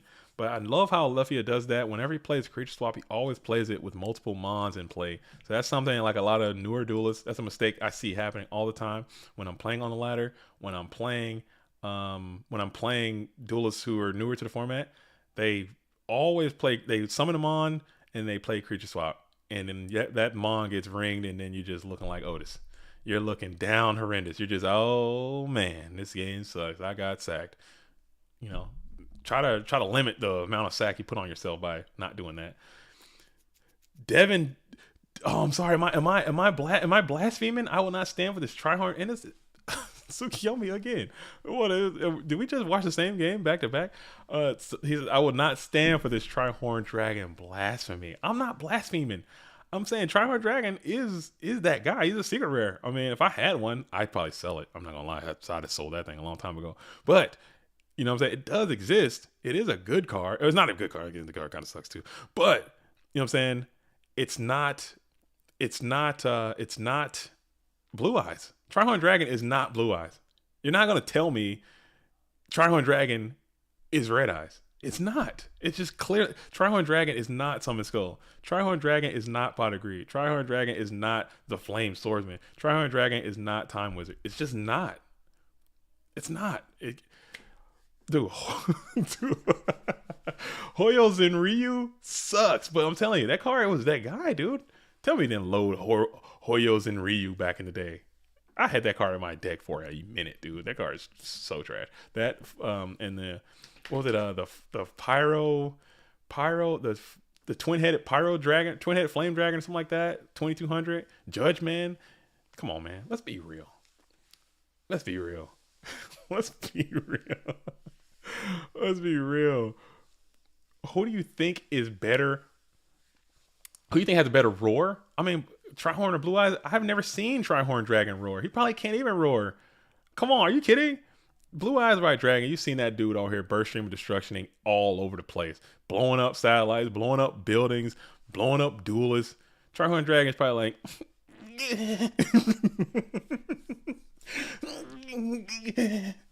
what was that, Trihorn? Come on, man. Come on, man. Come on. I think isn't on that card, I might be mistaken. On that card, Disappear, isn't that Trihorn Dragon as the art? I might be mistaken. Somebody check that. Somebody can check that out for me and find out. I think the trap card Disappear, I think that is featuring Trihorn Dragon. I think. I might be wrong though. It looks like it. It looks the same.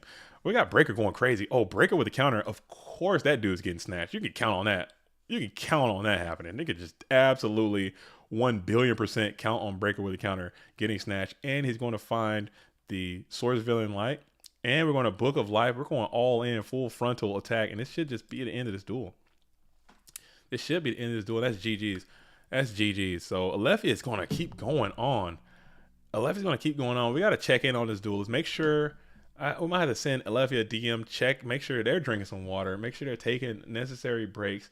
I know this duelist hasn't been able to play as much because they're going through some stuff, man. So somebody make sure this duelist is taking care of themselves and not overdoing the situation. So but we're going to keep it rocking. Alethea absolutely going crazy with the zombie strategy again, trying to get a Dublinsky, trying to get after it, and it's doing just that. So we're going to hop back into this bracket yet again. We have I believe this portion of the bracket is incorrect. Insidious has been removed from the tournament and not AJ. Can I fix that? Dude, I'm looking at the challenge right now. I should be able to. Let's see if I can do this. Let's see if I can do this. Watch this. Let's see this.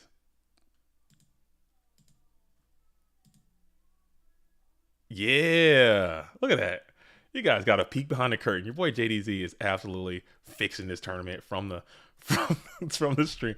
Okay, so AJT did defeat or not defeat. Insidious had to drop out. He had to leave. So AJT is moving up, and this is I don't know what round that is. About 1, 2, 3, 4. I think that might be the top 8 position. So that is absolutely hilarious that this duel was able to do that with that deck that I sent him. That's so funny. All right, but let's see. We're going to jump back down to loser bracket. LeBrownie, like you said, he's got his deck sitting in the oven right now, staying hot. That deck is running hot all day long, and he is in the absolute winners finals. We're trying to see who's going to join him. So, but they have to conquer this down bracket. This is the Dogg alley. This is the Dogg. We got Moxie's in the building playing his first PWCQ. Let's hop in. We saw a Ghost Rider. I'm going to jump in to this match number 77, or this 81st match here, right here. But I'm going to go see what Moxie's doing. I'm going to see what Moxie's is doing. I got to see what the two-time, you talk about the two-time back-to-back, the two-time FLC champion, Moxie's is back in the building, playing his PWCQ for the first time. Let's see what this duelist is up to, trying to get an invitation to the Go Format World Championship, and it is 1-1. I love it when I don't have to update the chart. So we are on the loser side still. It is 1-1. Yeah. getting snap breaker with a counter. If you leave it up there, especially if you put it breaker with a counter with no breakable items, you might be fine. But breaker with a counter with something to break, oh, forget about it. That thing is gone, dude. That boy is working for the other side so fast, and he's gonna pop your stuff, and he's going to just laugh at you while he's doing it. Such trash. All right, so we got the Moxinator in the building. We are at 1-1. Undefined is grinding. I see you, Undefined. This is this duelist second tournament that they've played since 2007. And Moxie's, like I'm saying, whatever this card is, it looks like a Megatron. I don't know what is whatever this Age of Ultron sidekick looking thing over here versus, like I said, our Dragon type evolution over here. What I don't get it. What am I looking at? Like this does not look like Yu-Gi-Oh stuff. But again, that's my rant, and I will I will take it out of that. But like look at Change of Heart and look at this thing. Do they look like they were ever supposed to be in the same world? Change of Heart is such a sick artwork, man. Come on. And we got this thing. Come on, man. They're not the same. All right, but we got 2 GK Spies in attack position, and then the Graceful Charity is going to be played after a Dust Tornado is already in a bid, hitting those Scapegoat tokens, potting the Scapegoat into a set. We have discarding the Dekoichi and discarding the Night Assailant. Get back the Dekoichi. So Moxie's is playing Turbo as well. I mean, it is what it is. You got to do what you got to do. You got to do what you got to do. Moki, the original Yu-Gi-Oh art is fire. I agree with you. I'm telling you, that's the driving factor that stays with you. Like, look at Sangan. Look at this, and look at Moxie's all avatar thing. Look at this, and look at this. This looks like ChatGPT designed this. Whatever this is. It's got mechanical blades, sharp wings. He's got a stupid face. Look at this and look at Sangan looks like someone's like, you know what? I want this card to look like this. I want it to have these type of arms. I want it to have this eye. It just looks so sick. Look at Hand of Nephthys. Look at that card. Look at the way it looks. It tells a story. It's art, man. This is just, I don't know. Maybe I'm just a hater. No offense to anybody though. That's Cyber Infinity Dragon. That just sounds made up again. Cyber Infinity Dragon? Why not just Cyber? We already got Cyber Dragon, so they just put an Infinity on there too. Come on, man. Konami, let's get it together, dude. Let's get it together. Let's be real. Let's go ahead and be real, why don't you? As Brain Control is going to come on out and snatch the GK Spy, target the GK Spy at least. Maybe there's a Book of Moon to accompany that. If not, you better have a real-time solution for this Sacred Phoenix that's about to get all in your case and in your face. You better have AI generated artwork, no passion, 100%. There is no way you can tell me that there is a human being still designing Yu-Gi-Oh cards. Maybe like very slightly. It's probably just like, give me a guy with I need some wings and a dragon face. Make it really sharp and send it. Hey, sir, but I don't give a damn. Just send it. I said, they're going to buy it. Make it a fucking, I don't know. Put it out there. Hey, man, you think we should do that? I think we just did that before. I said they're going to buy it. Just put it out there. I need a goobly goo. Make it very sharp and make it very pointy. All right. And put it on mini skirt. Put it on mini skirt as well. Do that. Ooh, Moxie's with the clever editing over there. What a mega brain play. Got greedy there, Undefined. I think if you summon that hand and go priority, maybe you can. It doesn't matter. He had a snatch deal anyway. And last will anyway. Oh, never mind. What am I talking about? Oh, man. New card artwork looks like it's a satire of old artwork. It's so much worth. Even the bad cards had amazing art. Yeah, like the normal, like go through a dueling book, type in GOAT and just look at some of the old normal monsters. Some of them things just look crazy. Cool design. And what a play. This deck is actually popping off. I like that maneuver. Last will to a level 2 to a 2400 poke. That's neat. That's neato. I like that. I like this. I like what Undefined is doing over here. That's neat. You know me. I see chicken on the field and I'm already like, yeah. I'm already nodding my head vigorously. I'm like, oh yeah, I ride with that. I freaking love this card, dude. I freaking love this card, man. I have a deep connection to this card as well. I just got an ultimate rare one like a year or so ago, and I had the ultra rare one. I had the secret rare one, but I never had an ultimate rare one, and I got that now, and I've always wanted that. Last card I need to get is a horse. I think that's another ultimate rare I need to get that I don't have. All right, so we're going to go ahead and MST, hit the Book of Moon, get back to Serpent in standby phase, and then bring out the Berserk Gorilla. Another Gorilla's down. We need to update our card after this. We got to remind ourselves. And a Berserk Gorilla is going to use its mighty attacking prowess to clean up this Mystic Swordsman level 2, bringing them down to 5,000. So I think that's a great attack too, because that does bring Undefined below that 5,000 threshold, which does take away some of the Cyber Sign stuff that you can do. Love to see that. You want to get that thing happening quick. So being at that 4,900 opposed to that 5,100 could be great for Moxies. But still, you got to deal with this chicken. This thing is hard. Especially like in a low resource kind of thing. Is Chaos live? Chaos is not live. You don't have a light Mon. But man, you really want to do something about this thing quicker, sooner than later. So we are viewing the opponent's graveyard. We'll do the same thing as well. Had to get that level 2 out of there. So maybe they're trying to finesse some flippage in there. And we're going to flip the Magician of Faith. Magician of Faith, what are we grabbing here? Probably Pot of Greed, I think would be a great grab. And yes, it will be the Pot of Greed. All right. And we're going to play it. Okay, Pot of Greed is going to add to thinking about it again. Oh man, oh man, oh man. Now you have to accost this set in some way. Moxie is trying to figure out how to get this damn bird off his case, out of his face. What do you do?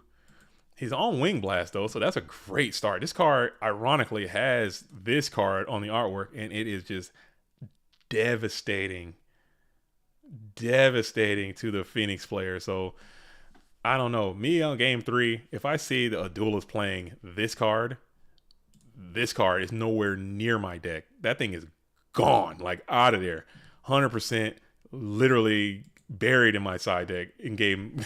Definitely not in a game 3 situation. For sure, that bad boy is gone. But Undefined is on another one. You know, he's like, I'm gonna ride with it. I'm gonna ride the horse that got me there, and I'm gonna stick with this Phoenix Wing Wind Blast bird. I'm gonna roll with it. So now Moxie has a decision to make. Have to think about it. You want to protect this set, but that's a lot of bulky damage you got to eat. What are you gonna do? What are you going to do? We're gonna think. As we all wait on bated breath for Moxies to make a decision. And we're going to play the Ring of Destruction, targeting the level 2. We're still in that battle phase. Both duelists taking 900. We're still in that battle phase. And we're going to come on in with the chicken. Chicken will deliver into the GK Spy. GK Spy will grab Spy if available.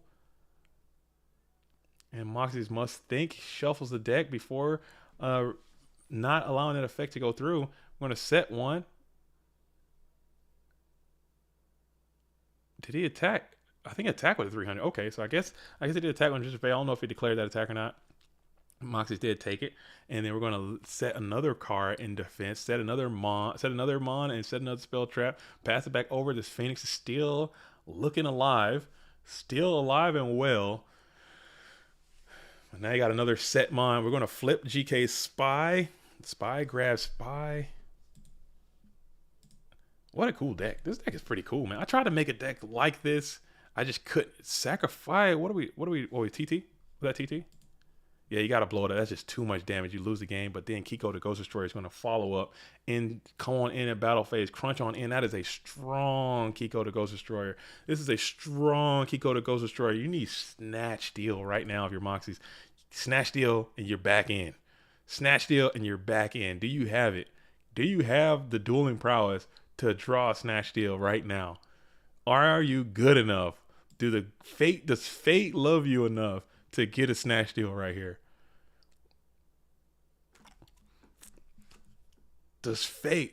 Are you programming your computer to generate an AI generate a Snatch Steal?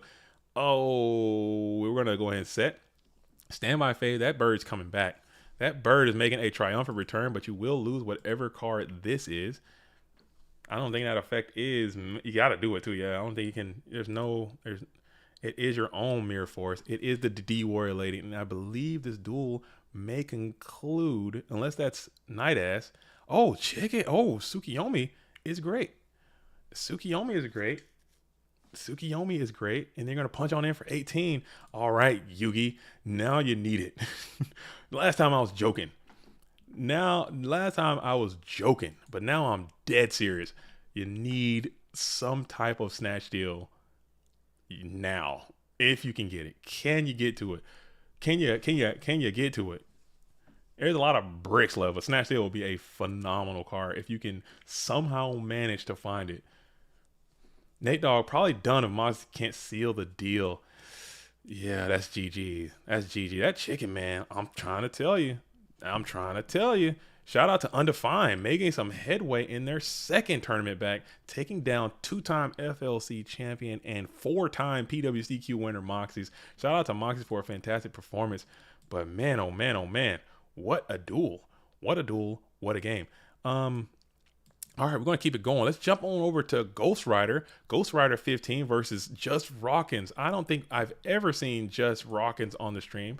Let's check out what Just Rawkins and Ghost Rider 15, who's already won this event already this season, trying to get back and get another one, get another Doblinski. We are down 0-1, so I believe Ghost Rider has won game number 1. Let's see it. Where is it at? Nope. All right, Ghost Rider's up a game, 2 spies in play. 1 duo in the bin, 1,600 left. So Ghost Rider's trying to make quick work of this. Justin Rawkins is in the first main phase. We're going to brain control here. I'm still out of brain control here. Oh, this is RGT. Oh, man. RGT or Reasoning Gate. I haven't seen a lot of Reasoning Gate either. Dark Ruler. Oh, my goodness. We got some Spice Lords in the building. The Dark Ruler. And we're going to Mirror Force that guy right on up out of here. And I think that might be... Oh, we're going to set one. We got some support. But, man, this is another good card. These cards take me back so much, man. These cards take me back so much, dude. I might need to start playing Dark Ruler. Why not, right? I mean, it's a sack. Tribute Monster's just so trash. Tribute Monster is so trash. Oh, man. Tribute Monsters is so trash. Can I leak more lists, please? Oh, no, that was an accidental leak. That was an accidental leak. The only reason I leaked that list is because I sent that list to AJT BLS before its event started, and it was still up on my screen, and I forgot that I did that. So I accidentally flipped over to it trying to look at the bracket, and that was some accidental leakage, okay? That was not a on-purpose leakage. So go through and clip that out of the stream. Do not go back and look at that. Even though the replays are being made available, so I'm sure people can piece together what that deck's trying to do. And we're going to go ahead and ring for game. So Justin Rawkins, shout out to you for making it so far with this Reasoning Gate strategy with Dark Ruler in there. This card's crazy. This card's crazy. I love to see. I love this. I love that everyone is kind of dipping into the spice a little bit, trying to come after these turbo decks with everything they got, and these turbo players are still just finding a way to fight through it. No big deal. No big deal. All right, so we're going to keep it rocking. We're going to keep it rolling. Let's see what live games we have. We have Pro Rate and Ghost Rider. That's going to be a good one. You might have to stay tuned and watch this one. Pro Weight versus the Ghost Rider. Dueling High is still alive.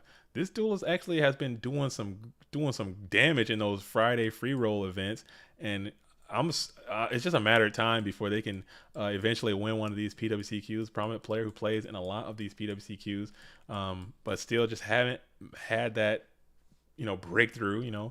Things happen and whatever. But we're definitely going to jump on into this Pro Weight versus Ghost Rider Turbo Mirror. For all my Turbo Mirror lovers out there, go ahead and like the stream because that's what's coming your way here shortly. Thumbs up if you want to see some Turbo Mirror. Let me know what other games you want to see if you don't want to see some Turbo Mirrors, but I'm going to play this one because I like both of these duelists a lot, and I want to see what they got going on. So we're going to wait for Carl Waite and Ghost Rider to do their thing. All right,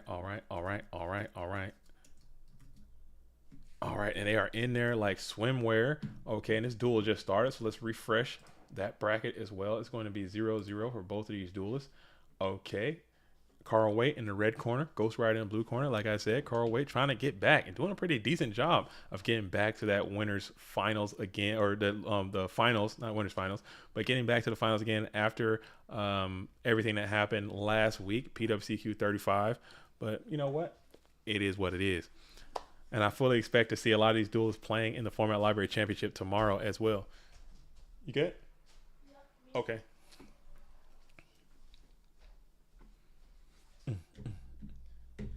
Hey, sweetheart. Z Dog, can you bring me another one of these big ones, please? Like this? Thank you.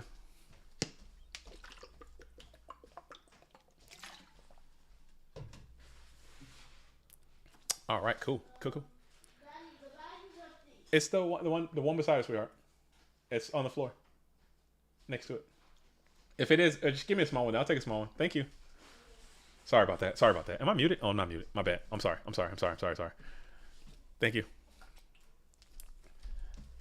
All right. All right. All right. All right. You know, shout out to the staff. Shout out to the staff supporting the stream as always. Hooking it up. Hooking it up. Hooking it up. Hooking it up. Hooking it up as always. You know what I'm saying? I can't do it out the behind the scenes crew. Help me out. Keeping me hydrated. Keeping me hydrated and motivated. You know what I'm saying? That's the important part. And all that. And all that. Okay, cool. All right, all right, all right, all right. So we are in the first main phase. Blue corner has 5 cards in hand, 3 cards on the field, and a GK spy in attack position, staring down one set mon. Carl Wait, 3 cards in hand. A lot of stuff going down, turbo stuff. You know how it is. You know how it is. You guys know how it is, man. You already know, like you already know how I give it up. But yeah, we're gonna go ahead and sit here. We're sitting here. Ghost Rider thinking about it a lot. Hold. I don't know what happened. Did I miss something? Did I miss something out there? We're just holding. Maybe something happened off the scene. Maybe there's something going on in the Discord behind the scenes. I don't know exactly what's happening. I'm not sure exactly what's going down. We're just holding. Does anyone know what's up? If anybody can let me know, I'd appreciate that. I can't see anything. I can't.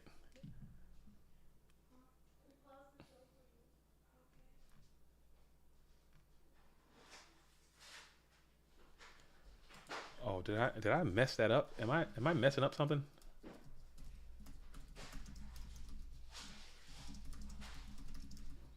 All right, sorry. Sorry, here we go.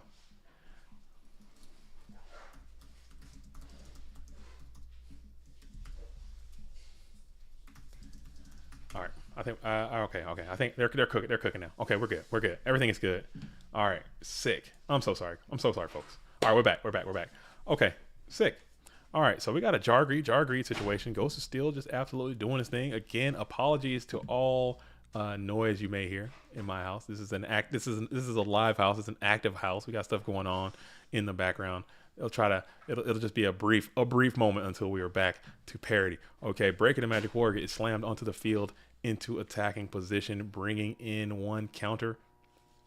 Counter is going to be used and abused and removed, hitting the Wing Blast. Wing Blast is going to be discarded. We're going to send the back row back to the top of the deck. It is another Jar Greed. So wow, that's pretty neat. Was that triple Jar Greed? Dang, that would have been the saddest heavy that you've ever seen. Okay, and we're going to upstart as well. So Ghost finding all these turbo cards back on triple jar. Back on triple Jar Greed. What do you guys think about triple Jar of Greed turbo? Is that how you play turbo? Triple jar?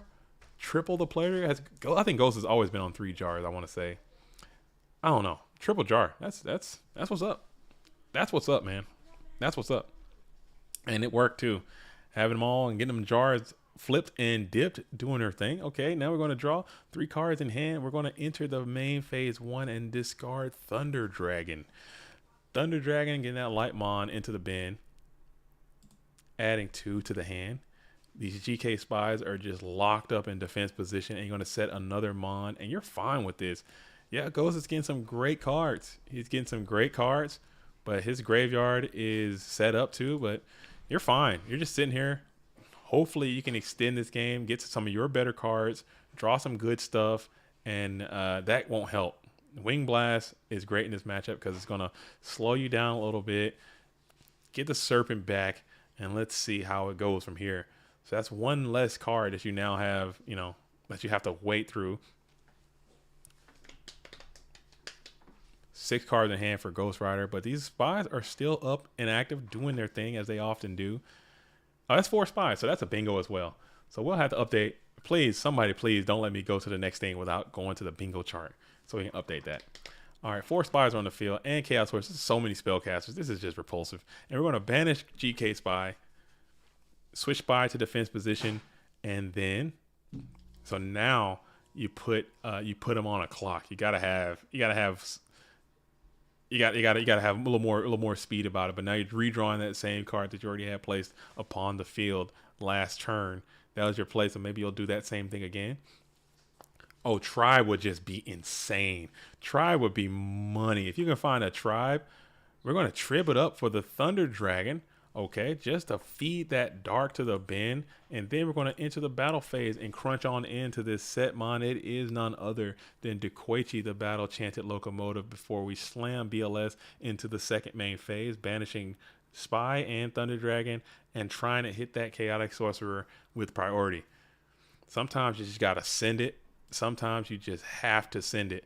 Okay, so now you're going to just rage that there is no answer to your answer with the Snatch Steal, because this duel will just come to not an end. You're still at 9,000 life points, but as you know, in these turbo mirrors, life points are the last things that are important. Those things can get ticked off so fast. You're just trying to get there, and here it is. Oh, man, there it is. And we're just going to scoop it up there. Yeah, I mean, that's just done. That's just done. So let's pull up this bingo real quick, see where we're at, because that was some serious bingo activity as well. So we got this, and I am going to the bingos. Oh crud, what am I doing here? All right, so we got that one done. All right, we got oh man, I gotta start being more patient on these. We gotta bait it in there. Somebody got baited last time, I remember that. We had a duelist open double Thunder Dragon. Wolf did. Okay, so we're gonna add that. Okay. We have no returns today. Nobody's playing return today again, as predicted. Oh, we have Berserk Gorilla. Happy Earth Day, everybody. That's why Berserk Gorilla's on there. Okay, we have what else? It's the spies. Where's the spy one at? We already hit that one? Oh damn, we already hit the spy versus spy. Okay, cool.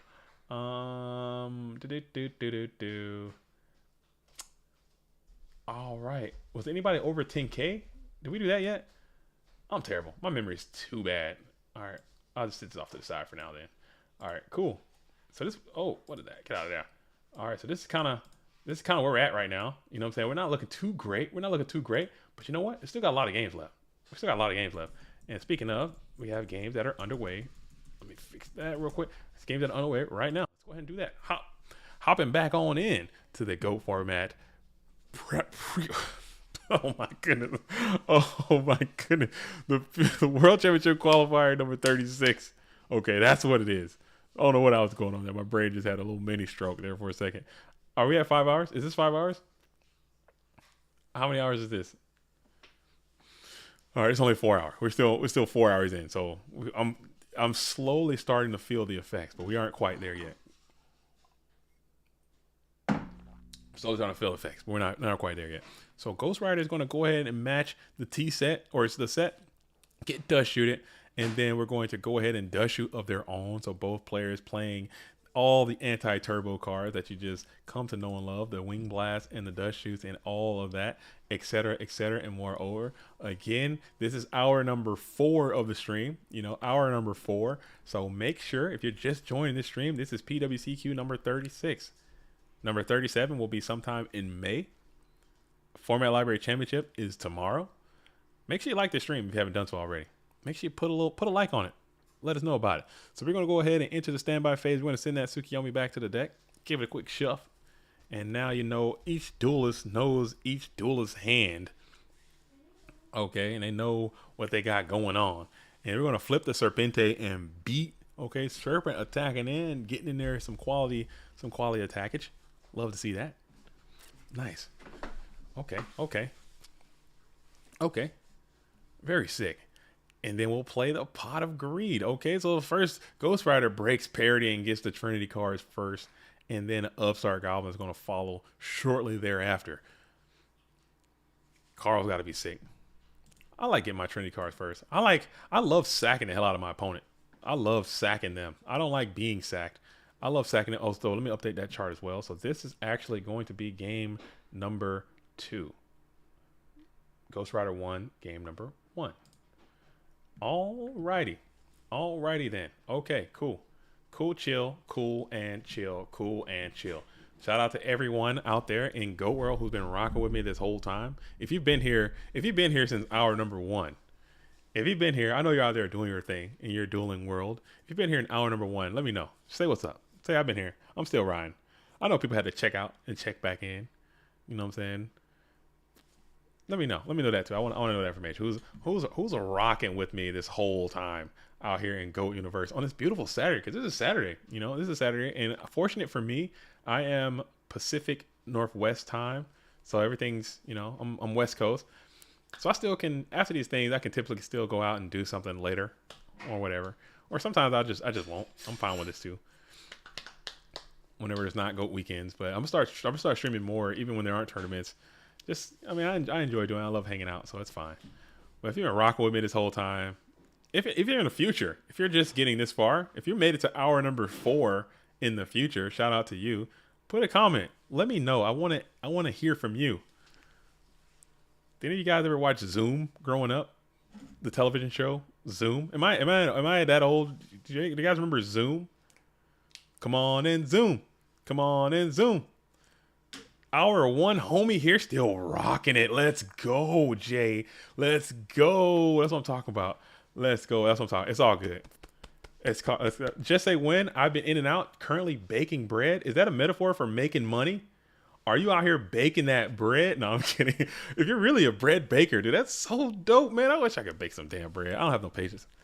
I can't be out here yeasting and baking. I'll burn it up, or I won't make it enough, or I'll get sick, and it'll just be a mess.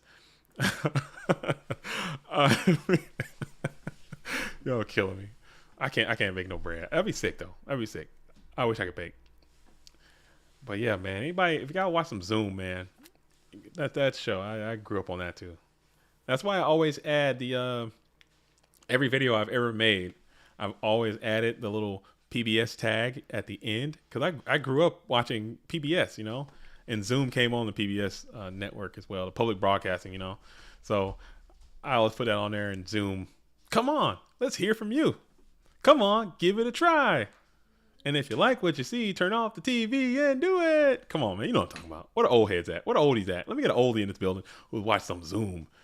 Boston, Mass. 02134. Come on, man. Y'all know the vibes. Anyway, so we're going to go ahead and go ahead and play the Ring of Destruction.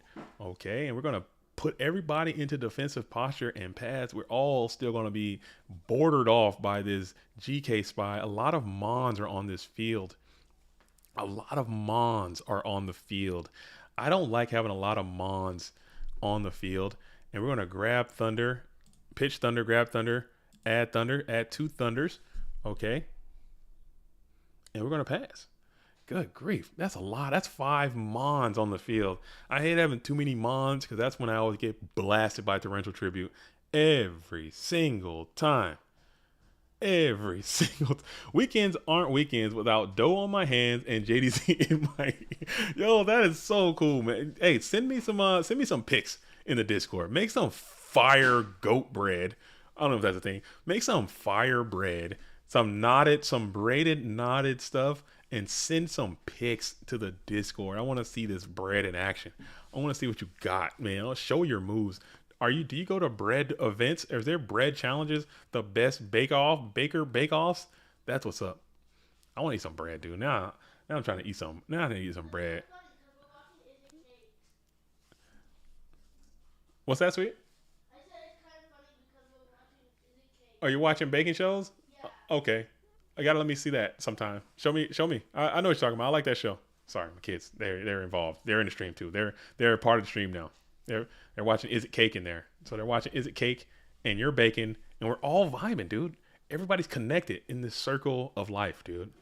Everyone is all interwoven, as this Kaiku the Ghost Destroyer has been stolen, and it is now Ghost Rider's property.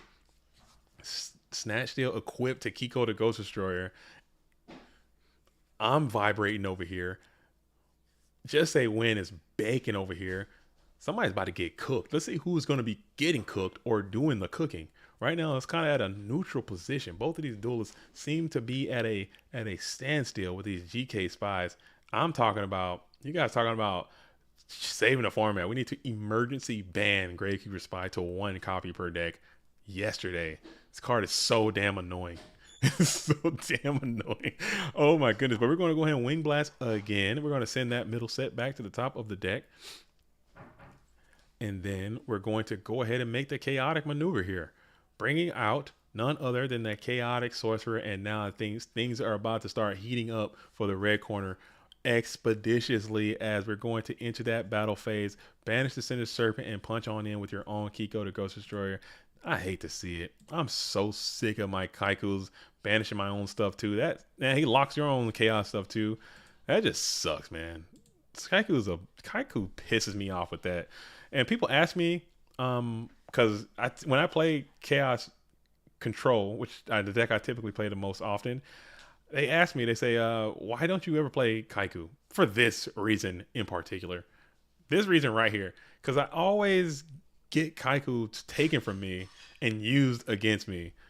Maybe I'm being wrong. Obviously, I don't know. I just don't like that happening, so I just never play it. I just leave his ass out of there. I'll play Soul Release before I play Kaiku for this freaking reason, man. I just hate it. So we're going to come on in with the GK Spy hitting the Magician of Fate. So you will get a quality card from your bin. It is going to be Mind Control. Only spell you had. And Kiko's going to keep pillaging your graveyard, reaping all of your delicious nutrients. And it's going to go after the rest of your Dark Mons. So yeah, that is just so tilting. Such a tilting experience. I'm going to set another card in support of the board. So a lot of spellcasters, Kaiku, Chaos Sorcerer, GK Spy, Snatch. Oh man, it's just a lot. And you know it's about 17 billion Solemn Judgments probably down there as well. So this is just not the ideal location, but you know what? It's far from over. It's the fat lady is not singing, as the idiom goes. And we're going to go ahead and rip the known Mind Control. We're going to rip it. What is the target here? Rip it, dip it, and then flip it. And Ghost is going to ponder. Oof. Oh, yeah. Absolutely hate to see it. Gaslit, Garu, I am just befuddled. I am perplexed. This is a conundrum. We're on bated breath to see if this play goes through. We are all holding our breaths as we wait. And yes, the Mind Control will go through. And it will be the Chaotic Sorcerer. We're going to target the GK Spy. Okay. Very peculiar indeed. And because the Tsukiyomi was a part of it, and now Ghost will ponder again.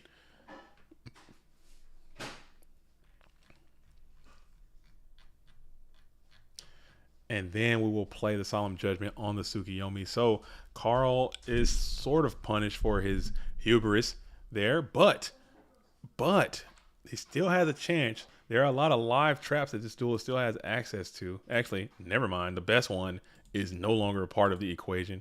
Jog. We're going to take a quick jog, add another card from deck to hand.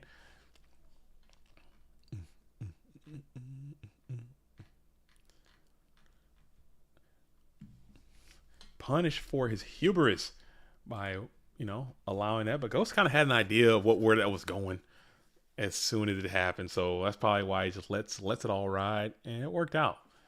So good play from both duelists.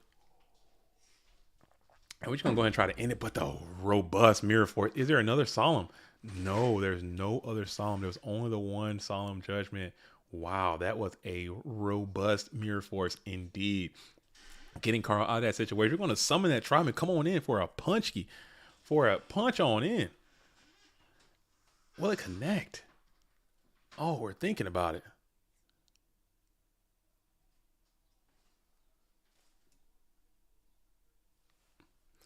Sorry. I'm doing sign language and dual wielding over here. Doing some dual wielding in the background. I might have to take a quick. Okay, we're good. That's my that's when when I'm in charge. You know, that's my parenting style. You know what I'm saying? To be a parent, if you're not a parent out there and you're going to be a parent, when your kids become a certain age, as a father, this is how you parent. You listen. Okay. You listen. All right. Okay. You don't hear anything. If everything's too quiet, you investigate. If everything is just the right amount of noise, you let it ride. Okay. If someone's crying, you know what I'm saying? They're not dying. You're fine. So let them cry it out. Just tell them, hey, shut up. That's it. Something like that. No, that's how you do it. Until you ride out. So Travis is going to eat the Mirror Force as well. Or both duels playing Mirror Force at the timely position. And we're going to keep this game rolling. Both of these duels are going at it. It is top deck central. We got a T set and the Nobleman off the top. Oh my goodness, finding Nobleman across out. Is there a summon to go along with it? We're in there Serpent in rotation. I might be thinking about last game. So both duelists will lose all Magician of Faith from this deck. Oh, packages. Oh, thank you. Look at that. How about that? You guys want to do look at that. Right on time. Look at that. These just showed up in the mail. I just got these. They just got mailed to me. So if you guys want to do a live stream opening, I kind of want to make its own standalone video, but I got these right here. Look at that. In the building. I got three of them. I mean, I'm not Walter Cronkite, you know what I'm saying? I'm not freaking Walter Cronkite, you know what I'm saying? I don't know how these duelists be getting all that cash to open all those freaking things, but I got this many. So however many that is, that's what that is. So I'm gonna open those up for the channel. Probably do some kind of giveaway or something. You know, and we'll have it like that. This looks, oh my goodness, it looks so cool. All right, thanks. Thank you. We're gonna do that. We're gonna have that. I can do that. All right, yeah, I'll do it. I'll save it. I might open one on the stream and then maybe open two for the thing. No, I'm gonna save them all. I'll save them all. Okay, I'm gonna sit these right here. I'll do my best Ruxin 34 impersonation and try to open those and just get. Oh my God! Please open the judge, man. I'll practice it and get it down. You know what I'm talking about. Oh my God, pinch hopper.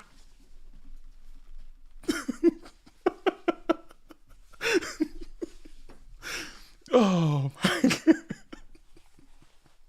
I'm kidding. You know what I'm talking about. You got to do it. I'll hop on that too. Okay, cool. All right, this game is still going on. These duels are absolutely getting at it. Ghost Rider is sub 1,000. That's exactly where he wants to be. Oh my goodness, these duels are absolutely getting after it. 400 life points, 5,100 life points. Sangin flipping. Oh my goodness. Caution, here is the wind. I am coming on in with some Sangin beats. 1,000 coming on off for the red coin. We're going to trip that dude up immediately. Okay, I can respect that, Grussel. I can respect that, Grussel. Oh my goodness. AJT says, I won versus Dueling High. Oh yeah, I'm sorry. With that deck you're playing, Dueling High did not stand a chance. I didn't want to say anything, but he was absolutely going to be finished. Can you fix the bracket? Okay, I will. Give me a second. Let me hop on in. I'm going to fix the bracket real quick. But first, POTY, we are in a critical moment. I will do that as soon as I can, but this duel is heating up. I can't tune away right now. Oh my goodness. Not as bad as Simply Unlucky. Oh yeah, dude. Some of those, I mean, I like I said, I watch every video Ruxin34 puts out. I watch every single one. I tune in every single time. And his is good. I like his. But some of those people, man, they go over the top with those things, man. I'm like, dude, that card ain't that good. Come on, man. And when they do finally get something good, I'm like, bro, you're gonna have a heart attack if you keep going on like that. A Starlight, let's somebody pull a Starlight rare, and they might just just go comatose right there on the stream. Like Starlight,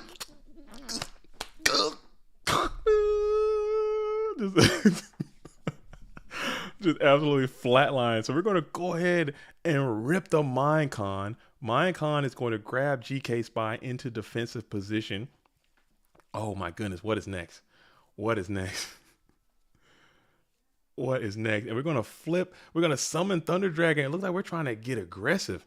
We're trying to attack. And we're going to splash Torrential Tribute right here. We're going to splash. Is there a Chaos follow-up? Do you have another? No Chaos Mon to back it up. No Chaos Mon as a follow-up. Oh my goodness. Oh my goodness. Oh my goodness. No Chaos Mon as a follow-up. That could have just been been what it is. It could have been what it is. And then now your tribal is on the beat ski. So tribal's coming out with a beat 1600 is going to be taken away from Carl. And now you're going to need a answer to the world solution. I think Ghost Rider is still armed with some information from that early Trap Dust shoot. I'm not sure. I haven't been paying attention as much as I should. But who's cooking? I think both of these duels are cooking each other. I think this is a cooking spree. I think both duelists. Oh, so he did have the BLS. Oh, both duels are just cooking each other or baking, as we say. We're all baking now because Just Say When is the lead baker. Let me update the bracket to reflect the current information. Oh, somebody had already done it. Somebody's already done it. And AJTBLS is going to be at the losers semifinals. Losers semi. No, losers quarters. Something like that. Okay, cool. All right. Yeah, let me pull that back up for a second. And then let's see if we're at the top 8 yet. We are almost at the top 8. We're still waiting on one more duelist to enter that top 8. It looks like we have Night Moves, Alephia, LaBounty, Wolf, Dueling High, AJTBLS, one more duelist, and then Majo Sam is going to make our top 8. So I think the winner of this match that we're watching right now, if I'm not mistaken, is going to complete our top 8. Yeah, whoever wins between Ghost Rider and Carl Pro Weight are going to complete the rest of our top 8. And then that'll be that. So very smooth event again. Very smooth event. These duels are absolutely getting after it. So we are now in a game 3 situation. We have the turbo mirror. Both duelists seem to have a lot of cards that are tech specifically for the turbo mirror. Both duels are very skilled and capable at playing this mirror. So sorry, I'm over here doing my best box opening interpretation during this mirror, but make sure you guys are paying attention again. As always, if you're a newer player and you want to play these decks, these are the videos you should look at, and you should try to duplicate what these duelists are doing. Like some of the very niche interactions that they're making, you probably aren't making, which is causing your game to not be as good as their game, causing you to, call sacks, more often, because there's things you can do to kind of mitigate the sack on yourself. And these duelists have been doing that kind of stuff, but you're going to get sacked. I'm not saying, sack is not a part of it. You will be sacked. Oh yeah. If you play Go Format for longer than a day, you will get your entire situation sacked off, at some point or another. But we live for that. We accept that, because when we're sacking, we enjoy it. So we ride with it. So the hand for Ghost Rider is heavy, or hand for Carl is going to be Heavy, Upstart, Grapes of Charity, Knock, and Spy. So we're going to play the Knock right away. Again, a play like that is pretty neat.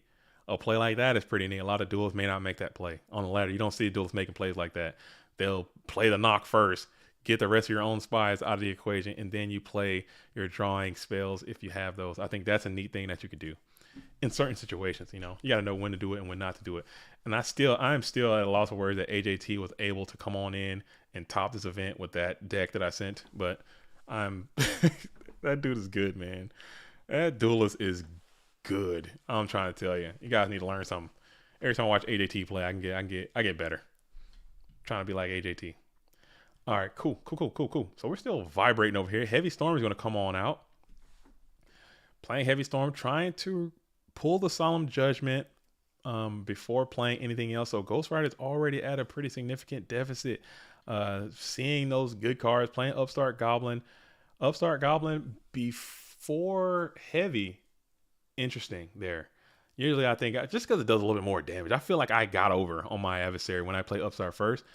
Typically they aren't going to Solemn Judgment the Upstart Goblin, but then you play the Heavy, they're probably going to play Solemn Judgment on that, then they're at 45. So I do that, but whatever.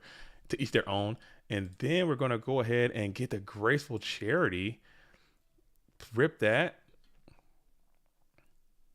Thunder Dragon up after the Charity, which is what it is. And now we're going to just slam. We're slamming it. We're slamming it and say, do something about it. I like that. Why not, dude?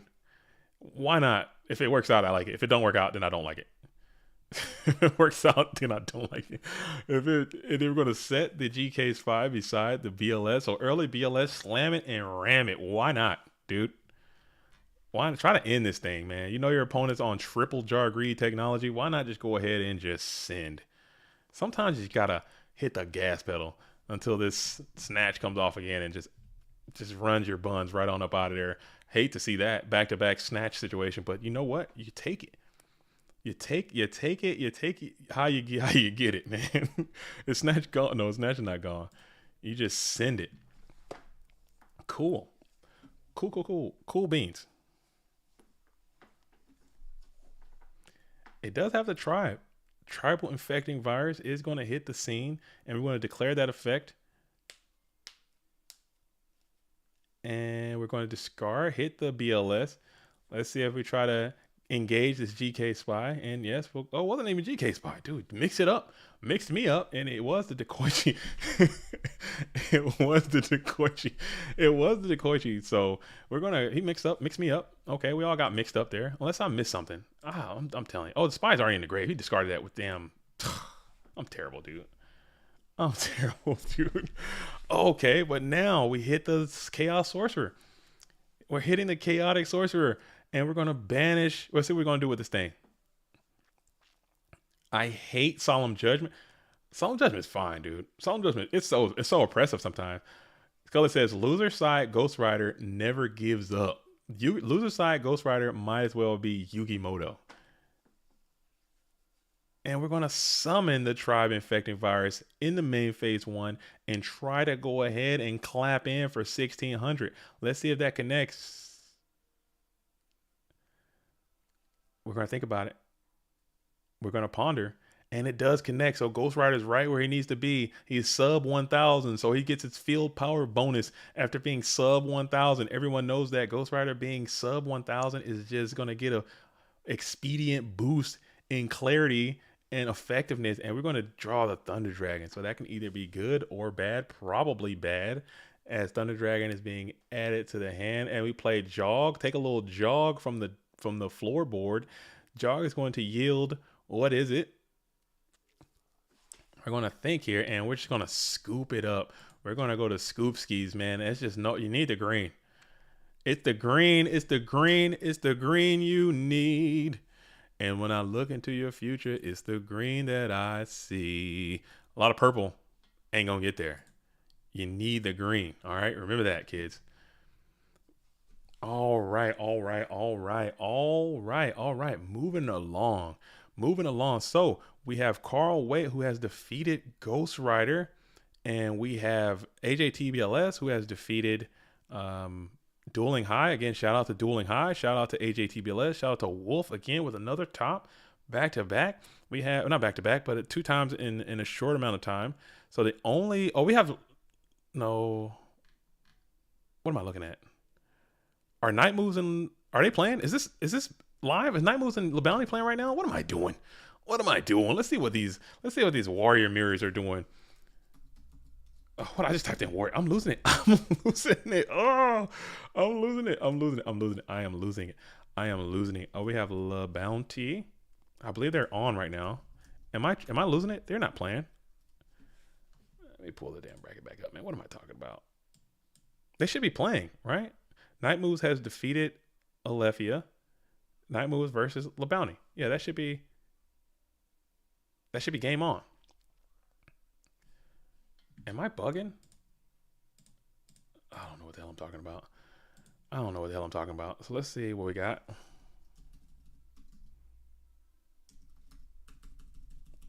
I might be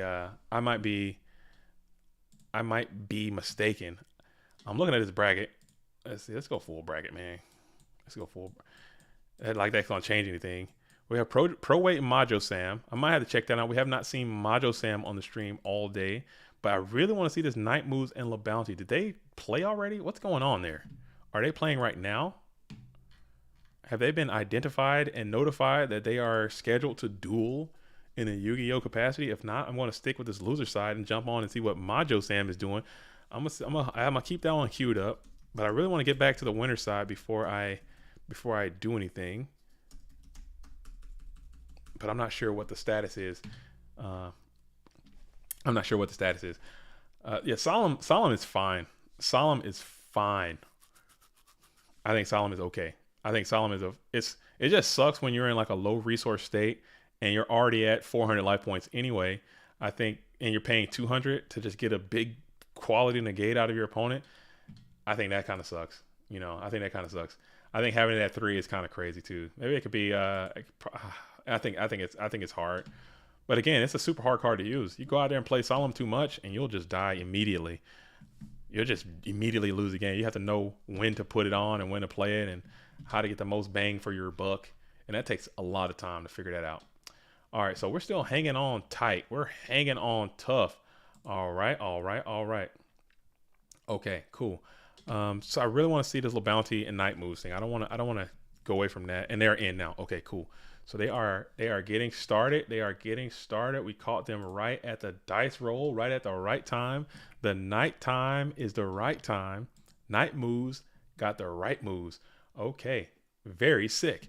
And we are going to, LeBounty says he's pulled his deck back out of the oven. It's been staying warm this entire time. This duelist deck has been on fire, he said. It's been cooking all day, getting those hot and ready units for dueling and access and all that kind of stuff.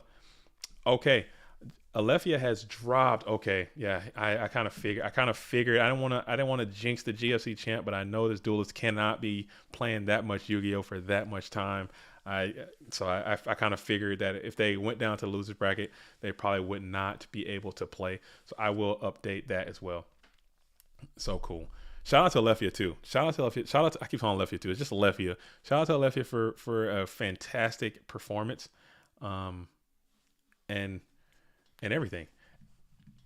AJT, do you want to come in here while you wait? Do you want to come in here and say hello to the GOAT world while you wait? Player of the year, our reigning player of the year. Do you have anything that you want to say as you're actively still in this tournament? Is there anything that you want to put out? You can just let me know and just come on in. I will make that happen if that's something that you have time for and you're willing to do. You have a little bit of time while you're on this magnificent break. If not, I understand that too. Just let me know and we can do that. All right, cool. So we're going to come on out. We got the Ring of Destruction. It's going to hit the Kiko to Ghost Destroyer, and we are still in the battle phase as LeBounty sets in the battle phase again. This is main phase 2, and we're going to pass it back over. Obviously, we know what the vibes are. It's 2,200 life points. It's going to be for Night Moves, who has the right moves, drawing up to 3 cards in hand. Cool. This is the winner side, so let's update that as well. For some reason, I thought LeBounty was already in the winners finals, but I guess I was wrong. Sick. And I will just shrink that a little bit. Boom. And there we go. Cool. Cool. All right. This right now is for the winners final. The winner of this duel will go on to the winners final or the grand finals and just wait for the duelist coming from the loser side. And the loser will get obviously drop down and have another chance to make a run through that. All right, so cool. We are in the second main phase. We are in the second main phase for the blue corner. 3 cards in hand. After that, Mirror Force is going to rid the world of this Ninja Grandmaster, and we will go ahead and limp the Blade Knight out in the second main phase and pump him up to a full value 2,000. Let's go, LeBounty, Michael Gray says. LeBounty is on the tear. He's going for that player of the year. He's trying hard to get that player of the year. Already has a huge notch in his belt with that performance at the GOAT Format Championship, the first GOAT Format Championship we had. He won that event. He's working hard trying to win one of these just to add more criteria. But he's going to have to come up against the reigning player of the year, AJT BLS, who is also going for a back-to-back. It looks like this duelist has already won a GOAT Grand Prix as well and is continuing to do well. Had playoff MVP of the GOAT Format World League. He's got a lot of stuff in the tuck already, trying to do a back-to-back player of the year, which would just be absolutely phenomenal. So I'm actually going to create a player of the year video. It should have been made already, so it's definitely late to the party, but we're still going to create that because I want to kind of represent these duels and some of their accolades and achievements that they've had over this last dueling season, and then try to predict duelists and what they can most likely get, and what are some of the events that are left coming up in this dueling season. So I'll get that up, try to get that out before Clash of Champions. So stay tuned for that, and also try to get some of these duels to come by and say hello. All right, Undefined. What's up, Undefined? Yo, yo, yo, yo. Hey, you got me. You told me you had the goo.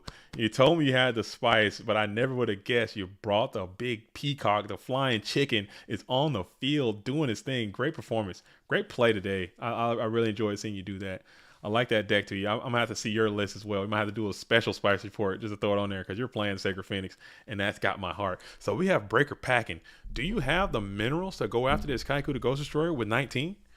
Do you have the unmitigated gall to say bypass those 2 sets and swing at this bead shaking menace? Or will you hold? What do you do? He's going for it.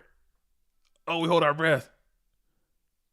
We hold our breath. And it worked. Oh no. And it worked. Oh man, oh man, oh man. What a breaker, dude. That's a buff body breaker.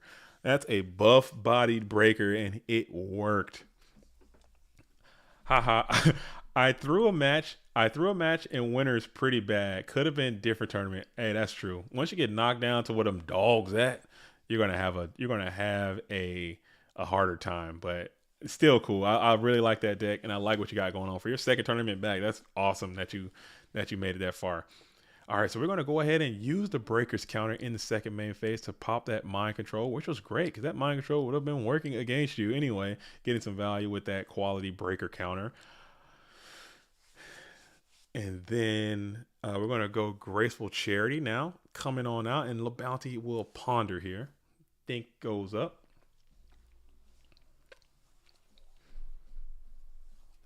Infusion says pretty safe to attack there. Night moves let DD Warley take out the Blade Knight, so he probably didn't have the Saku. I mean, maybe that was just a little 5D chess he was letting go through. Probably tried to preserve that Sakuretsu armor, but yeah, I'm pretty sure that attack was gonna. I mean, who knows? You never know, man. Maybe he didn't want to Book of Moon that. Maybe he wanted to save that book, but he let the counter go. So maybe I don't know. Who knows these days? Who knows out here in these streets? But it didn't work out. It worked out. So maybe he had like some dust shoot set or something. He didn't want to use the Book of Moon. I don't know. But I think that's pretty neat. All right.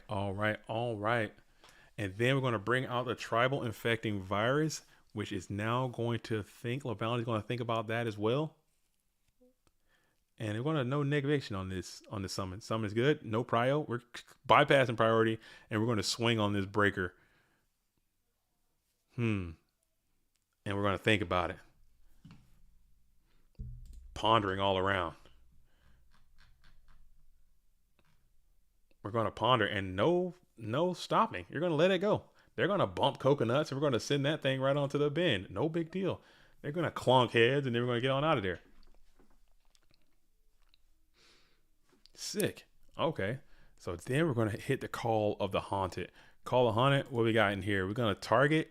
Got some quality targets in there. Let's see what Night Moves is going to grab. And it's going to be the Kiko, the Ghost Destroyer. It's going to come on back for a second stint to the field. And then we're going to try to attack into LaBounty with 1800. And it also connects. So now we're going to rid the world of this breaker forever before passing it back over, probably. Unless you got another set you're going to put down. Yeah, so you're going to throw another set spell trap on the field and then pass it back over. Did Night Moves claim that invite yet? Not yet. Night Moves is working hard. Hasn't quite got to the invite status just yet. It is 21-21. We are in a mirror match completely as two Kaiku the Ghost Destroyer are staring at each other in this warrior mirror. This is the fourth or fifth mirror we've seen of different decks. So people saying Go Format doesn't have that many decks. Go figure, dude. We're going to premature and bring it right back in main phase 2 and then pass. This is, yeah, because we had a Chaos Turbo mirror, we had a Zombie mirror, we had a Warrior mirror, and we had a Monarch mirror today. So there's a fourth mirror we've had of different strategy. I think that is just hilarious. I don't know why. Still no Go Control mirror. No Control mirror. What are Control players at? Where y'all at? Well, y'all, come on out, man. The water's fine. But anyway, that's neither here nor there. Freaking Zombie mirror was match of the day. I love that. I love that Zombie mirror. That Monarch mirror too was pretty funny. Seeing all those Master of Oz's all over the place was just hilarious. We didn't see an RGT mirror. That can be pretty stupid as well. That one can be funny to see. To see. Okay. I thought we see more control today. Nate Dogg said I thought we see more control. I think so. I thought so too, man. But you know, it's I think it's just hard. It's hard to play, and it's not. It takes a long time. It's very unforgiving, and it doesn't have any like good matchups anymore, I guess. So it's like whatever. People just leave it out. I actually run 2 meta, but resolved a single metamorphosis all tournament. Okay, so that is kind of a I see what you're saying. So you play your chicken kind of how I play my chicken with a little control engine to it as well. I think that's the way to do it. Hand of Nemesis and Scapegoat just seems strong. Not like super strong, not like unbeatably strong, but it seems like a good play, and it puts people into quite the conundrum sometimes, especially with all the Sakuretsus and solemn judgments running around. You can't solemn that. You have to solemn the hand. You can't solemn the chicken, you know, and it'll just destroy all that stuff. You just keep recurring it. That's pretty neat. All right, chicken with some goat on the side, some curry chicken with some curry goat. That's a good dish. And we're summoning that BLS in attack position. And it looked like he's poised for attack. Night Move says, was expecting solemn judgment. Didn't think he'd get that far. He's got the BLS on the field in attack position. Now what do you do? What do we do here? You're going battle phase. You want to try to just win the game. Checking the opponent's graveyard, and it works. I'm going to start doing that more, man. I think I play a little too conservative in my gameplay. I need to start making more detailed analysis and reads on the cards that my opponent has and just start swinging, dude. Because we've seen some duelists absolutely going through a lot of back rows, and they just been connecting all day. More often than not, I get blown up by Mirror Force like you wouldn't believe. Like it's my damn job. I get blown up by Mirror Force like I get paid. Like I'm paying people to set Mirror Force and just blow me up with it. I get blown up by Mirror Force like you would never believe. But these duels out here absolutely saying, throwing caution to the wind and just having great returns on those investments. So I might need to start trying that again. Never give up. All right, so Night Moves has the right moves. It's going to get the Dublinsky over Low Bounty. Yes, wrong one. There we go. And there you go. All right, cool. Got to eat a little bit.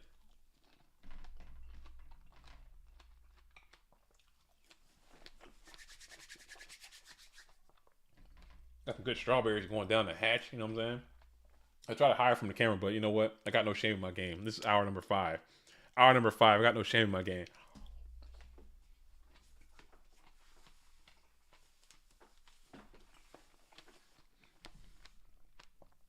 I try to hide myself sometimes. You want to come in? Viking? You want to come on? Viking. Lucas G, you want to come on in and say hello? I don't mind. I don't mind at all. I don't mind if you want to come in. Give me a call. Let me hear from you. Give me a call and you can come on in. I don't mind at all. We're absolutely vibrating. Yeah, come on. Of course. Lucas G, I don't mind. I love me some Viking goats, dude. Lucas G is coming on in. So you guys actually might get some quality commentary and not just me. We're going right into hour number 5. So this is perfect timing. Lucas G, can you hear me? Yeah, for sure. Oh, there he is. So we have Lucas Gustafsson in the building. He just wanted to come by and come on in and we're watching La Bounty versus Night Moves. This is the winners. All right. This is winner's side still. Warrior Mirror. What do you think of that Warrior Mirror these days? I think they're very fun. It's my favorite matchup to watch because I feel like when a Turbo deck is playing, we're gonna win, and then you have to sit there and stare at it for 10 minutes. But when it's a Warrior Mirror, you never know. You never know. Oh, yeah. I think it's very exciting. Anything can happen. Breaker's gonna come out, hit that zing, zen, who these days. Oh my goodness. And Pot, look at this crap, man. Look at this crap. Everybody's getting their Yeah, pot. that's quite a blowout. It's quite funny though, because a lot of people play flips nowadays in Warriors. So let's see what this is. If it's a spy, yeah. And you're fine with that. Getting 2 spies from the deck. I'm surprised I'm surprised a lot of people didn't try to add on to what Not So Fast did last week with that whole flip word thing. It's just lines are just merging and everything is kind of coming back towards Chaos Turbo these days. Anyway, I don't know what the hell is going on anymore. I thought I knew. I thought I had it figured out, but now I don't. Yeah, I mean, you could view it as a warrior deck with flips, or you could even view it as a turbo deck with a warrior package. Uh-huh. Quite large warrior package row. Yeah, so it's very interesting. But I think it's very cool to see some innovation and see people dare to explore blurring the lines, as you put it. And trying to do their thing. So we are still in the standby phase, main phase 1. We got night moves, 4 cards in hand, 3 set spell traps, breaker in attack position, all these spell casters all over the place all day long. Oh my goodness. What are we going to do? And we set another one. And yeah, it's somewhat awkward for night moves, because the one way to out the spies that is quite comfortable is of course the tribe effect virus, but that would also pop the breaker. Oh, there's a duo. That's really big. That's huge. Let's see if we can grab. You could judgment here. He might stop it. You could judgment. Yeah, you might. Because in these warrior mirrors, it's a lot of 1-for-1 trades, even more so than in turbo mirrors, I feel. And these 2-for-1s are very deadly, because there's much less in terms of combat potential. And he hits the enemy spy, and what are we going to pitch from our hand if your knight moves? So it's quite interesting that Night Moves didn't set the spy on the last turn. I wonder if that's because we're trying to play for tribe, and there it is. Yes, exactly. Good. See, look at that, man. Look at Lucas, man. He's Fred. What time is it over there in Sweden, Lucas? What time is it there? It's 22:48. I don't know how to say that. That's 20. You say it like that. It's about 10, almost 11. Almost 11. That's good. That was almost good. 11, yeah. Sick, man. I like it. So we're going to Rhoda here. Rhoda for Ninja Grand is quite good. Let's see. Yeah, it's pretty good. Let's see how many plugs this Ninja Grand can get off. I wonder if these warrior decks will start playing double Ninja Grandmaster more regularly, because it's been like a tech thing. Oof. Some would like to play the second one. You might have to blow your solemn on this. Yeah. I would, yeah. So LaBounty had the option a couple of turns ago to storm a board of free back row for none. So I don't think we're ever going to have the storm here. So I would judgment almost regardless of what my back rows were. Yeah. If I was night moved here. Now, okay. So we'll go ahead and hard summon the Kiko. Got 2 options. You can probably go over this breaker and go over the, or you can bump heads with this Ninja Grand, perhaps if you're crazy enough. It's not actually obvious, because you could argue that, well, if you keep the spy alive, the breaker is not very relevant. But you could also argue that running over the breaker is just very good. Oh, okay, he's gonna go for it. So this also puts light and dark in Night Moves graveyard. Whereas if you run over the breaker, yeah, it's tough. But yeah, it's often going to be met by a battle trap regardless. So yeah, I think it didn't. At that point, he was like, you know what, it's gonna die anyway. Whatever. Warrior has Michael Gray says Warriors has really overperformed lately. Lately, you think so? I think Warriors have been good for a minute. I think Warriors have been a great deck for about over a year now, at least. It's been doing great. SEL's been playing Warriors heavily. LaBounty's been playing Warriors heavily. The deck is like probably one of the best decks in this format, if not arguably the best deck, because it has a good turbo matchup. It's probably 50-50 Warrior versus Turbo. At least Turbo might be slightly above as far as like the best deck. It's quite good. Oh, you weren't saying it's not good? Okay, I feel you. They've just been going crazy lately. They've just been winning lately on a winning streak. These Warrior players need to be stopped. Is that what you're saying? Are you calling the arms Are you anti-Warriors? All right, Michael Gray. Ooh, gotcha. Ooh, I love seeing them cylinders come on down. You're gonna go ahead and negate that attack. You're gonna send 1800 back to Night Moves, but now he's thinking about it. 1800 might be less than 2000. No, 1800. So 1800. Do you judgment there? We might judgment. 18. I think judgment might be a little bit less damage. Get you further along. I don't know. Hey, you have so much momentum, but yeah, you can just wait until next turn and let it rock a little bit. Why not? Yeah, I think that's the better option. Yeah. Unless you got the answer for the boogie down Blade Knight. Let's see if we can get a Whopper Junior over here. That could be a mess if you can pull that off. Probably not based on the way you've been playing. You may not have the hand core the hand your hand might not be set up to go full Whopper right now, but you never know. That'd be sick. Yeah, so Labont has definitely been playing this as well. We're clogging on monsters. Could be that we're just holding traps in case we draw into storm, but I'm not so sure that's a Yeah. viable strategy. I think we're just clogged. And often when you're clogged, you're gonna be clogged on Blade Knights, because they tend to be stuck in your hand, because you can't play them, because they would be Because bigger. there's so And then little. it's- Yeah. yeah. They're so So I puny. think you have to crash this time around. I think the spy is what's keeping you alive, more or less. And so you have to clear the Grandmaster Sasuke. But then you give a light dark, which is always scary. And Night moves like many turns ago when they got duoed, they pitched the Spy Tribe. I mean, I feel like that's one of those scenarios where maybe you would hold the BLS. Ooh. I'm not so sure. So we're gonna rip that Solemn Judgment again. Kind of had an idea that Solemn Judgment was there, but now it is confirmed as Solemn Judgment is going to bring Night Moves down to 1,000. Everyone, keep your eyes peeled for a Ring of Destruction. It is not played just yet, but it's not set on the field either. So now Night Moves is kind of getting into that do or die driver's seat position, and he just continues to summon Mons to the fray. As this Ninja Grandmaster will feast upon this Gravekeeper's Spy and the Snatch Deal. We're just gonna go for the gusto here. We're going big bulk. That's game over. That'll do it. That will do it. That will do it. And Night Moves has the right moves, and he's going to continue on. LaBounty will get relegated down to the losers bracket in that Dogg, the Dogg alley. Got that Dogg. Got that. Yeah, Dogg. I think Night Moves is quite underrated. I think they're one of the better warrior players around. We're not one of the all-time greats like Geist, Moxis, LaBounty. It's getting there. SDL, but you know, Night Moves is probably one of the better warrior players right now for sure. Night Moves is quite good. And Grumple says, "Let's go Bones on the rise." You know, share the Bones gif of the guy playing the xylophone thing, the Bone xylophone. That's what you put out there right now.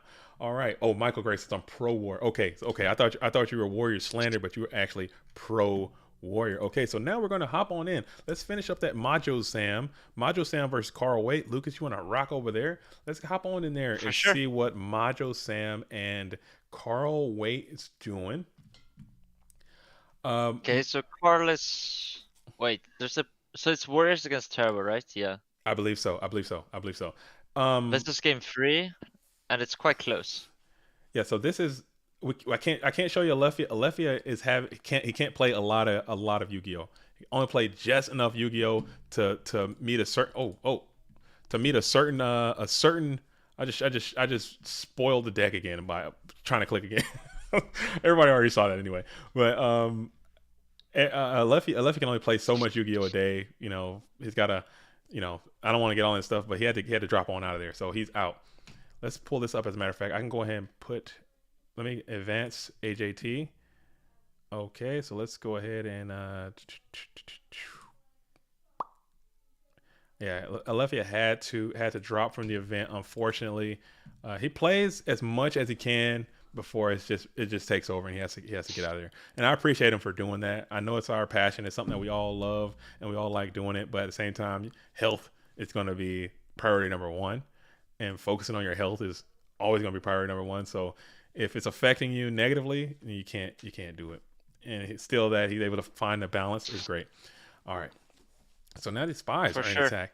Spies are in attack, absolutely getting in there. We've been seeing a lot of spies today. Carl getting busy with these GK spies, punching on in, getting back that snatch steal. BLS is already in the bin along with some quality Trinity for the blue corner. Checking out the red, no trend play, but 2 judgments have found their way to their watery tomb early and often. Snatch by, we get a Mobius. Mobius would be neat. Blade Knight, interesting. Yeah, so you crash the spy first, and then the Blade Knight is actually live, which is quite funny. Oh. Oof. Oh. Third That's Solemn? disgusting. Third Solemn? No. That's game. That's a match. Carl wins. He just can't lose. Trees.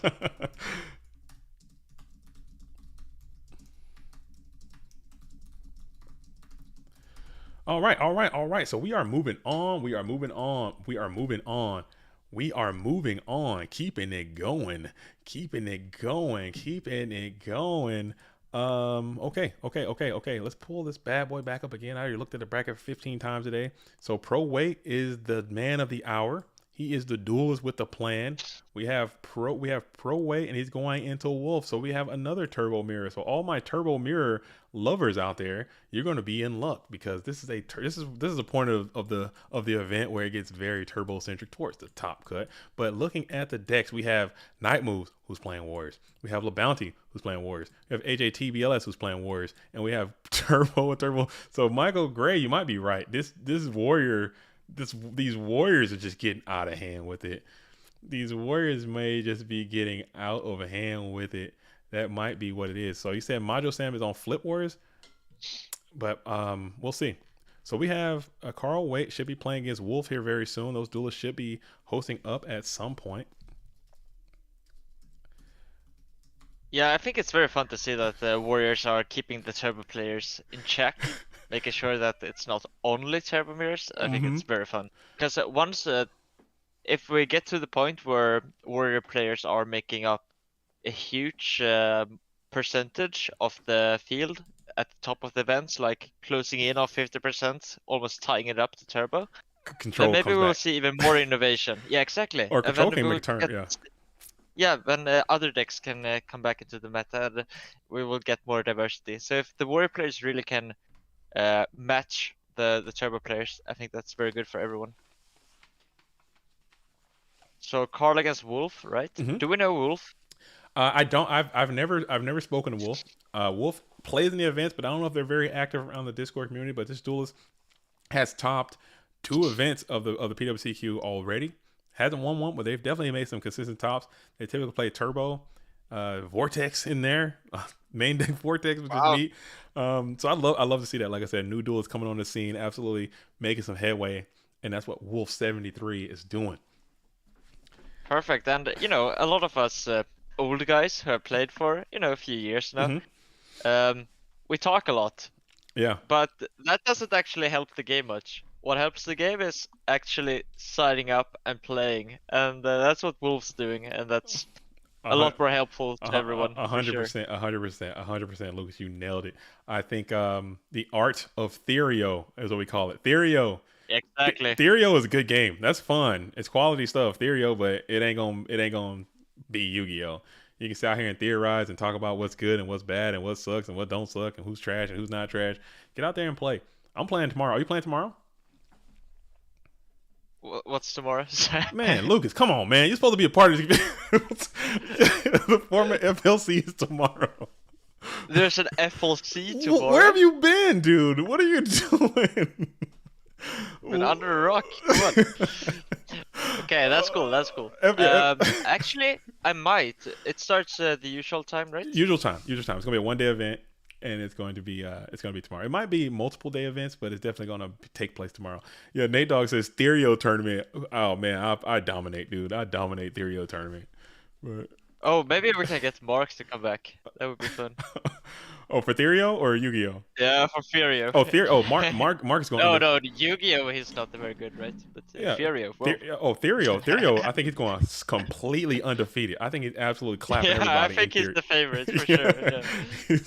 he's clapping everyone in Therio. Yeah, no, but I might actually play the FLC. That's very fun. And this is why I think these dare I say, slightly smaller events are also very fun because you get people to talk and discuss Yu-Gi-Oh and to discuss what's going on, and there's an FLC, yeah, I might play. Maybe some of the viewers didn't know, and maybe they will play. Very fun that we have such great connections between us GOAT players and so many reasons to get together and chat. Absolutely. Very fun. Yeah, we had a huge GOAT weekend. Oh, but there's no one to cross out. Getting those spies out. I like seeing the Turbo Mirror when they're Sans spies. But Carl is very low on Dark Mons, as is Wolf 73. Both of these duels are very low on dark mons, as a lot of noblements have happened already, and now we have Sangan and Magician of Faith bearing in onto Carl. He's taking that 1300. So what's worth noting is that Carl, when the Night Assailant got Nobleman cross-outed, they only banished one Night Assailant. So you could claim that maybe they have the second one in the hand, and as such, maybe Darks isn't an issue. However, you would need to get that Night Assailant into the graveyard somehow, and facing down the Sangan and the Faith, you don't really want to set it, and you don't have any flips in your graveyard, and you probably won't get any flips in your graveyard because we're all banished, right? So it's a bit awkward if that is the case. Of course, they could also just be playing the one Night Assailant. That is true. That is true. I mean, we did have too soon. You know what I'm saying? I want to bring up old stuff, but the whole Night Assailant situation, that's still some new wounds as well. We're not there's some. Yeah, for sure. We're not gonna talk about that was. We're not gonna talk about that. As Breaker comes out, gains that counter, loses the counter, hits the Mirror Force. Ooh, Breaker hit Mirror Force is just a great feeling. That's a good Breaker. That's a strong Breaker. When he comes out hitting Mirror Force is absolutely what you want. What you want that Breaker to be doing. That's a great hit. Yeah, it's quite interesting that they set the Mirror Force at all. Oh wow, that's a fast. That was flipped very fast. But of course, with the MST gone, it's safe. I like that. That's confidence.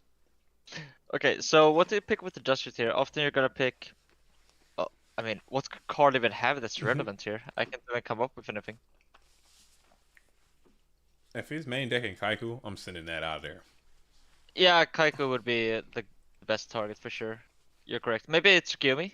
Thunder Dragon off the top. Oh, that was the light. Yeah, no, that's a good pick. Yeah, that's gotta go. Oh yeah, get that out of here. So I think at this point, if you have the Night Assailant, not saying that card less, I think you're low enough that you just have to set it. Trade for the Breaker. Be a bit sad. Maybe we'll get a type, or maybe we'll get a discard situation to understand what the hand contents are. I noticed they sent back the Thunder Dragon and nothing. No type. Wait, so no is it just triple chaos, or like double chaos nobleman, or something like that? We'll never know. Maybe it could also be Storm. Would also make sense. We will never know. Neither of these duelists allows us to play, and he's going to come on in with a full aggressive energy and just punch on in for what? 41 exact. Nice. Dang. Very nice. Man, you got that math. You guys got that mathematics, dude. That was quick. That's crazy. No. I'm just very confident, and often I get it wrong. But when I get it right, dude, you have me completely convinced. You had me completely convinced. You were right. Okay.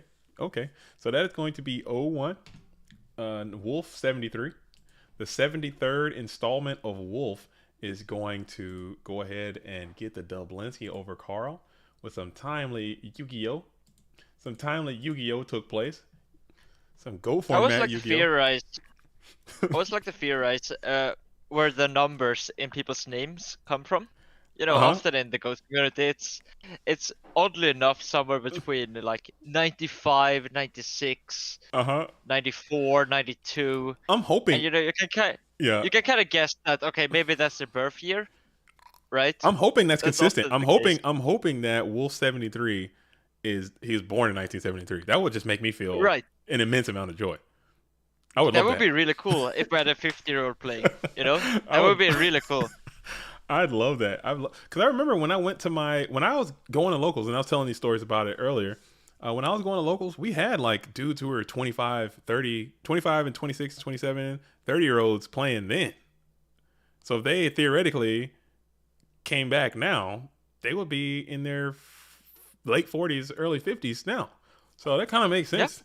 Yeah. If that does exist. We had a few older people that played back then. So man, if we're gonna find out we got a 50-year-old Go format player, that would be awesome. I would love that. 49, 50-year-old. Yeah, that would be really cool. All right, so because it's very cool that we have so many different nationalities in the Go community. But I mean, I love diversity. Our people from different backgrounds come together, right? And the same thing goes for age groups. And I think that's where we're somewhat narrow. Not as narrow as modern Yu-Gi-Oh! Perhaps, because we have some slightly over people. Yeah. But yeah, it would be even fun to have even larger of a gap for sure.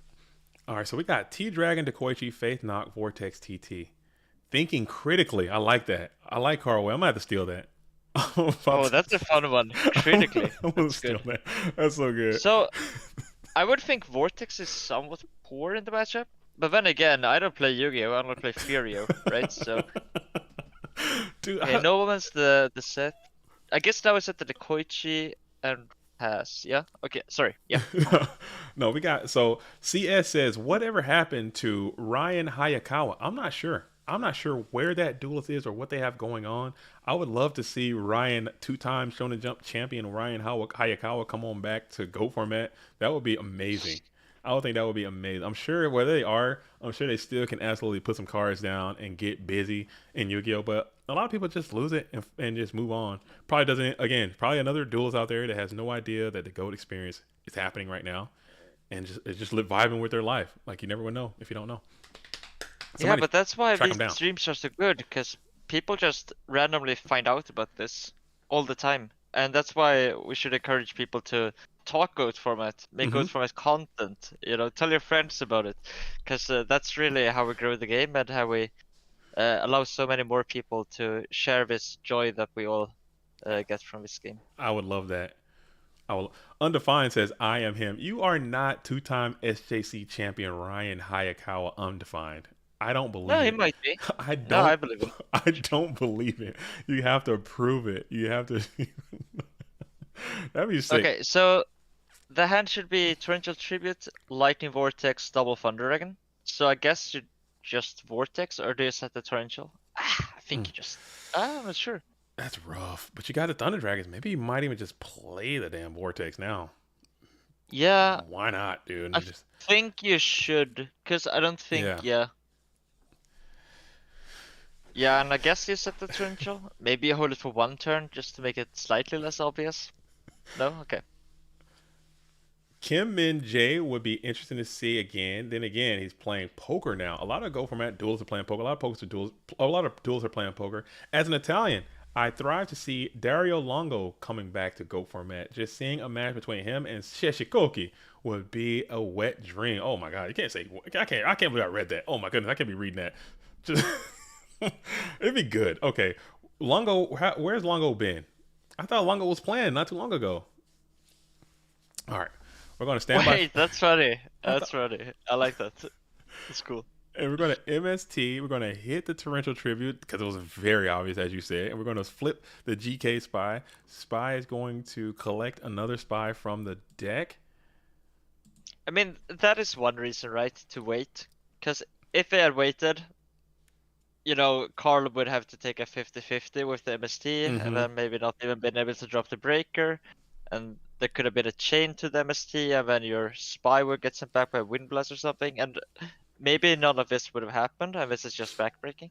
Yeah. So it's fun to see how these small nuances might have an impact. Then again, I could also just be completely wrong, and Wolf maybe made the correct play and I missed something. Dude, that vortex, so, that vortex would be going insane right now. So if he had it that, would be insane for sure. If he kept that graceful charity, oh yeah, you gotta love that. That's such a top deck. I love that. Now you gotta get out of it. No, just go and play the tribe too. Why not? Right? Go ahead and play the tribe. Go ahead and play it every single time it's tried. Or it might be Chaos Mon. Let's see what the blue corner is going to do. What is Wolf going to piece together here? 2 cards left in hand. They got to be pretty decent. You discarded 2 cards that weren't great in this situation. But let's see if you can find another card that you can add to the field. Yeah, that's pretty good. I would prefer the Chaos. But then again, Snatch is also fine, I think. Just to stem the bleeding. I guess Mirror Force isn't bad either. But yeah, Chaos is definitely what you would prefer.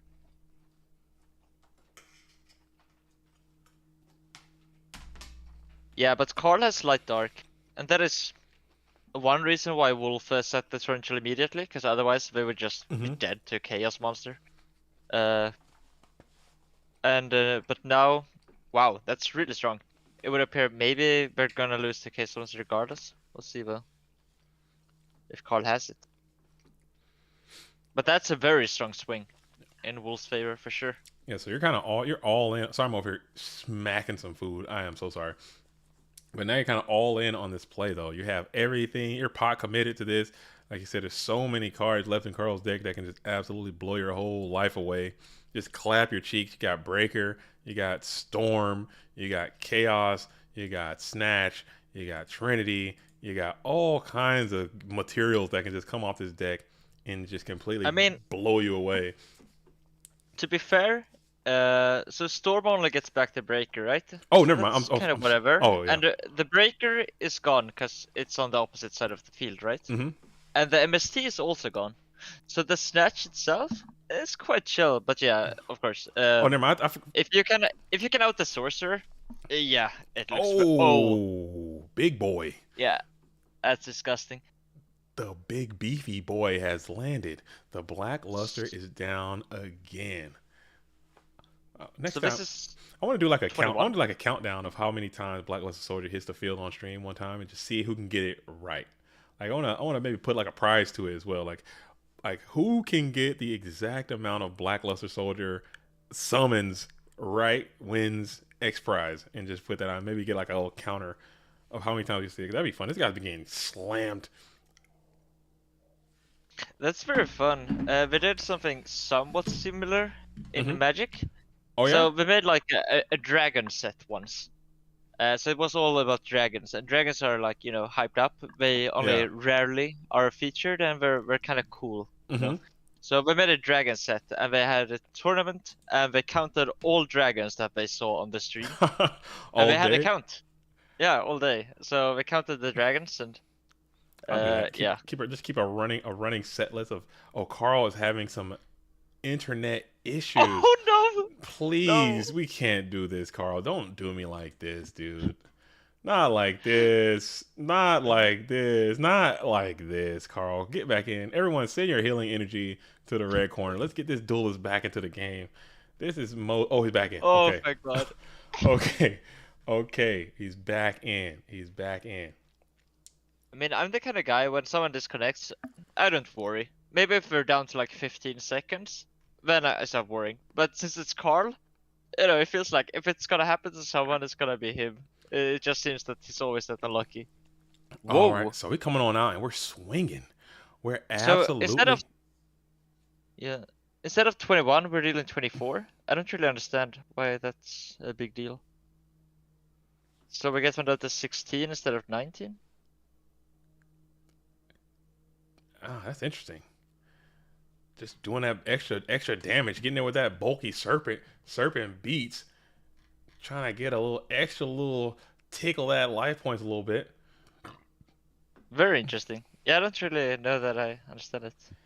And we'll go ahead and set one up. Oh, well, there's a Thunder Dragon, right? Yeah, maybe so this is over. Let's see if we can. We'll banish Trib, and Thunder is going to absolutely end this game.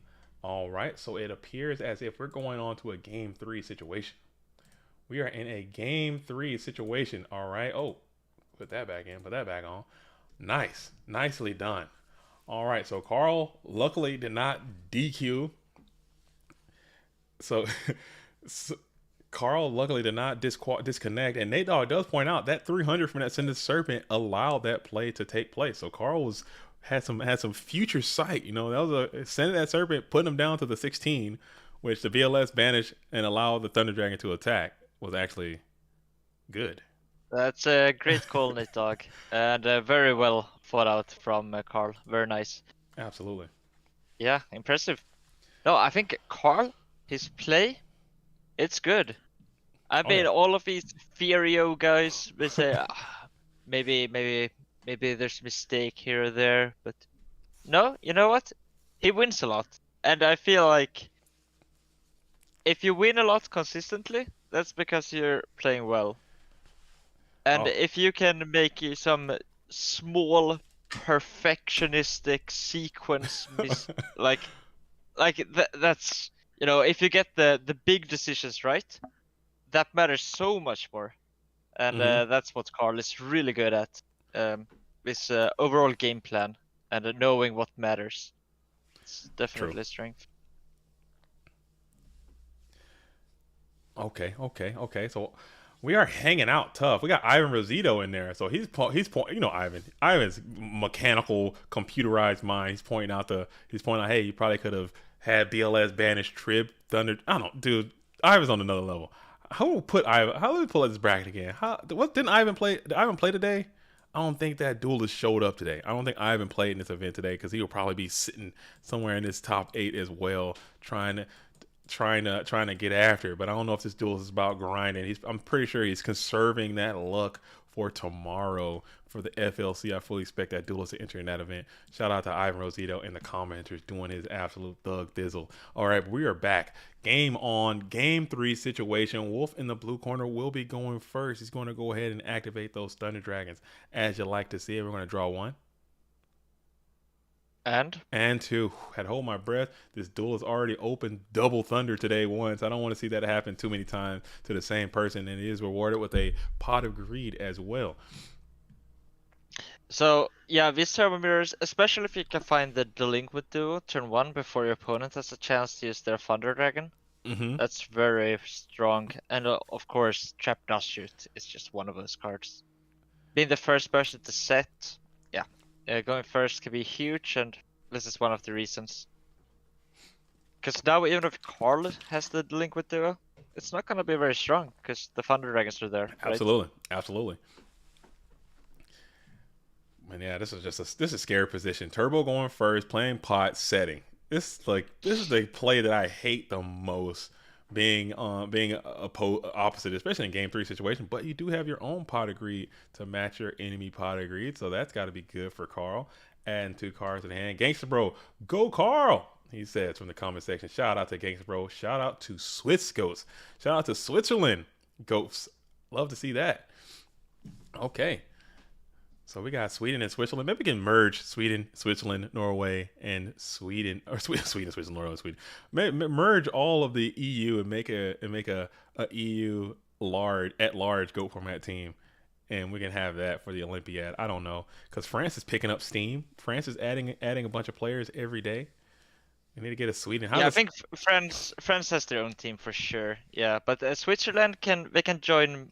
Our team, the best of the rest, the Europeans who can't find a full roster with their national teams. Trying to make that GOAT Olympiad happen, as you're going to find the Nobleman of Crossout hitting the GK Spy.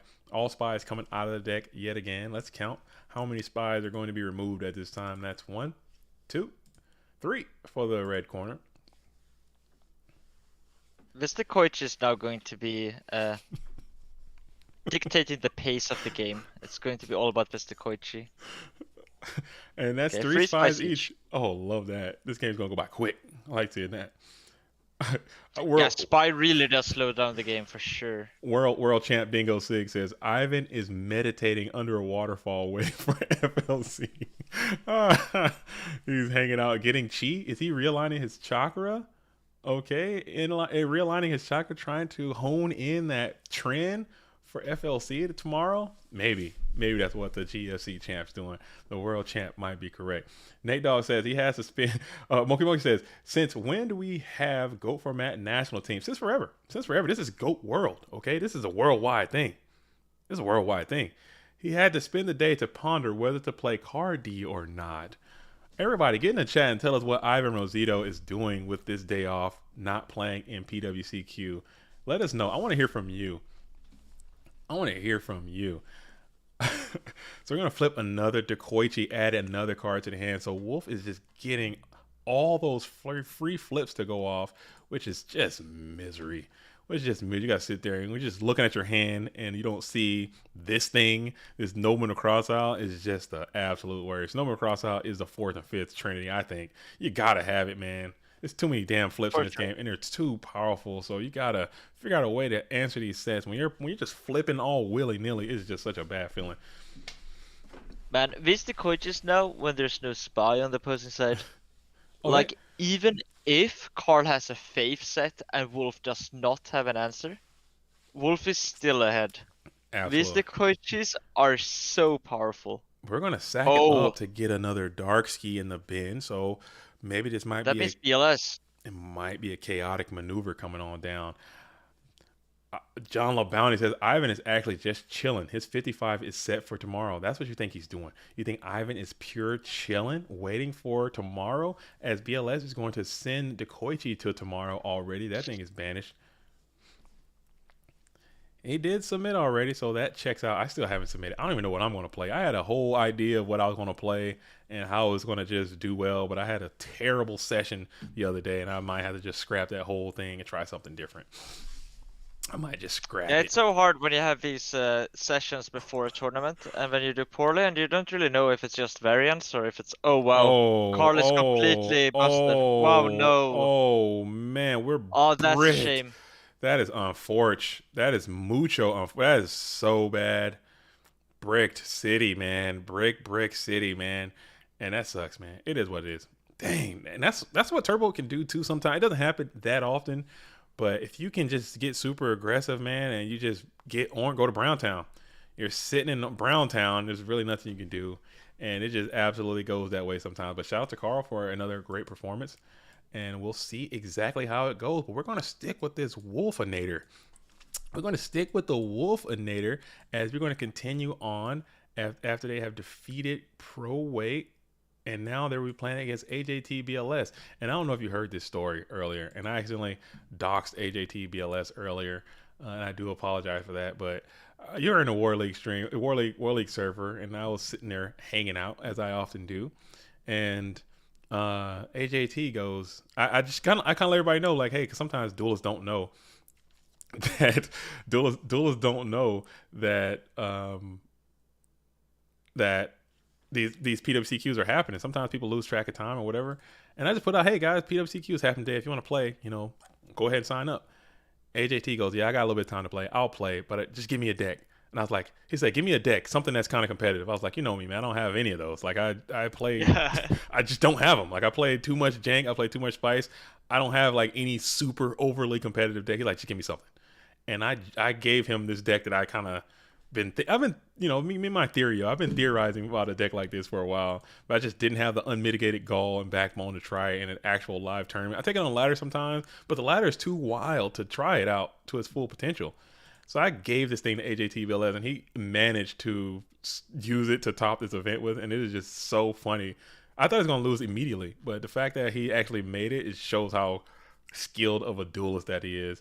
And it is what it is. No, it's not. It's a type of warrior deck, and it's a type of warrior deck that just has I can't even say it. I don't even want to say it. I'm gonna save it to when it comes out. I'm gonna save it. I'm very excited. It's going to be very fun to see. Nate Dogg. Sorry, go ahead. Yep. No. No, Nate Dogg is actually correct. That's what it is. It's got 3 Mystic Swordsman level 2s in it and 3 mind controls in it. So there's that. Whoa, okay. I mean, it's against Turbo, right? Yeah. Oh, that's very funny. Oh, dude, that's very cool. So stupid. It's so dumb, but it is what it is. I'm crying that it actually came out. But I thought about that for a while. I just thought it'd be funny. And if you can get a bunch of Turbo, like when you match that thing up, that is when I'm pissed off and I got to play against Turbo all the time, I'll load that deck up, and it's just so funny to just have all that. I must say, you gave that to the perfect duelist too, because if there's one person who can execute that strategy, it's AJT.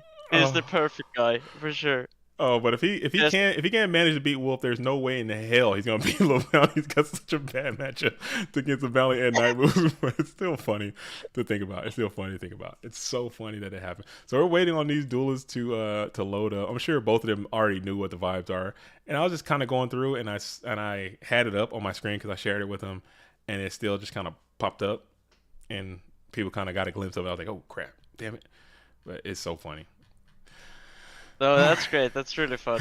No, when you said you doxed him, I thought, oh wait, no, not doxed. That's just serious. You just. I sort of leaked. Okay, I leaked the deck online by accident. But yeah, this was already in round like 5 already, so people already kind of knew. Yeah. The cat was completely out of the bag already, but the actual details weren't quite there. I leaked my team's lineup for War League once, or deck lineup. So that's. I think you're fine for sure. All right, so we're still kind of hanging out tough, waiting for Wolf to probably utilize the facilities, maybe grab a snack. Perhaps let's pull this bracket back up one more time. And while we're waiting on Wolf, I'm gonna pull our bingo back up as well. Let's pull that bingo up too and see if we got any more additions to the bingo. I have not been updating it nearly as diligently as I should. Okay. We definitely had a mind control whiff. I for sure remember that. All right, so I'm gonna add that on there. Okay. We have not seen a Whopper. We have not seen we have not seen a Whopper. No one has whopped out just yet. Wait, so the old man on the snatch, is that? That is, oh, we did see that. That is someone getting oofed by a snatch steal. That is someone getting oofed. Snatch steal for a game or snatch steal on a BLS. So we're gonna add that to the chart. Okay, we just need 10,000 life points. Somebody need to get 10,000. I don't think that's gonna happen anymore either. Unless I have to look back. Maybe we missed it as well. 8K in one turn. It might be too long for that. Return is just out of the question. No one's playing return. Wait, is that the dust shoot missing? Yeah, that's missing on a dust shoot. Oh, that's very funny. 3 more monsters? 3 more monsters on the Mirror Force. Not that I can recall since I got here, no. No. Wait, Torrential, is that the WGM special? Yeah, that's the missing timing. Or if you torrential, that's very funny. Or if you torrential for more than 4 cards, that's going to be a big torrential. So okay, sure. And then we have so here we go, full Trinity. We haven't seen that. We haven't seen that in 2 streams. Usually that comes between like one and 2 streams. We'll see a full Trinity go off, but we haven't seen it yet. These duels are still hosting up and doing their thing. AJT BLS is hosting, waiting on Wolf 73 to come on in, and we can jump into that game as soon as it happens. So we'll absolutely do that. Wait, didn't we see? I think we saw someone attack for 84. Someone attacked for 84 on stream? Did I miss that? I might be making that up. Let me think. Okay, I don't remember seeing that. I don't remember seeing that. It might have been though. It might have been. Because there was a snatch. There was a BLS. There was. Yeah, I'm not completely confident. I'm not gonna say anything unless someone backs me up in the chat. Yeah, but the stream has to see it. No. Were we watching that, Nate Dogg? Did we see that? Because you had, you did. You did. Yeah, Nate Dogg Dogg did. He did. Because he had Zaborg, Master of Oz, Stein. That's right. Oh, Nate Dogg, we saw live. See, that is true. He had 2 Zaborgs, Master of Oz, Stein, and that happened. So let's update that while we got a little bit of time. Wait, what? That was a crazy. Wait, that was a what? Lucas. I'm telling you, that was one of the more insane mirror matches I've seen in a long time. That was so fun. Wait, what did you call it? It was a what? It was a mirror. It was a mirror. No. It was a mirror match. It was a Monarch. It was like a Monarch Stein mirror match. And then game 1. That's insane. Game 1, Stein makes Oz shenanigans kill. Game 2, Stein makes Oz shenanigans kill. Game 3, Stein makes Oz shenanigans kill. It was so silly, dude. It was so funny.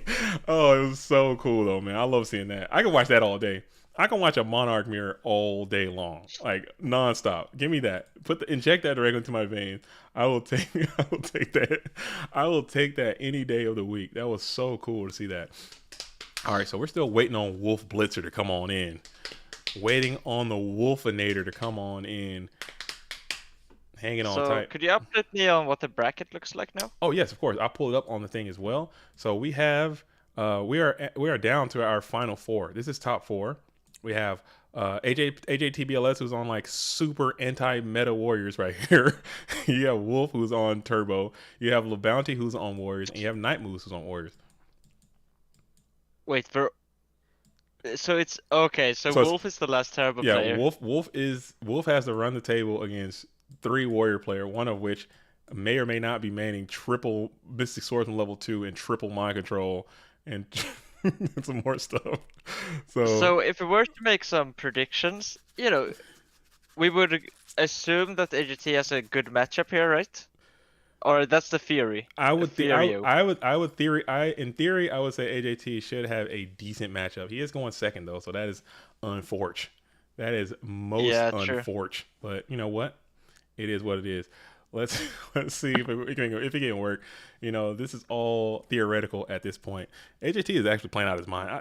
How good is this duelist, man? How absolutely No, good is his this? intuition is just so good from just playing so much, for sure. It comes with time. He's got at least 40,000 matches by now. He plays so damn much, and he plays IRL. He plays online. He plays with his friends. He plays by himself.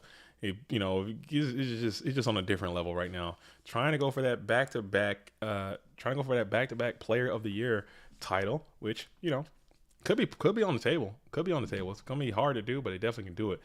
And he's going ahead and set one, set two, T set. We're throwing it back over to AJT BLS, and we're going to enter the standby phase. And thumbs up will be all around. Enter the first main phase. So you said it was unfortunate that the AGT was going second, but you know what cards are good going second? all of the set counteracting cards. Yeah, triple MS level 2, triple Minecon are pretty good. And we're gonna Oh, rotor Dawn. for So Dawn. there's gonna be a nobleman. Summon Dawn. Yeah. TT. Oh, this is Sangan. Ooh. Or is it the Serpent? More often going to be It the Sangan. is a Yeah. Sangan, so wow. Had to do it that way. I think that's still the correct play. Summon the Dawn, try to get a quality nobleman out of the way, and then piece him up. But you know what? Now that Dark Mon's in the bin, and you're hanging on tough, and then we're going to go ahead and throw it back over to the blue corner. You got that Tsukiyomi in hand. That's a pretty good card. That's quite a good So card. yeah. I think Wolf has a good idea now that AJT might be holding on to a nobleman because we went for that Dawn, right? I gotta update the chart. Thanks, Grace. I'm so sorry. This is not 1-1. This is actually 0-0. Both duelists are sitting at 0-0 as Delinquent Duo is going to come on down, find the Book of Dispute, and then we're going to send the BK Boogie Down Blade Knight to the bin as it happens. So we got the light and dark set up for both of these duelists. Kind of not looking too great for the play of the year, I'm not gonna lie, but you know what, this game still is roaring on. And then we're going to play the Nobleman of Crossout, which is going to send that Sinister Serpent on out of its way. Again, another card that can't bait you. And then we're going Premature Burial. Ooh. So it's quite interesting that the AGT didn't premature last turn. Maybe they drew his return. Probably I mean, Wolf probably was quite was expecting there to be a Nobleman across that, so they didn't mind losing the Serpent. And we're gonna rip that Tsukiyomi. All right. Let's see how Wolf breaks this thing on down. 5 cards in hand. So I feel like if AGT had another monster that isn't, I think basically any other monster, it would probably have summoned it. Mm-hmm. So I think Wolf has some information on what AGT could be holding, whereas AGT has no information at all here on what Wolf is up to, which could be very relevant. These are tough spots too, man. You're getting there's a lot of plussing materials in there. You got the Sangan that can replace itself. You got the Pod. You got the Duo. I don't know, man. It is what it is. You just got to play it out. You got to thug. You have to thug. You have to continue to thug at all times. Okay, so we're going to set another Mon on the field, and we're going to set 2 more spell traps in support of that set Mon before passing it back over. And we're going to enter the standby phase. Quick shuffle all around. Minecon is going to come on down. Let's see if that goes through. Yeah, so this is one of those cards that I think Wolf could have put AGT on. Minecon. Think about it here for a sec. But I mean, that would be assuming that Wolf knows anything about AGT's list, which is definitely not a guarantee. It is. You could even say it's unlikely. Maximum. So I would maximum thuggery. I'm sorry, the comments are killing me. The comments are killing me. All right, so we're going to flip the GK Spy, and we're going to check the deck. None in deck, and then we're going to enter the BP and crunch on in for another 1,400. And now we're thinking about that. Yeah, so it's quite hard to decide whether or not to Mirror Force here, if that's the card, because the Spy is so valuable that you're gonna get back at the end of turn. I think you would ring every time. I mean, Disco Trap depends what you would have to pitch. Man, this Lightning Vortex is very funny to me. I mean, it's kind of good though too, man. It's kind of good. It's kind of not bad. I don't hate Man, it. I tried so hard not to call it bad, and then you had to say that it was good. I don't think it's not bad, man. It's not. It's how about this? What they say, win more. They say win more. I think it's a card that is really good or is really bad. It's not in between. It's never just okay. It's always like, man, this card sucks, or this card is like awesome.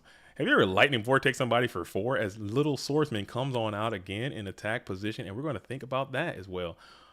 We're going to think about that as well. Little Swordsman that could is going to, let's see if this attack is going to go through. So Wolfer's representing Solemn Judgment there, because the Trinity is gone. It's Mirror Force? It is the Mirror Force. Yeah, and I think that's fairly intelligent by Wolf holding that Mirror Force last turn, which some players would not have, but I think probably correct. Very nice. Okay. And then we're going to play Minecon from the deck again, from the floorboard. Mind Control is going to come over. Let's see what it's going to be. It is Dekoichi is going to be the grab, and we're going to add another card from the deck, allowing your opponent not to get a Dekoichi resolution off, and you'll end phase, pass that train back over to the blue corner before ending your turn. So this is fairly instructive. 2 mind controls have been played, and they grabbed a Spy and a Koichi, which is very good for denying the flip effects, but if you can't back it up with pressure, seeing as AGT is quite far behind in cards, these bodies that are left behind are going to dictate the game and eventually maybe even force AGT into weird spots where he has to make awkward plays, losing even more cards and eventually losing the game, right? Yeah. So this is the downside of the mind cons when the bodies that you leave behind are very relevant. Another one. Oh my goodness.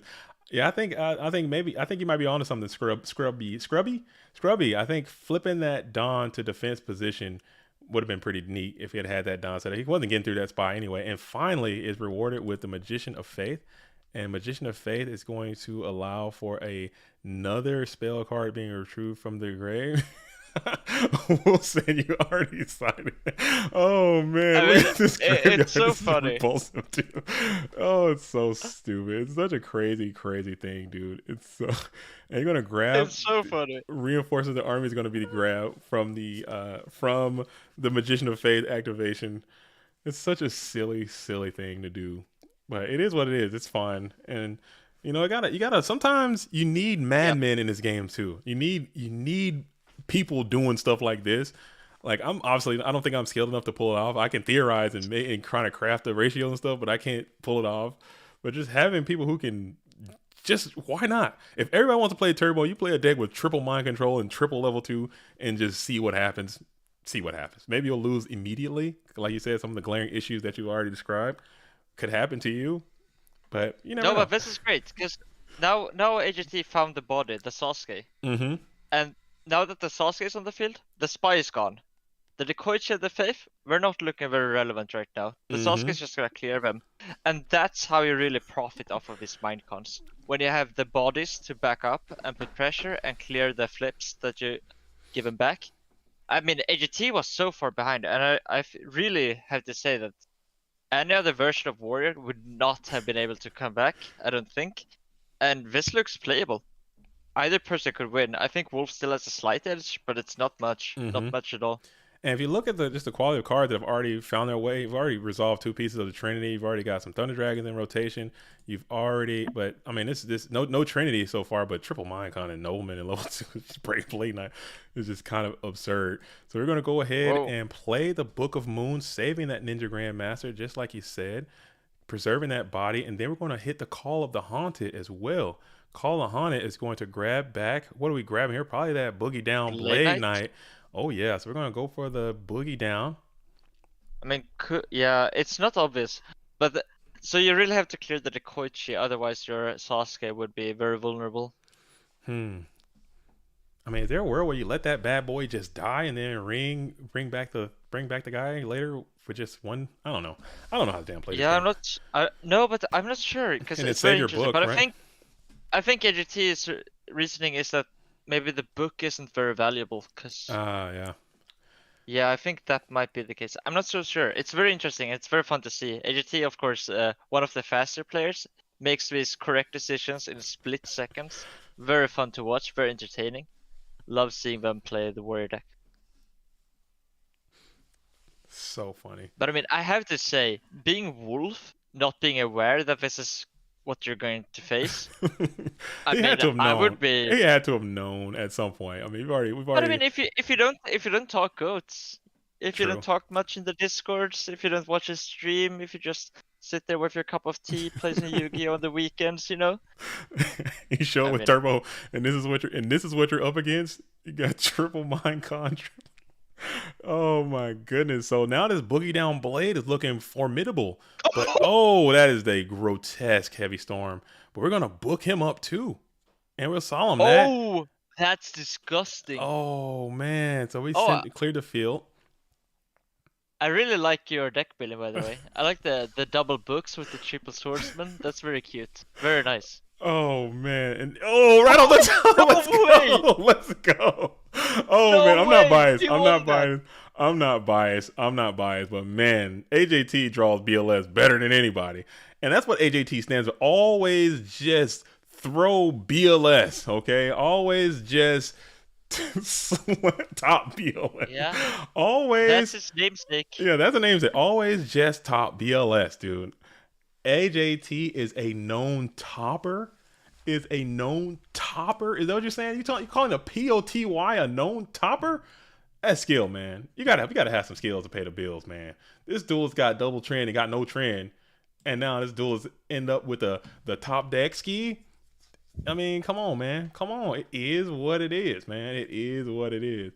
The known topper. Man, that game was the Oh. craziest game I've seen All right, in a while. Well, That was now you insane. have to side deck though. I don't know how. I don't know. I sit the side. I don't know how you're gonna do it. How many do you leave in? How many do you take out? What is the what is the ratio you're gonna come into a game two? But man, oh my goodness, the top skis on the block on the BLS. It is what it is.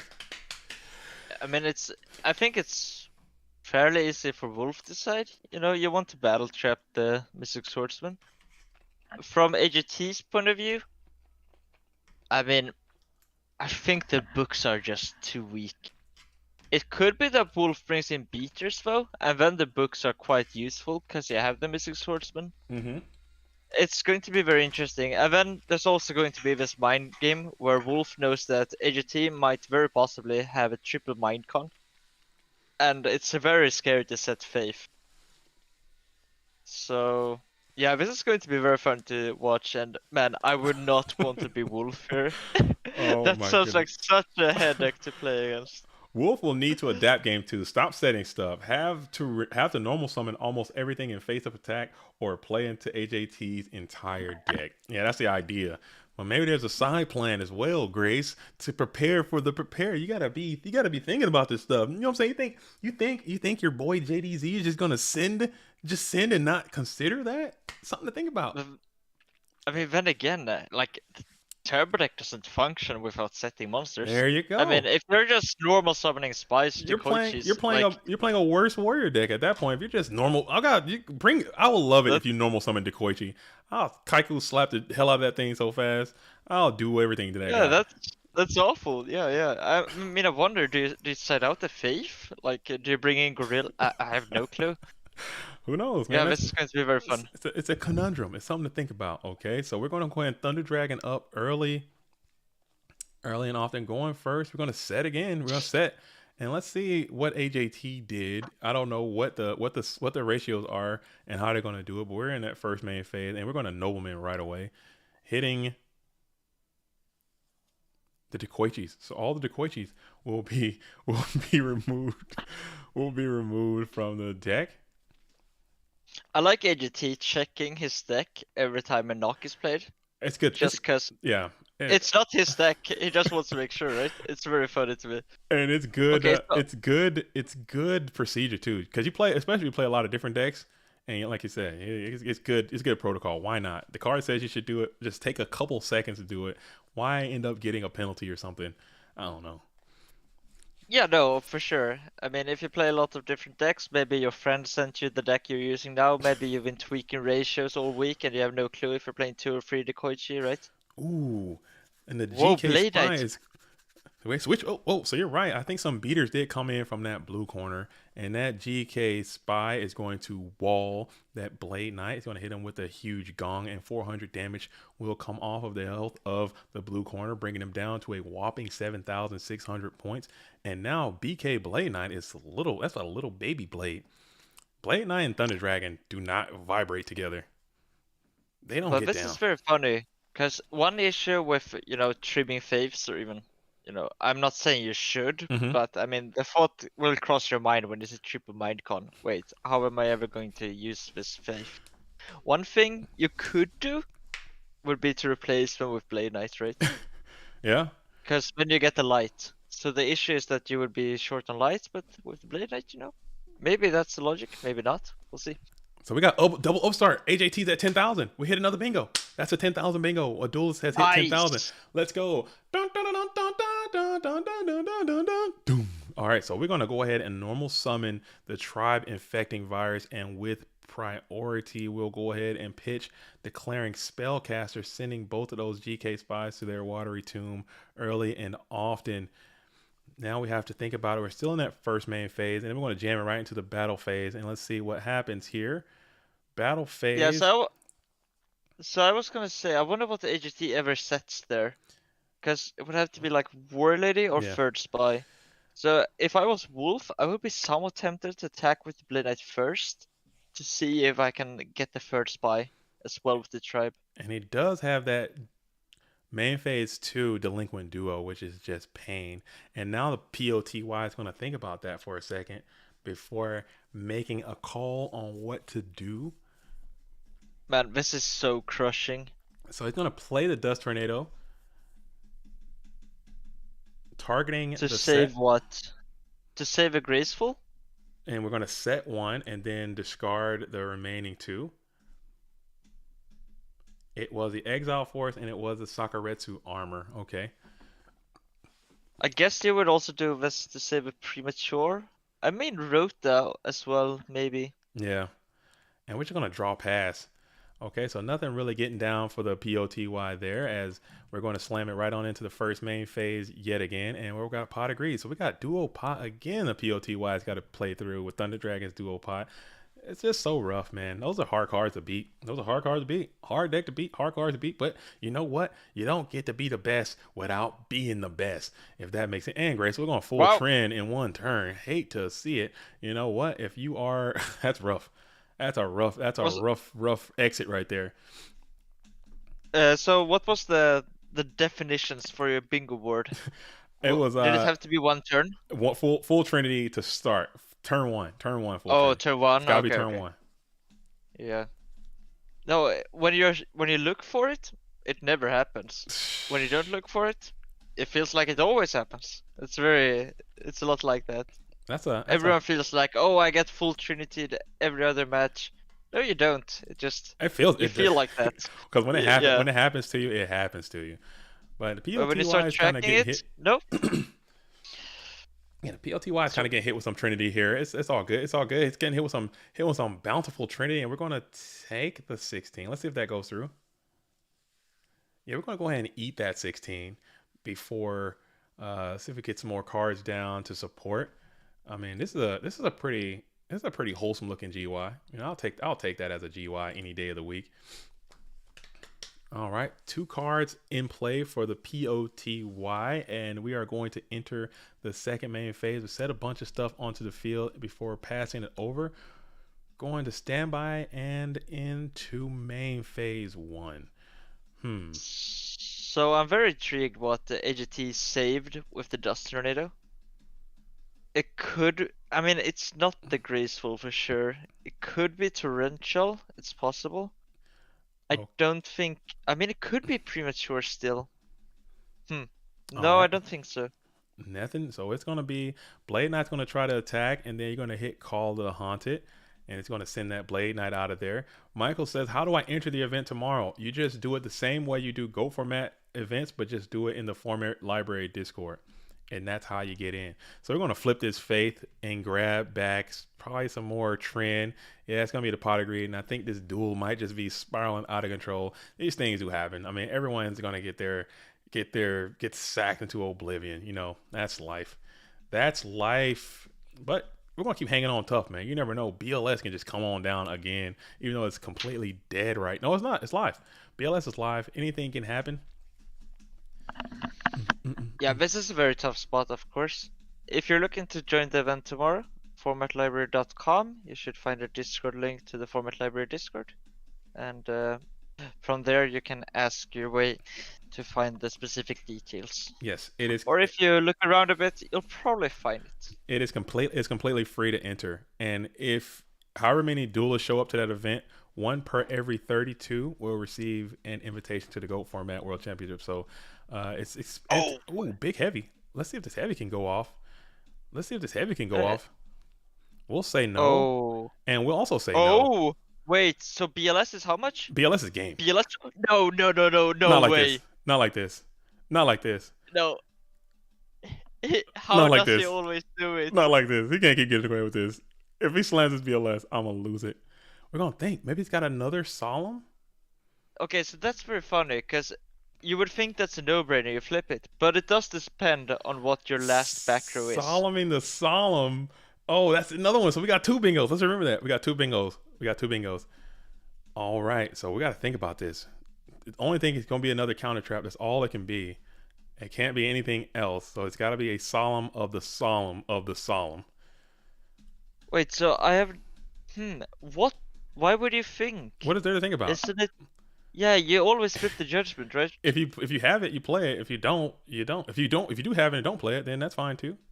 Maybe he's doing some mathematics. So if your last card is either a ring or something like a Mystical Space Typhoon, and you flip your solemn, you're dead to a Blade Knight. Yeah. He wants to check. Oh, Money Magic saying it could be 7 tools of the bandit. It could be 7 tools. You're right, Money Match. You're right. It could be 7 tools. He could be teching a spicy Swiss Army knife out there. Well, we're thinking about it, though. Let's make this happen. Let's do it. Either play it or don't play it. But you live. Yeah, because if you flip it, you're dead to Blade Knight. He couldn't have played anyway. What were you talking about? What were we even doing? There was... Oh, my God. Oh, my God. No way. Oh my God! Oh my goodness! He can't keep getting away with this. What is going on? Oh my God! And this is why, according to so many metrics, ATPLS is one of, if not the best player in the game right now, and Look has at been for years. Oh my God! That's crazy. And I mean, so he played dope. his win conditions. He didn't drop the BLS early. He didn't fire off the storm early. He slow rolled the judgment. Let the Fae flip. Yep. He knows what it is to do to win, and he wins. Oh, Man, that's I love watching this guy play. Funny. It's so He good. says exactly this sentence. Only win con was the solemn BLS storm. He played to it, he found it, he pulled it off. Oh, beautiful. My goodness. All right, but I think we're gonna pull the bracket back up again. What a fantastic play! Oh, see, I can never play the deck like that. I can never play as good as this duelist can play. But man, that was so good. I would have lost like 14 times out of all these matches. I would have lost several times at several points. But now I'm gonna go ahead and move the bracket. The bracket has been kind of messed up, but I'll advance it on. So AJT gets the dub here, but he's going against LeBounty, and I think this is probably where AJT might come to an end because this deck might not be suited to play against the Warrior strategy very well. So yeah, we were talking predictions earlier, and who would have thought triple Swordsman, triple Mindcon was good against the Turbo deck? Now let's see how it fares against the Warrior deck. I'm saying that LeBounty seems like a slight favorite here. Slight. I think he's quite favorite. I think it might be quite favorite. I want to shout out this one person in the chat, Match TCG. It says, "This man gotta be hacking, lol." And you know what? You would think that until you watch these replays, and you know there's some questionable plays. He has a set judgment. The opponent just won Trinity piece after Trinity piece, flipping a faith, resolving the faith. Why isn't he reacting? He has the BLS, he has the storm. No, not Why even isn't he that. doing Not even that. anything? Let's talk about the dust tornado to pop the card to set the solemn judgment in the first place. To get that It's thing so onto the beautiful field. and it's so carefully engineered and it takes so much awareness and planning. And it's not that he's hacking. Obviously, that's ridiculous. Uh, He's just that good, I, and it's very fun to see. I think he's a fantastic player. I cannot hate. Oh, streamer. Oh, okay. Dang. The stream says winter side this whole time. You guys had me saying winter side. You guys, I'm telling you, man, I'm about to fire my AV team from the watchers chat. You guys supposed to let me know when I'm all jacked up, man. I'm on winter side this whole time. I mean, we're all winners. I should just leave it as winter side and light winter side. But with this, that was definitely loser side. But you guys know what time it is. If you're rocking with the stream, you know exactly what time it is, okay? And it is definitely the losers round. Let's fix that real quick.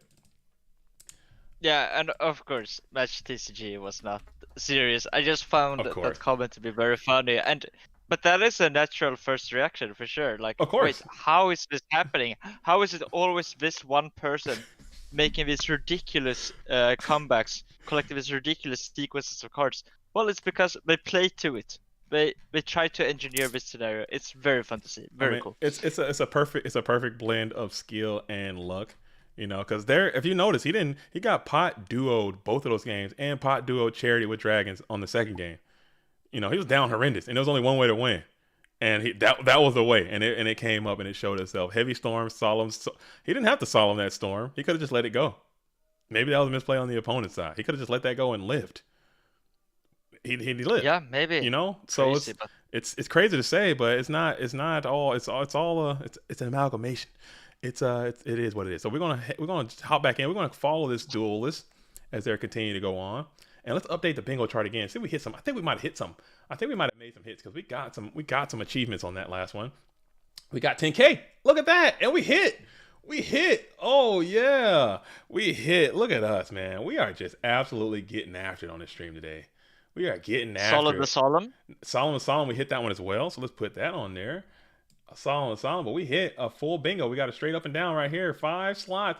Bing, bing, bing, bing, bing, bing. Bingos. Thank you all for playing bingos. We hit one again today. Solemn was hit. And do. I think that's it.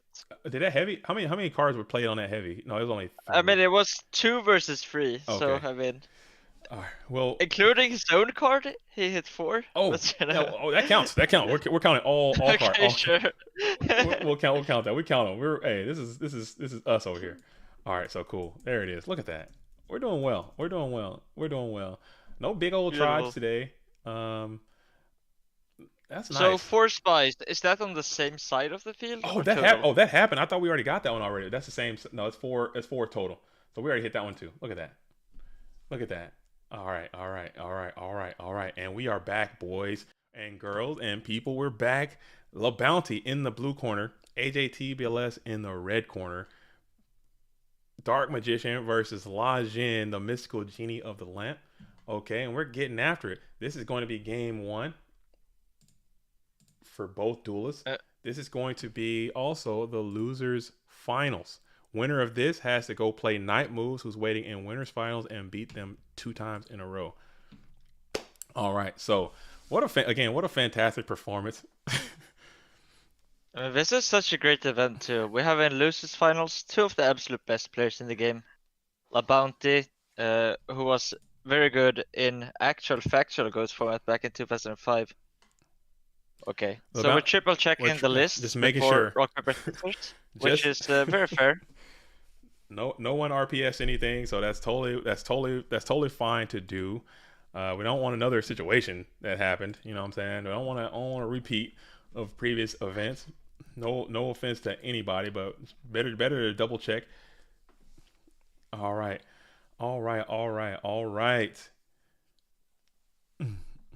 You have to solemn to try to protect TT. Yeah, that definitely makes sense, gangster bro. I mean, you can't not.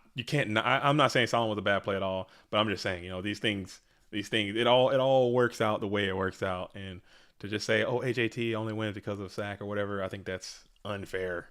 This duel is Yeah, I like think super hard. it's very hard to call that a mistake. 1, 2, I mean, it 3, could be, but 4, oh, 5. Oh, we whopped. We got a whopper. Maybe he did that just for the stream. He did that just for the stream, but we got one. That is a whopper. Whoever was asking, this is a whopper right here.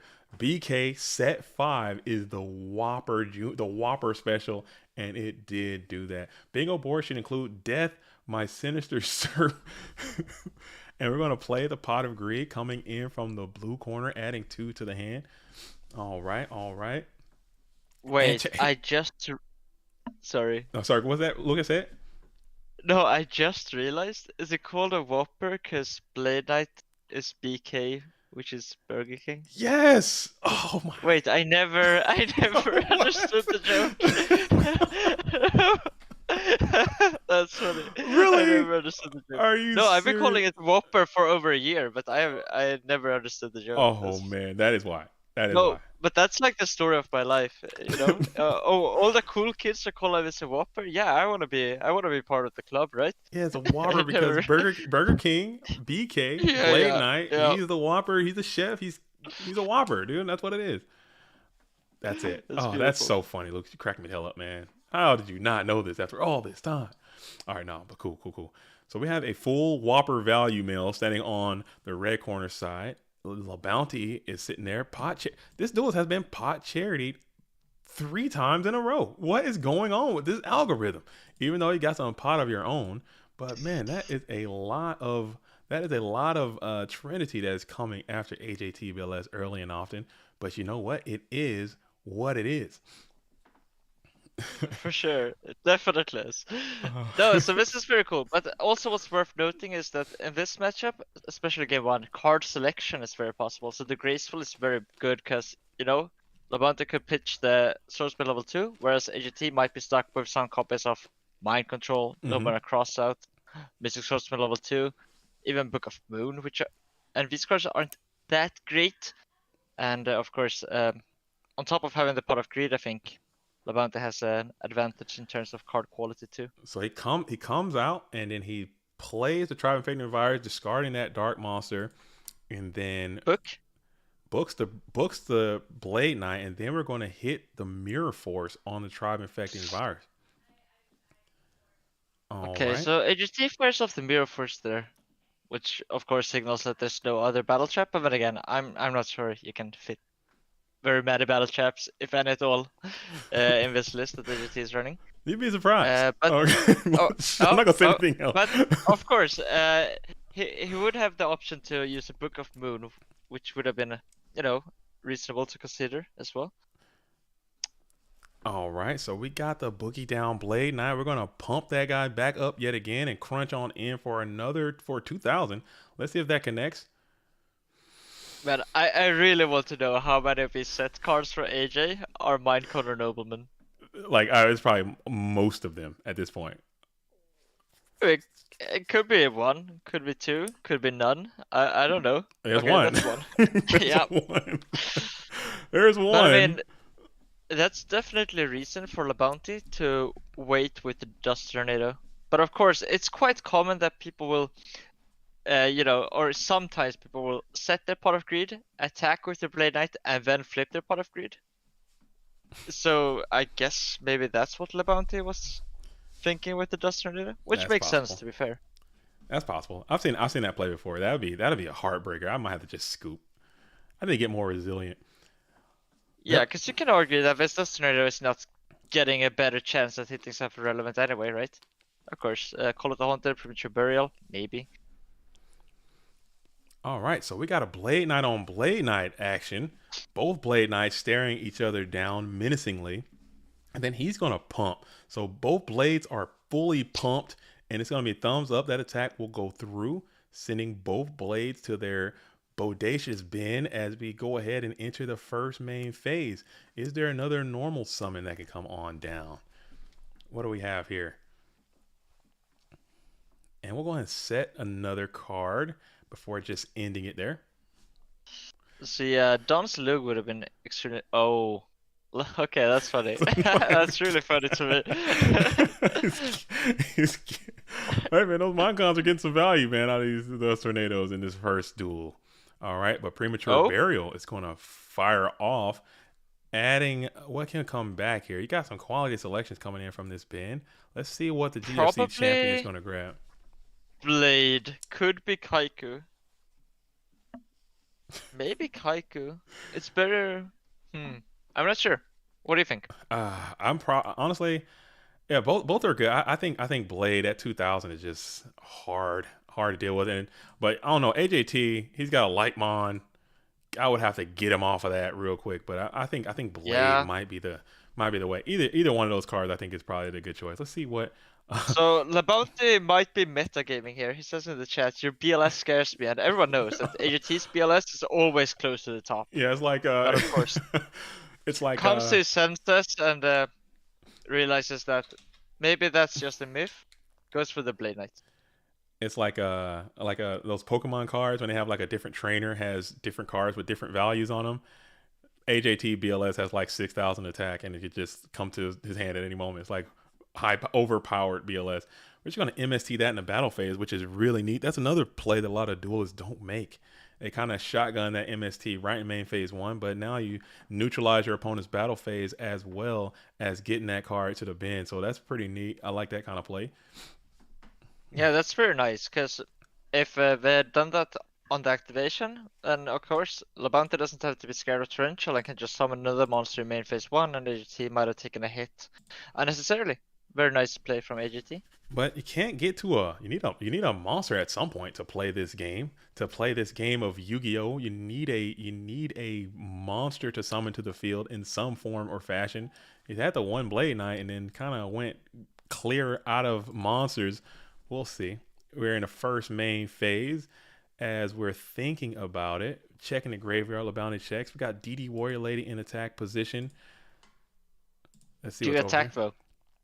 Um, Do you attack? I think about it. I'd consider it. I'd I consider mean, it. AGT's Blade Knight didn't get battle trapped previously, right? He's going for it. We're going to go ahead and try to attack in. Entering the battle phase. Now LeBounty is pondering here. So why are we thinking beginning of battle phase? Are we trying to snipe a judgment before we flip our battle trap in response to the attack? No. Oh.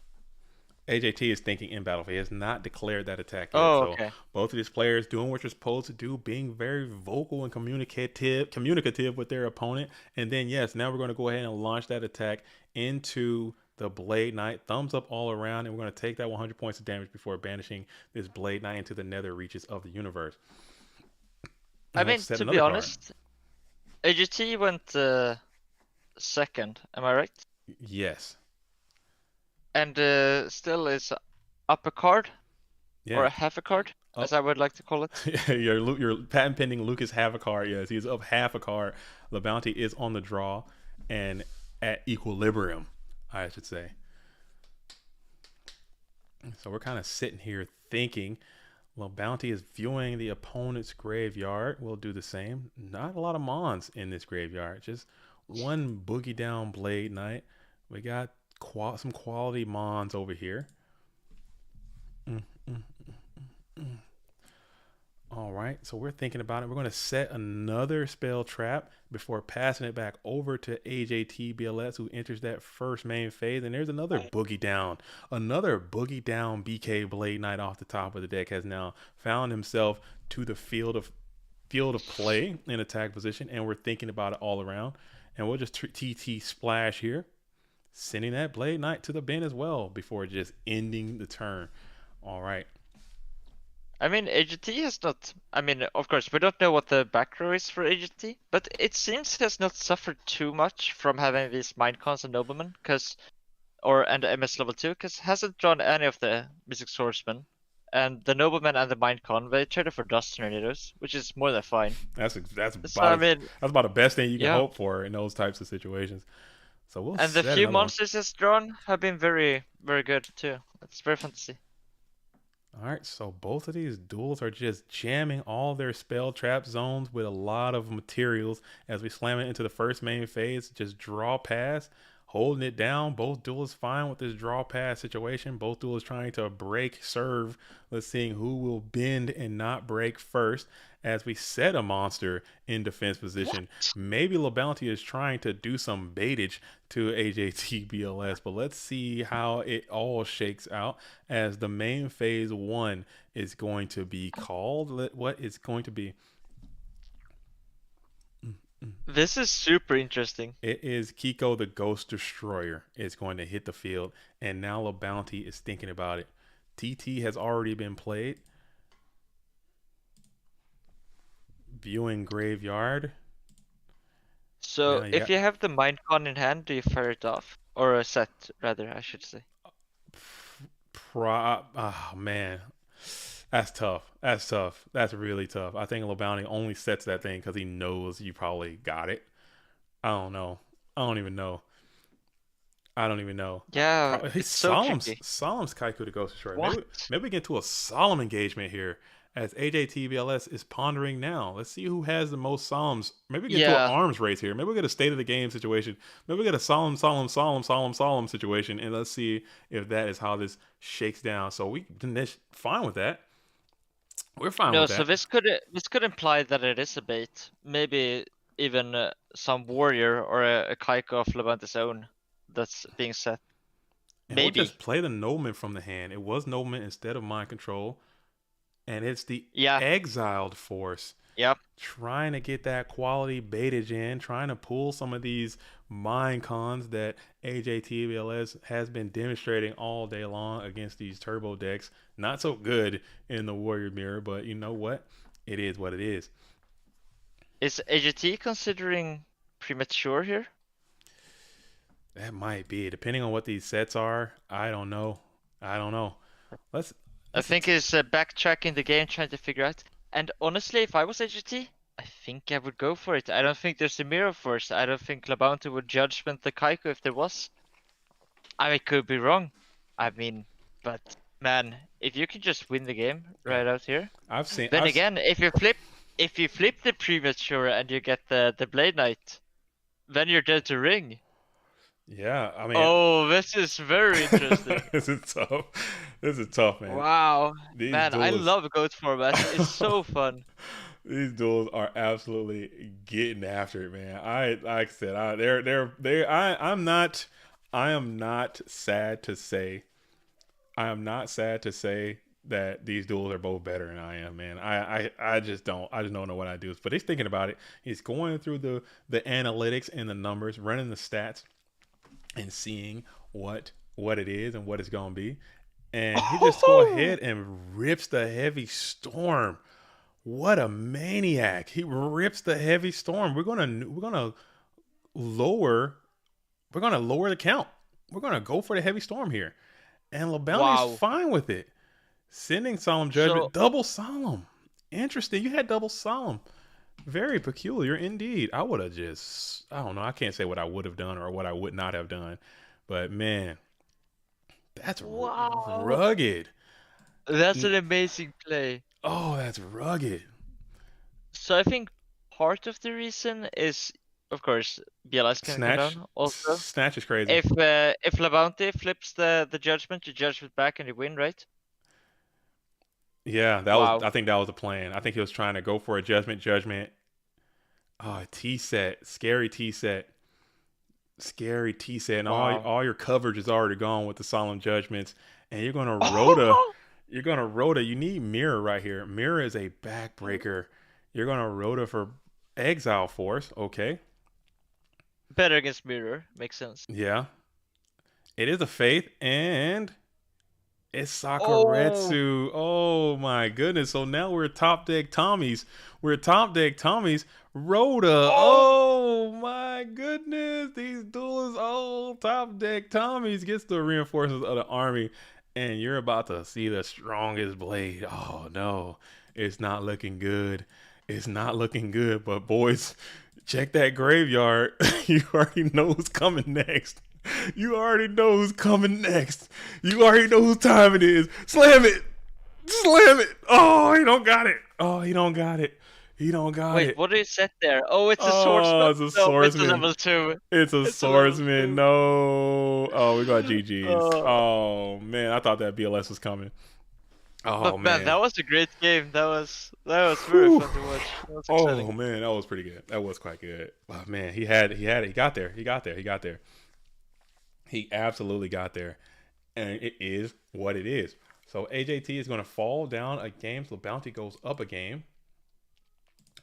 All right, let's fix that. Let me update the chart. We're still on the loser side. This is LeBounty up game 1. Still a great game. Still a great game.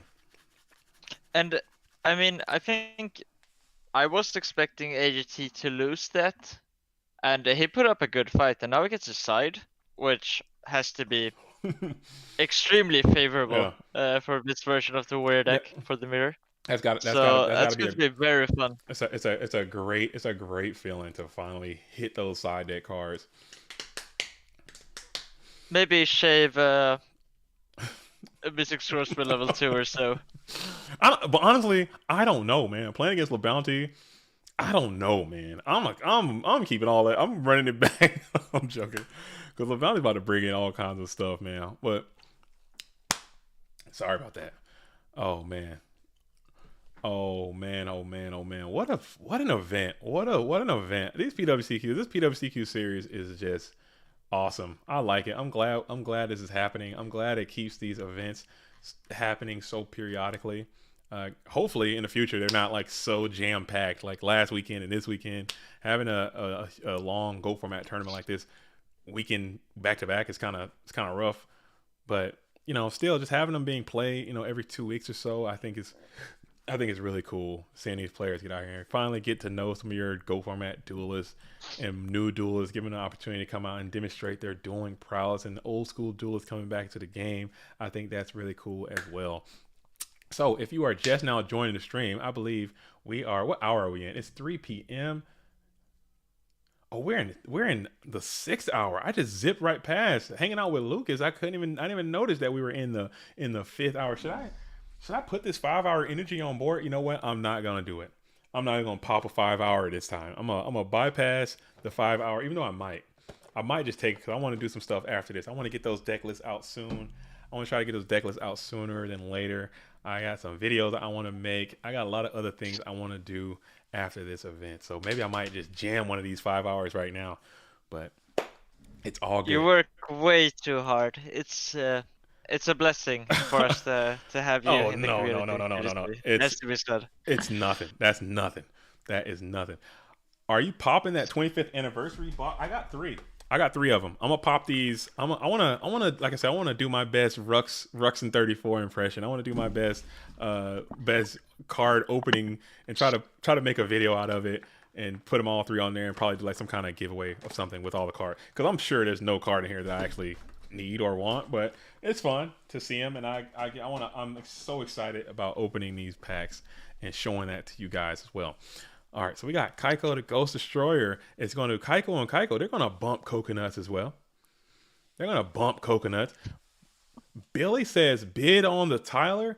Listen, I would have to sell a lot of my assets that I have to bid on that Tyler the Creator. What? Tyler the Creator. What?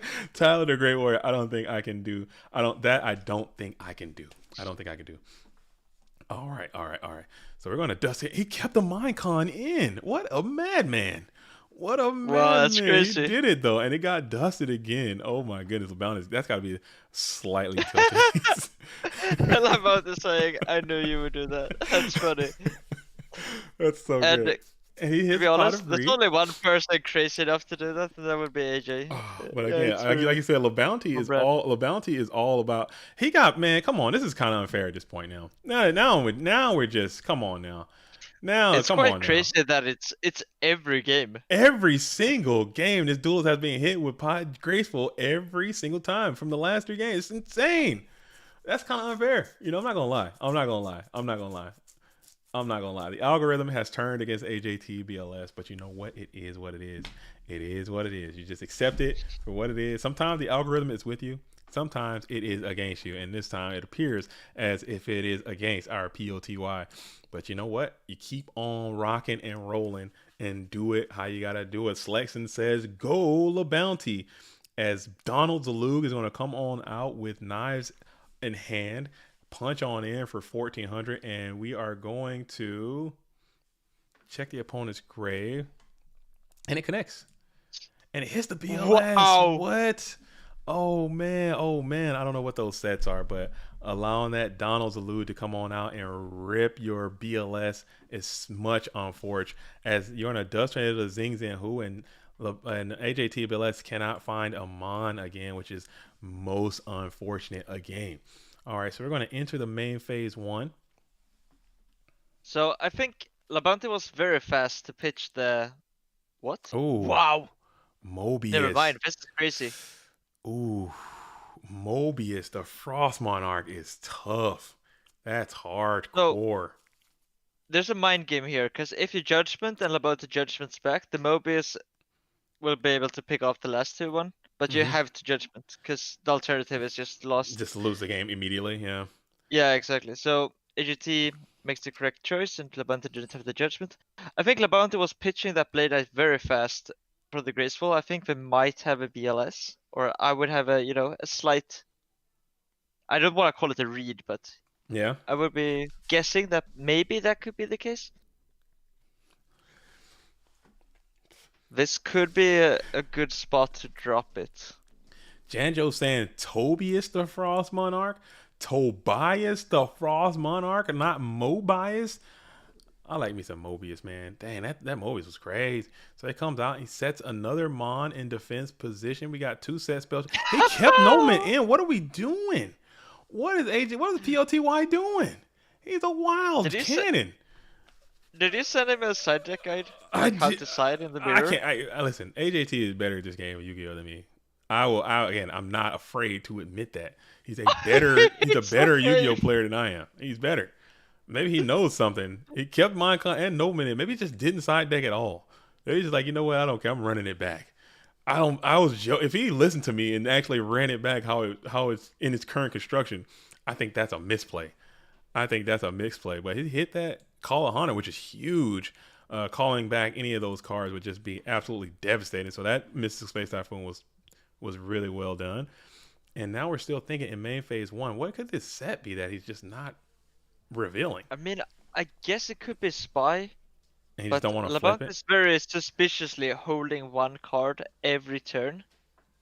Which, you know what? It's DD. Maybe? Oh, okay, it's War Lady. So we didn't want to trade the War Lady for a Battle Trap. But now we're willing to, because something has changed. And we're going to crunch in. Because I think Edge drew a Spy. That would be my guess. Oh. All right, so maybe not. Book the DD Warrior Lady back down, and then we'll set another card in support of that set DD Warrior Lady. AJT doing everything he can to kind of hang on to this duel. So this is very interesting. Why did he flip it there once he drew that card? What could that be? And we're going to bring out the Monk Together Strong. The Berserkerilla has hit the field. Okay, so now we are in the main battle phase. We're going to punch on in with 15. And LaBounty will ponder. Man, this looks like a scene out of one of those King Kong movies. War Lady and the Gorilla. That's right. He's like, carrying her up the building or something. That's pretty funny. Yeah. LaBounty this is the end of the movie where we're on the same side, right? Yeah. Okay, so we got DD Warrior Lady did launch that attack first. Yeah, and of course we're going to hold AGT to that.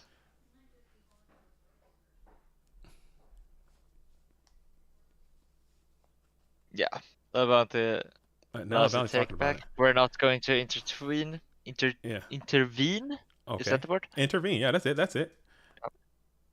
Oh, that's why. that's come on, man.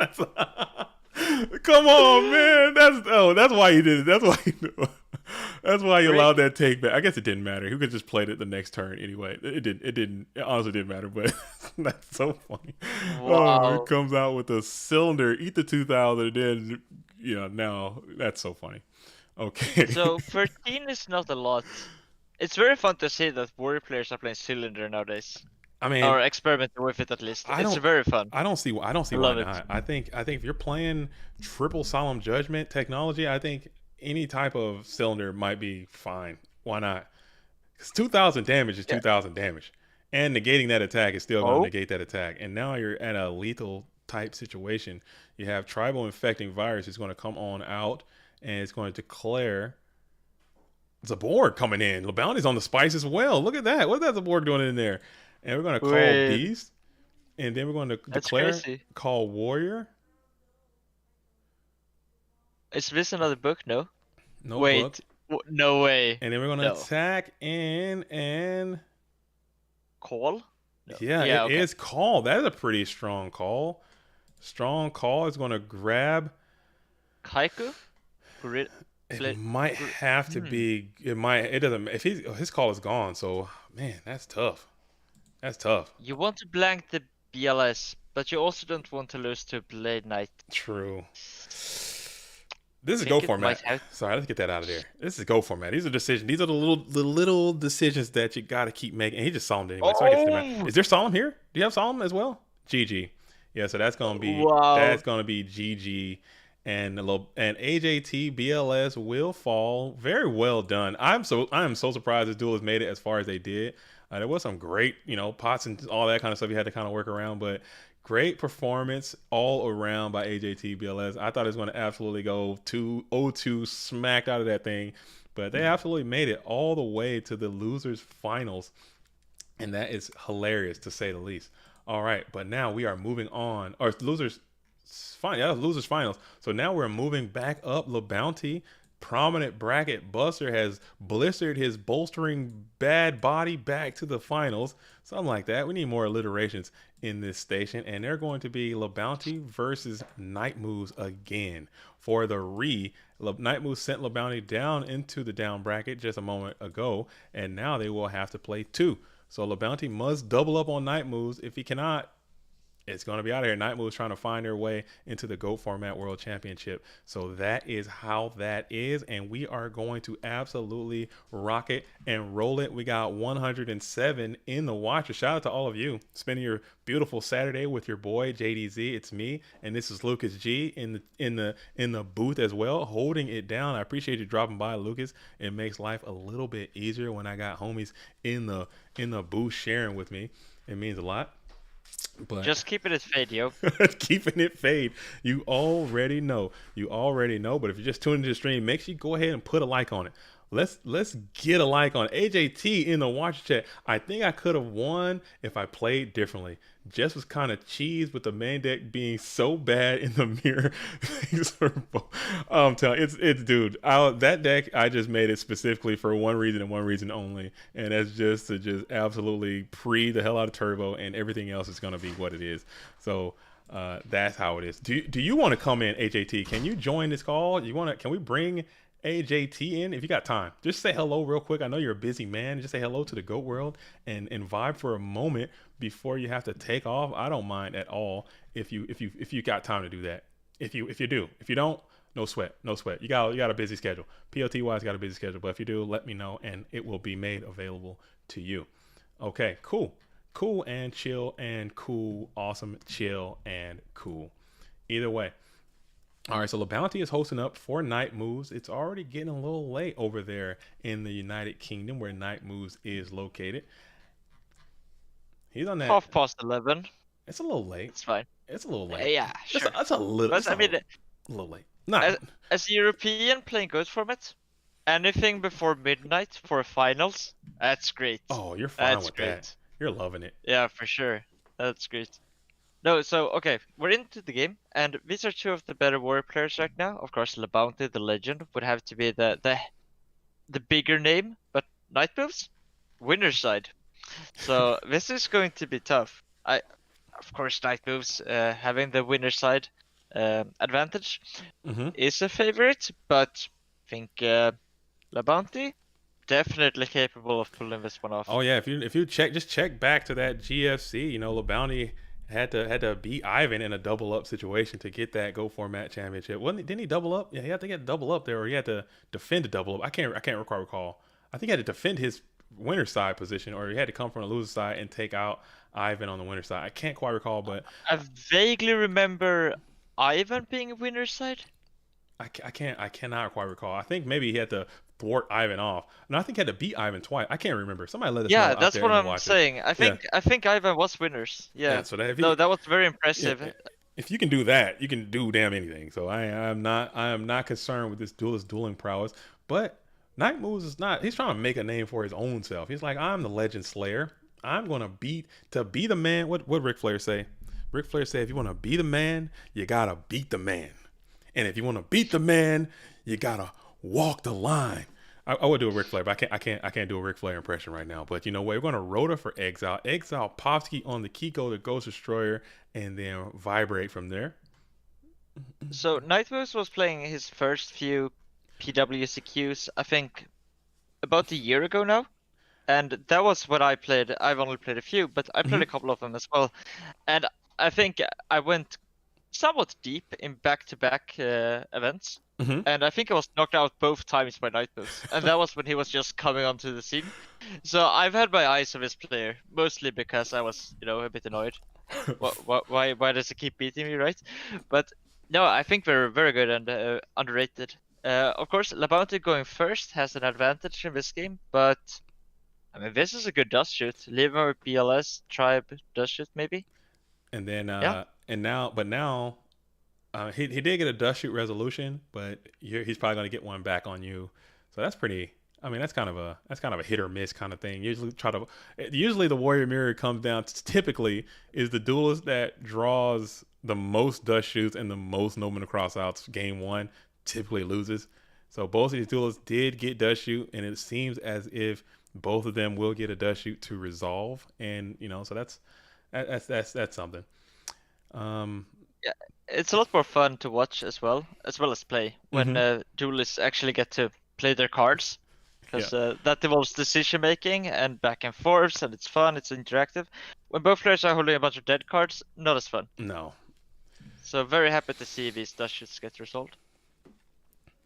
So that is going to be a dust shoot. It is going to be played in the standby phase. Now we get to see, and it's fun for us at home. So you get to see what both duelists have. Now we kind of know you can play at home too. You play your armchair quarterback with perfect information, or at least more information. That's pretty neat.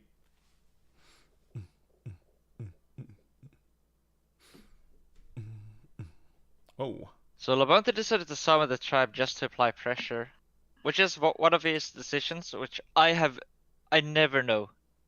When I Yeah. play Warriors, I never know if I should summon it in a swing or not. Mm-hmm. But LaBounty, being maybe the expert on Warriors, probably, knows better than anyone else. Very fun to watch and learn from these great players. For sure. Two-Blade Solemn Snatch, that's a very good hand.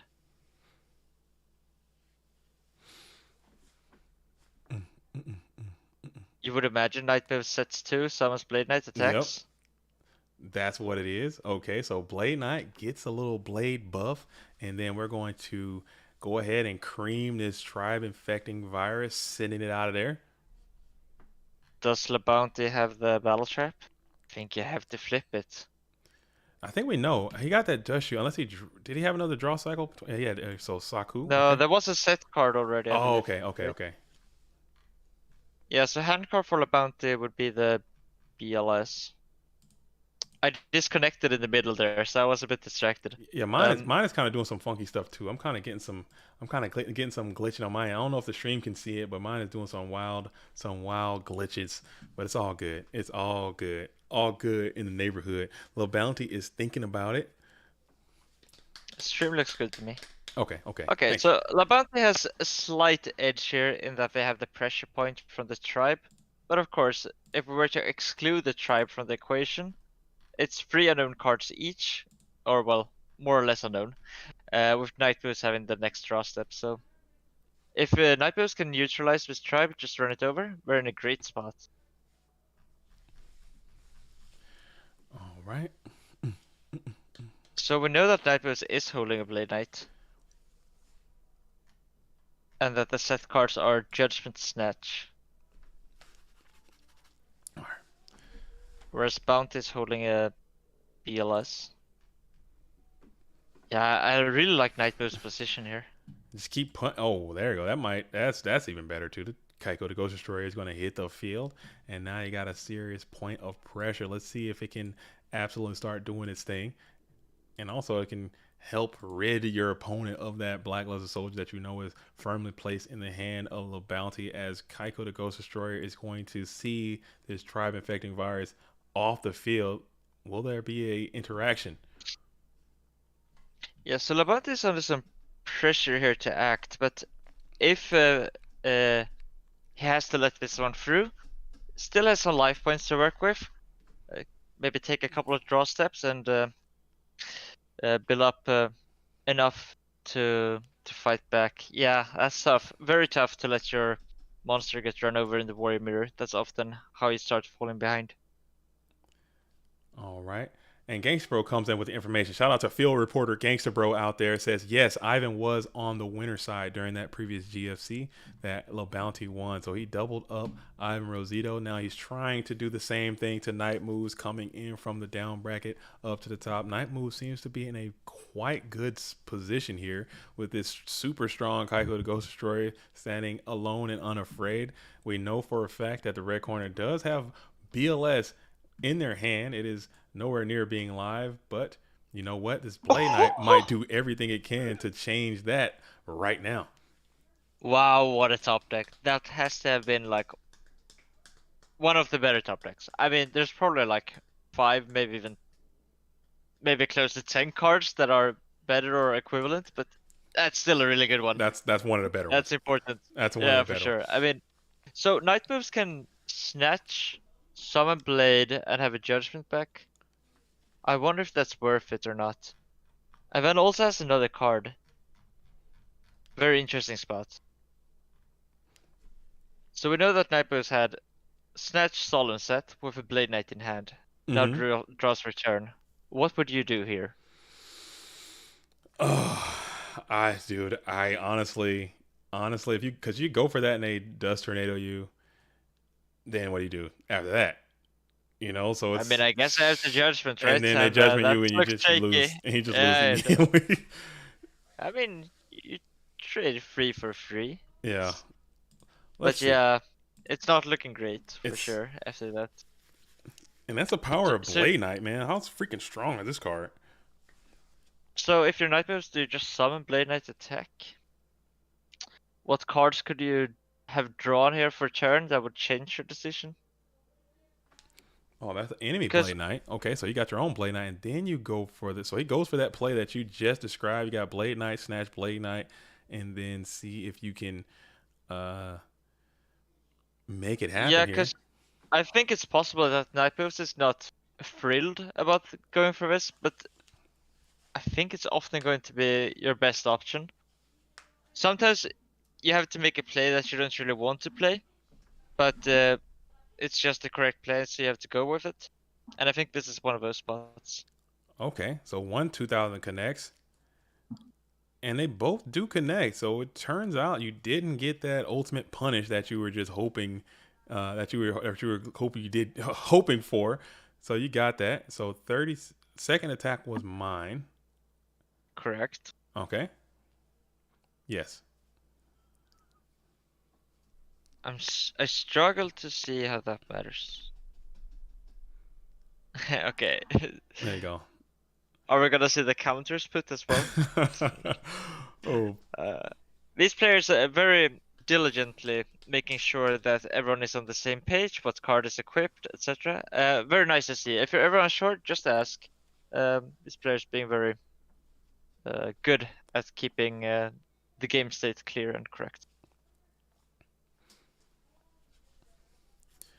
Okay. And then we are in the standby phase, and then we're going to go ahead and snatch yours. Okay, so that's Night Moves that is being snatched right now, unless he did some kind of clever techniques and shifted it over to hide yours. But that's Night Moves that is going to be placed under snatch deal. You have to think about that. Yeah, Magical Hats is legal in Ghost format, so no, can do the switcheroo. But no, I don't think that's the case here. So what's gonna happen here? So the Blade Knight, you snatch it, we're gonna crash. I don't think Nightmares can have a judgment. Labounty will now have a light in graveyard, but will still be missing the dark for the BLS in hand. All right, so we'll Nightmares is pump. holding a card that we don't know what it is, and has a judgment set. This is gonna be close. Life totals are quite equal. All right, so we pumped the Blade Knight. Now we got 2 cards in play. 10 cards left in deck. We're getting to the Warrior threshold. I like to see the Warrior decks when they can get past 10 cards. And they're both almost there. And we're at 1,800 coming on in as Kiko the Ghost Destroyer has now been slammed to the field in attack posture. Main phase 1. Let's go. What's going to happen? And we're going to think about it for a little bit. Thumbs up all around. And then we're going to so perfect. swing. That's such a perfect card. And Now you get rid of the light. And this BLS that Labounty is holding looks so feeble. It's such a brick. It looks so feeble. It looks like he's going to be hanging out for a while. Unless you can do some wild Graceful Charity, discard light and dark, ring is set or something. I don't. You played that ring a billion times by now. What am I talking about? Sure. No, so Labounty technically is slightly ahead in cards. But this BLS, it's out of the equation. Yeah, it doesn't even. I wouldn't even count that BLS. Then we also have life points, which is very relevant. We have board presence. Nightmares has a Kaiko in play with a judgment behind it. Yeah, this is very scary. And Labounty knows about all that too. And we're going to just exile Force. It's also very possible that Labounty has cards like Nobleman across that set. Mm-hmm. Trap Dust Shoot. Cards that don't do anything here. And he went ahead and played the Exile Force, popping the Kaiko the Ghost Destroyer, kind of removing that. Now you just need to get your graveyard reset back up, and you can make something happen with the BLS. But let's see how Night Moves breaks it down. So Night Moves didn't even consider judgmenting, which might signal that there's a threat in that he was holding in his hand.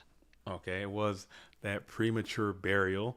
Premature Burial can grab back any of these cool cards. Target, what is he gonna grab here? I think I like Blade Knight. Yeah, because the Kaiko, it's not so relevant, is it? I mean, you exile the Exile Force, or banish, I should say. This is Yu-Gi-Oh. Which is relevant in case of like premature. But then again, Blade Knight is so good, especially seeing as if you grab Kaiko and Labounty draws a Blade Knight of their own. Then you're gonna have to judgment that Blade Knight summon. That's not where I want to be. If I'm Night Moves here, I'm grabbing Blade Knight. Alright, let's see. Let's see if that is what's going on. It's also interesting for Night Moves if they have another monster in hand.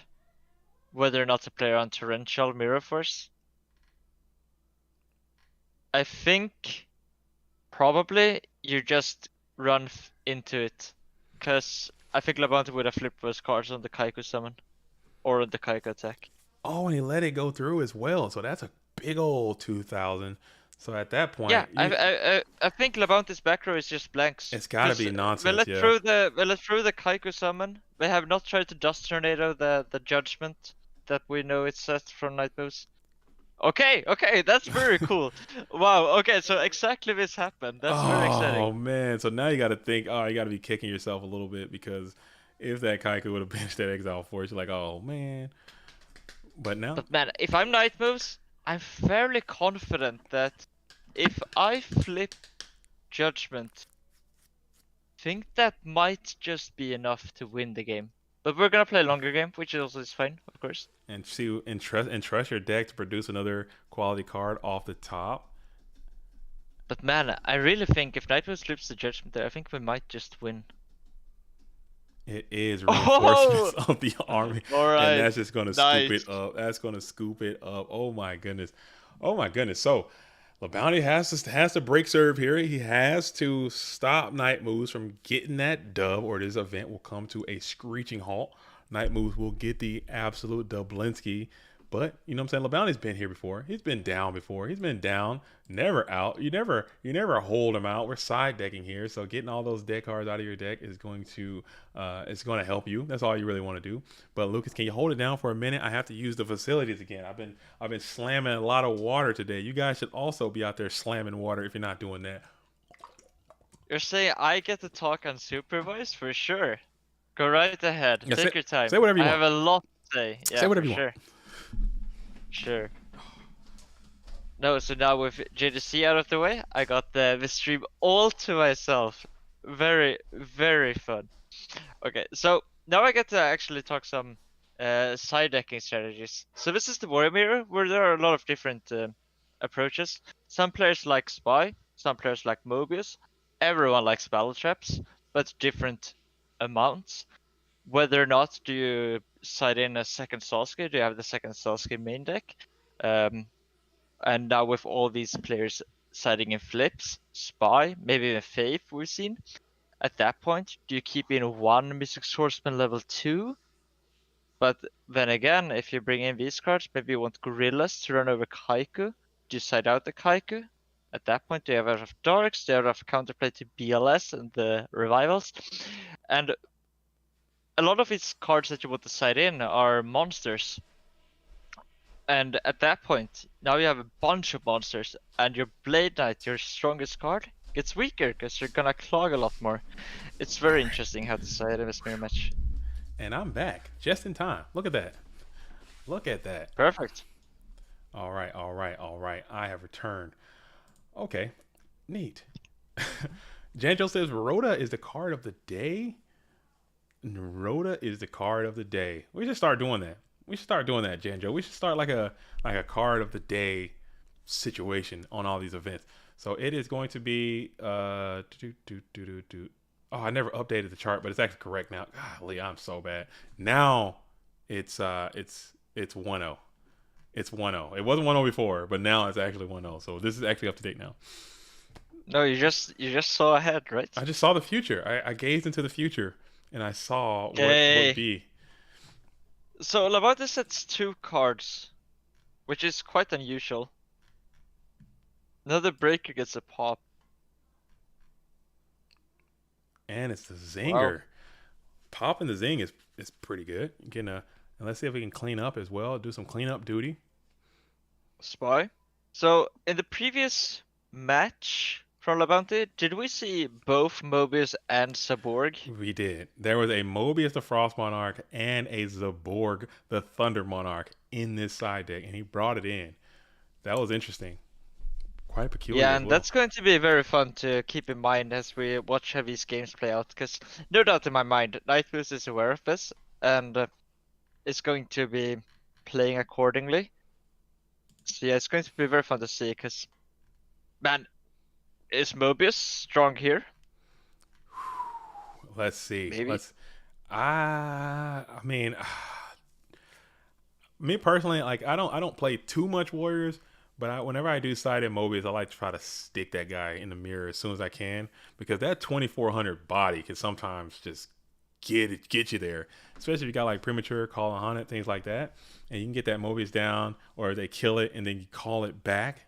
It's an extra strength Mobius. I like that when you bring it out and then they solemn it and then you premature it back and they don't have an answer for it. Sometimes you can just run them down with just Mobius 2400 over people's heads and necks. You know, it doesn't have too often, but when it does, it's nice. It validates Mobius's existence.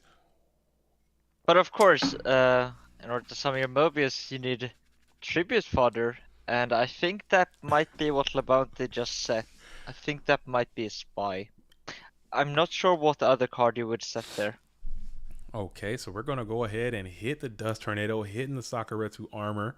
Another set, because it is good SOP to just remove the Nox usually going into that game too, unless you're AJT BLS and you're just a madman and you just don't have no time for it. So he's going to... Yeah, so it was the Spy. So Nightboost is going to trade the Kaiko for the War Lady here, I think. And I'm not sure how we're planning to deal with... does not. Interesting. So at this point, how do you Yeah, man, it's so scary because now Saborg and Mobius, they look so good here. Oh yeah, 'cause they're gonna they require satisfaction. They require answers right away. Oh man. Okay, not yet.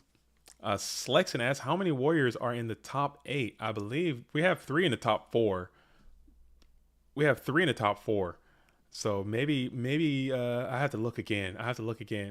Gangsta Bro says, JDD, I'm your wingman. Oh, right on, Gangsta Bro. We need field reporters out there. Field reporter Gangsta Bro checking in for duty. I appreciate that. Salute to the real ones. Salute to the real ones. Salute to the OGs. Gangsta Bro out there holding it down. I appreciate that. We need that. I need that. Yeah, You know, shout out to Gangster Bro. of course. Never ever had a not pleasant interaction. Always had only pleasant interactions Only. with Gangster Bro. Only. Only pleasant interactions, always positive. Never seen a negative message from him. Are you ever. playing Very positive. tomorrow, Gangsta Bro? Are you playing FLC tomorrow? Or is that happening? I know you could play those multi days. I don't know what your schedule's looking like, but FLC is tomorrow, so I expect to see you duels out there getting after it if you can play tomorrow. I encourage you all to do that. Okay. So Okay. Nightmo's thinking here, summon the Warrior Lady. But I mean, there's no way of making progress. I guess you could clear off a couple of bodies. Not sure. And we're gonna go after a spy. If you're a bounty, you're taking that all day. You're fine For with sure. that. You're taking that. You'll accept that, and we'll take this too. You'll take that as well. You're fine with that too. You're totally chill with that. Just kind of reducing the game state a little bit, and they're gonna ring this guy. Okay, I see. So Labauta looks to be quite clogged on monsters, because they haven't been setting any back row. And Nightmoose is trying to out-tempo them here, utilize this point of pressure, this momentum that they have. Especially if they can trade like battle traps for Blade Knights and keep pushing damage with his breaker. But it's a bit optimistic. It's ambitious, let's say. Now you got it, but yeah, Breaker is that little 1600, man. That thing don't get you very far in this mirror, but I guess it's gonna get you pretty far now. That 1600 body is enough. It sticks on the board. Whoa! And it survives. Never we're gonna mind, crunch man. in with 1600 again. So Labauta did have a bunch of back row, but just decided not to set it. That's very intriguing. Yoda Gang says, anyone have any cards they know of to get Sinister Serpent to my hand? I just have Sangin, but Sangin isn't even good because Chaos won't destroy and Warriors just banish it. Thanks. I think Sangin is the way to go. I mean, that is the high frequency vibrational activity. Getting that Sangin for Serpent it can't miss, but that's the game, man. I mean, you just gotta protect your Sangin at all costs. Don't let them get banished. Yeah, Magical Merchant, Morphing Jar, okay. Mother Grizzly, get after it with Mother Grizzly. Get after it with Magical Merchant. If that's what you want to do.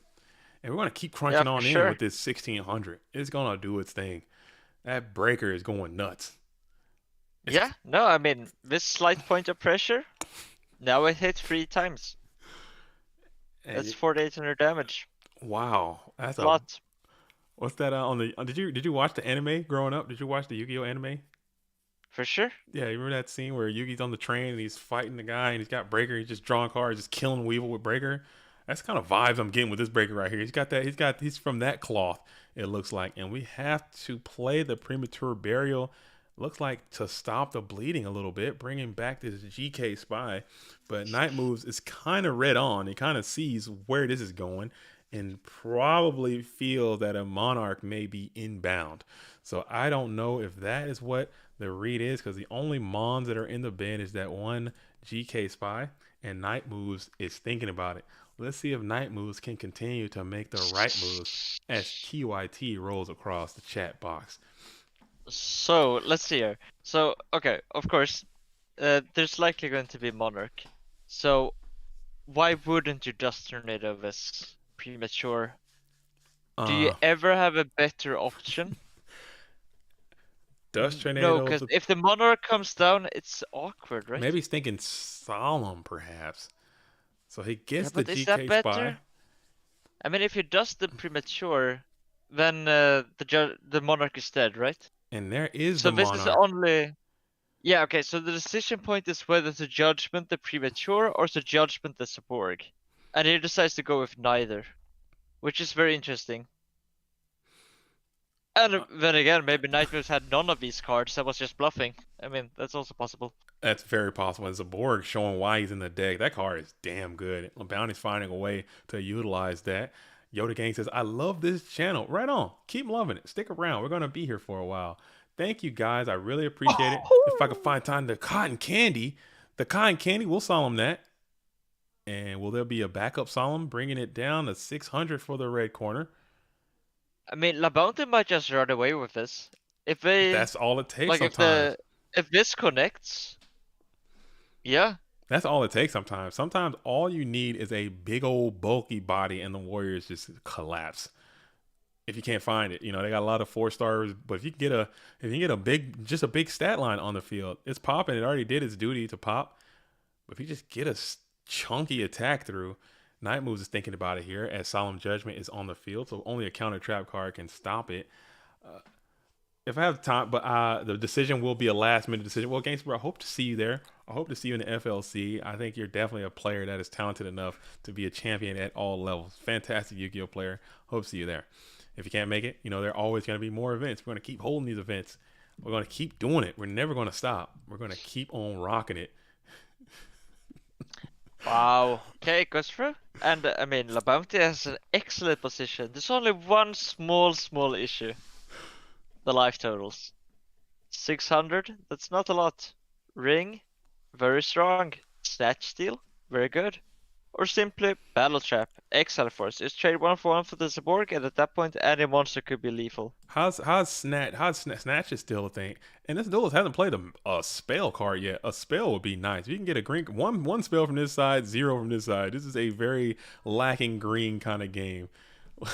Lacking green. Oh my goodness. Oh my goodness. Oh my goodness. No one likes lacking green. Oh, he had it from the floorboard. Oh my and goodness. that's not lacking. That's a strong green right there.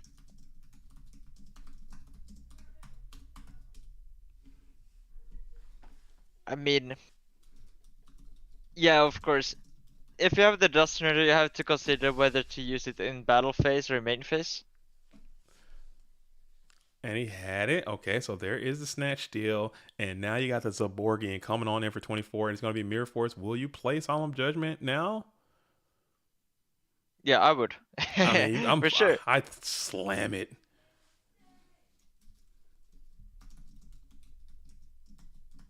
Yeah. There it is. No, I think it's the play for sure. Or I shouldn't say for sure, because these players know a lot better than me.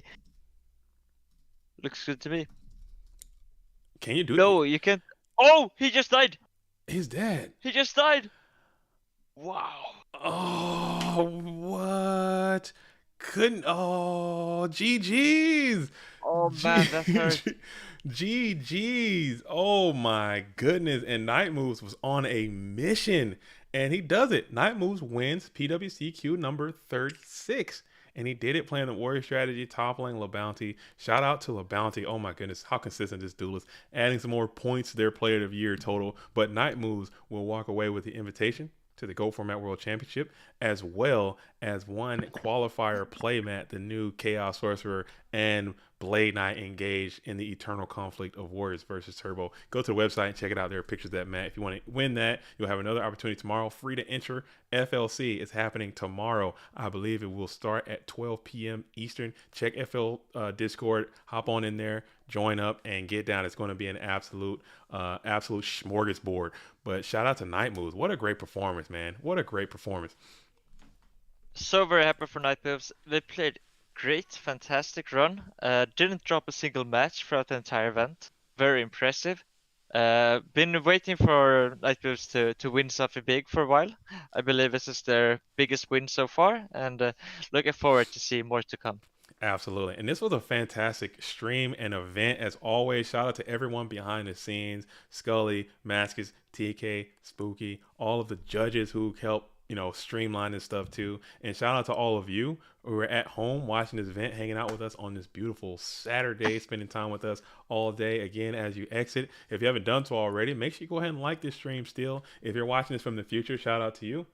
Thank you for watching. If you made it this far, make sure you like the stream as well and comment and communicate, and we can do all that. But stay tuned to the program. I'm going to try to work hard to get those lists up today. Maybe I can make a video about that too. Spice report. Stay tuned for that. People like the spice report. I like making the spice report. That's one of my favorite things to do. Maybe I can get Pooh back in here as well. All right.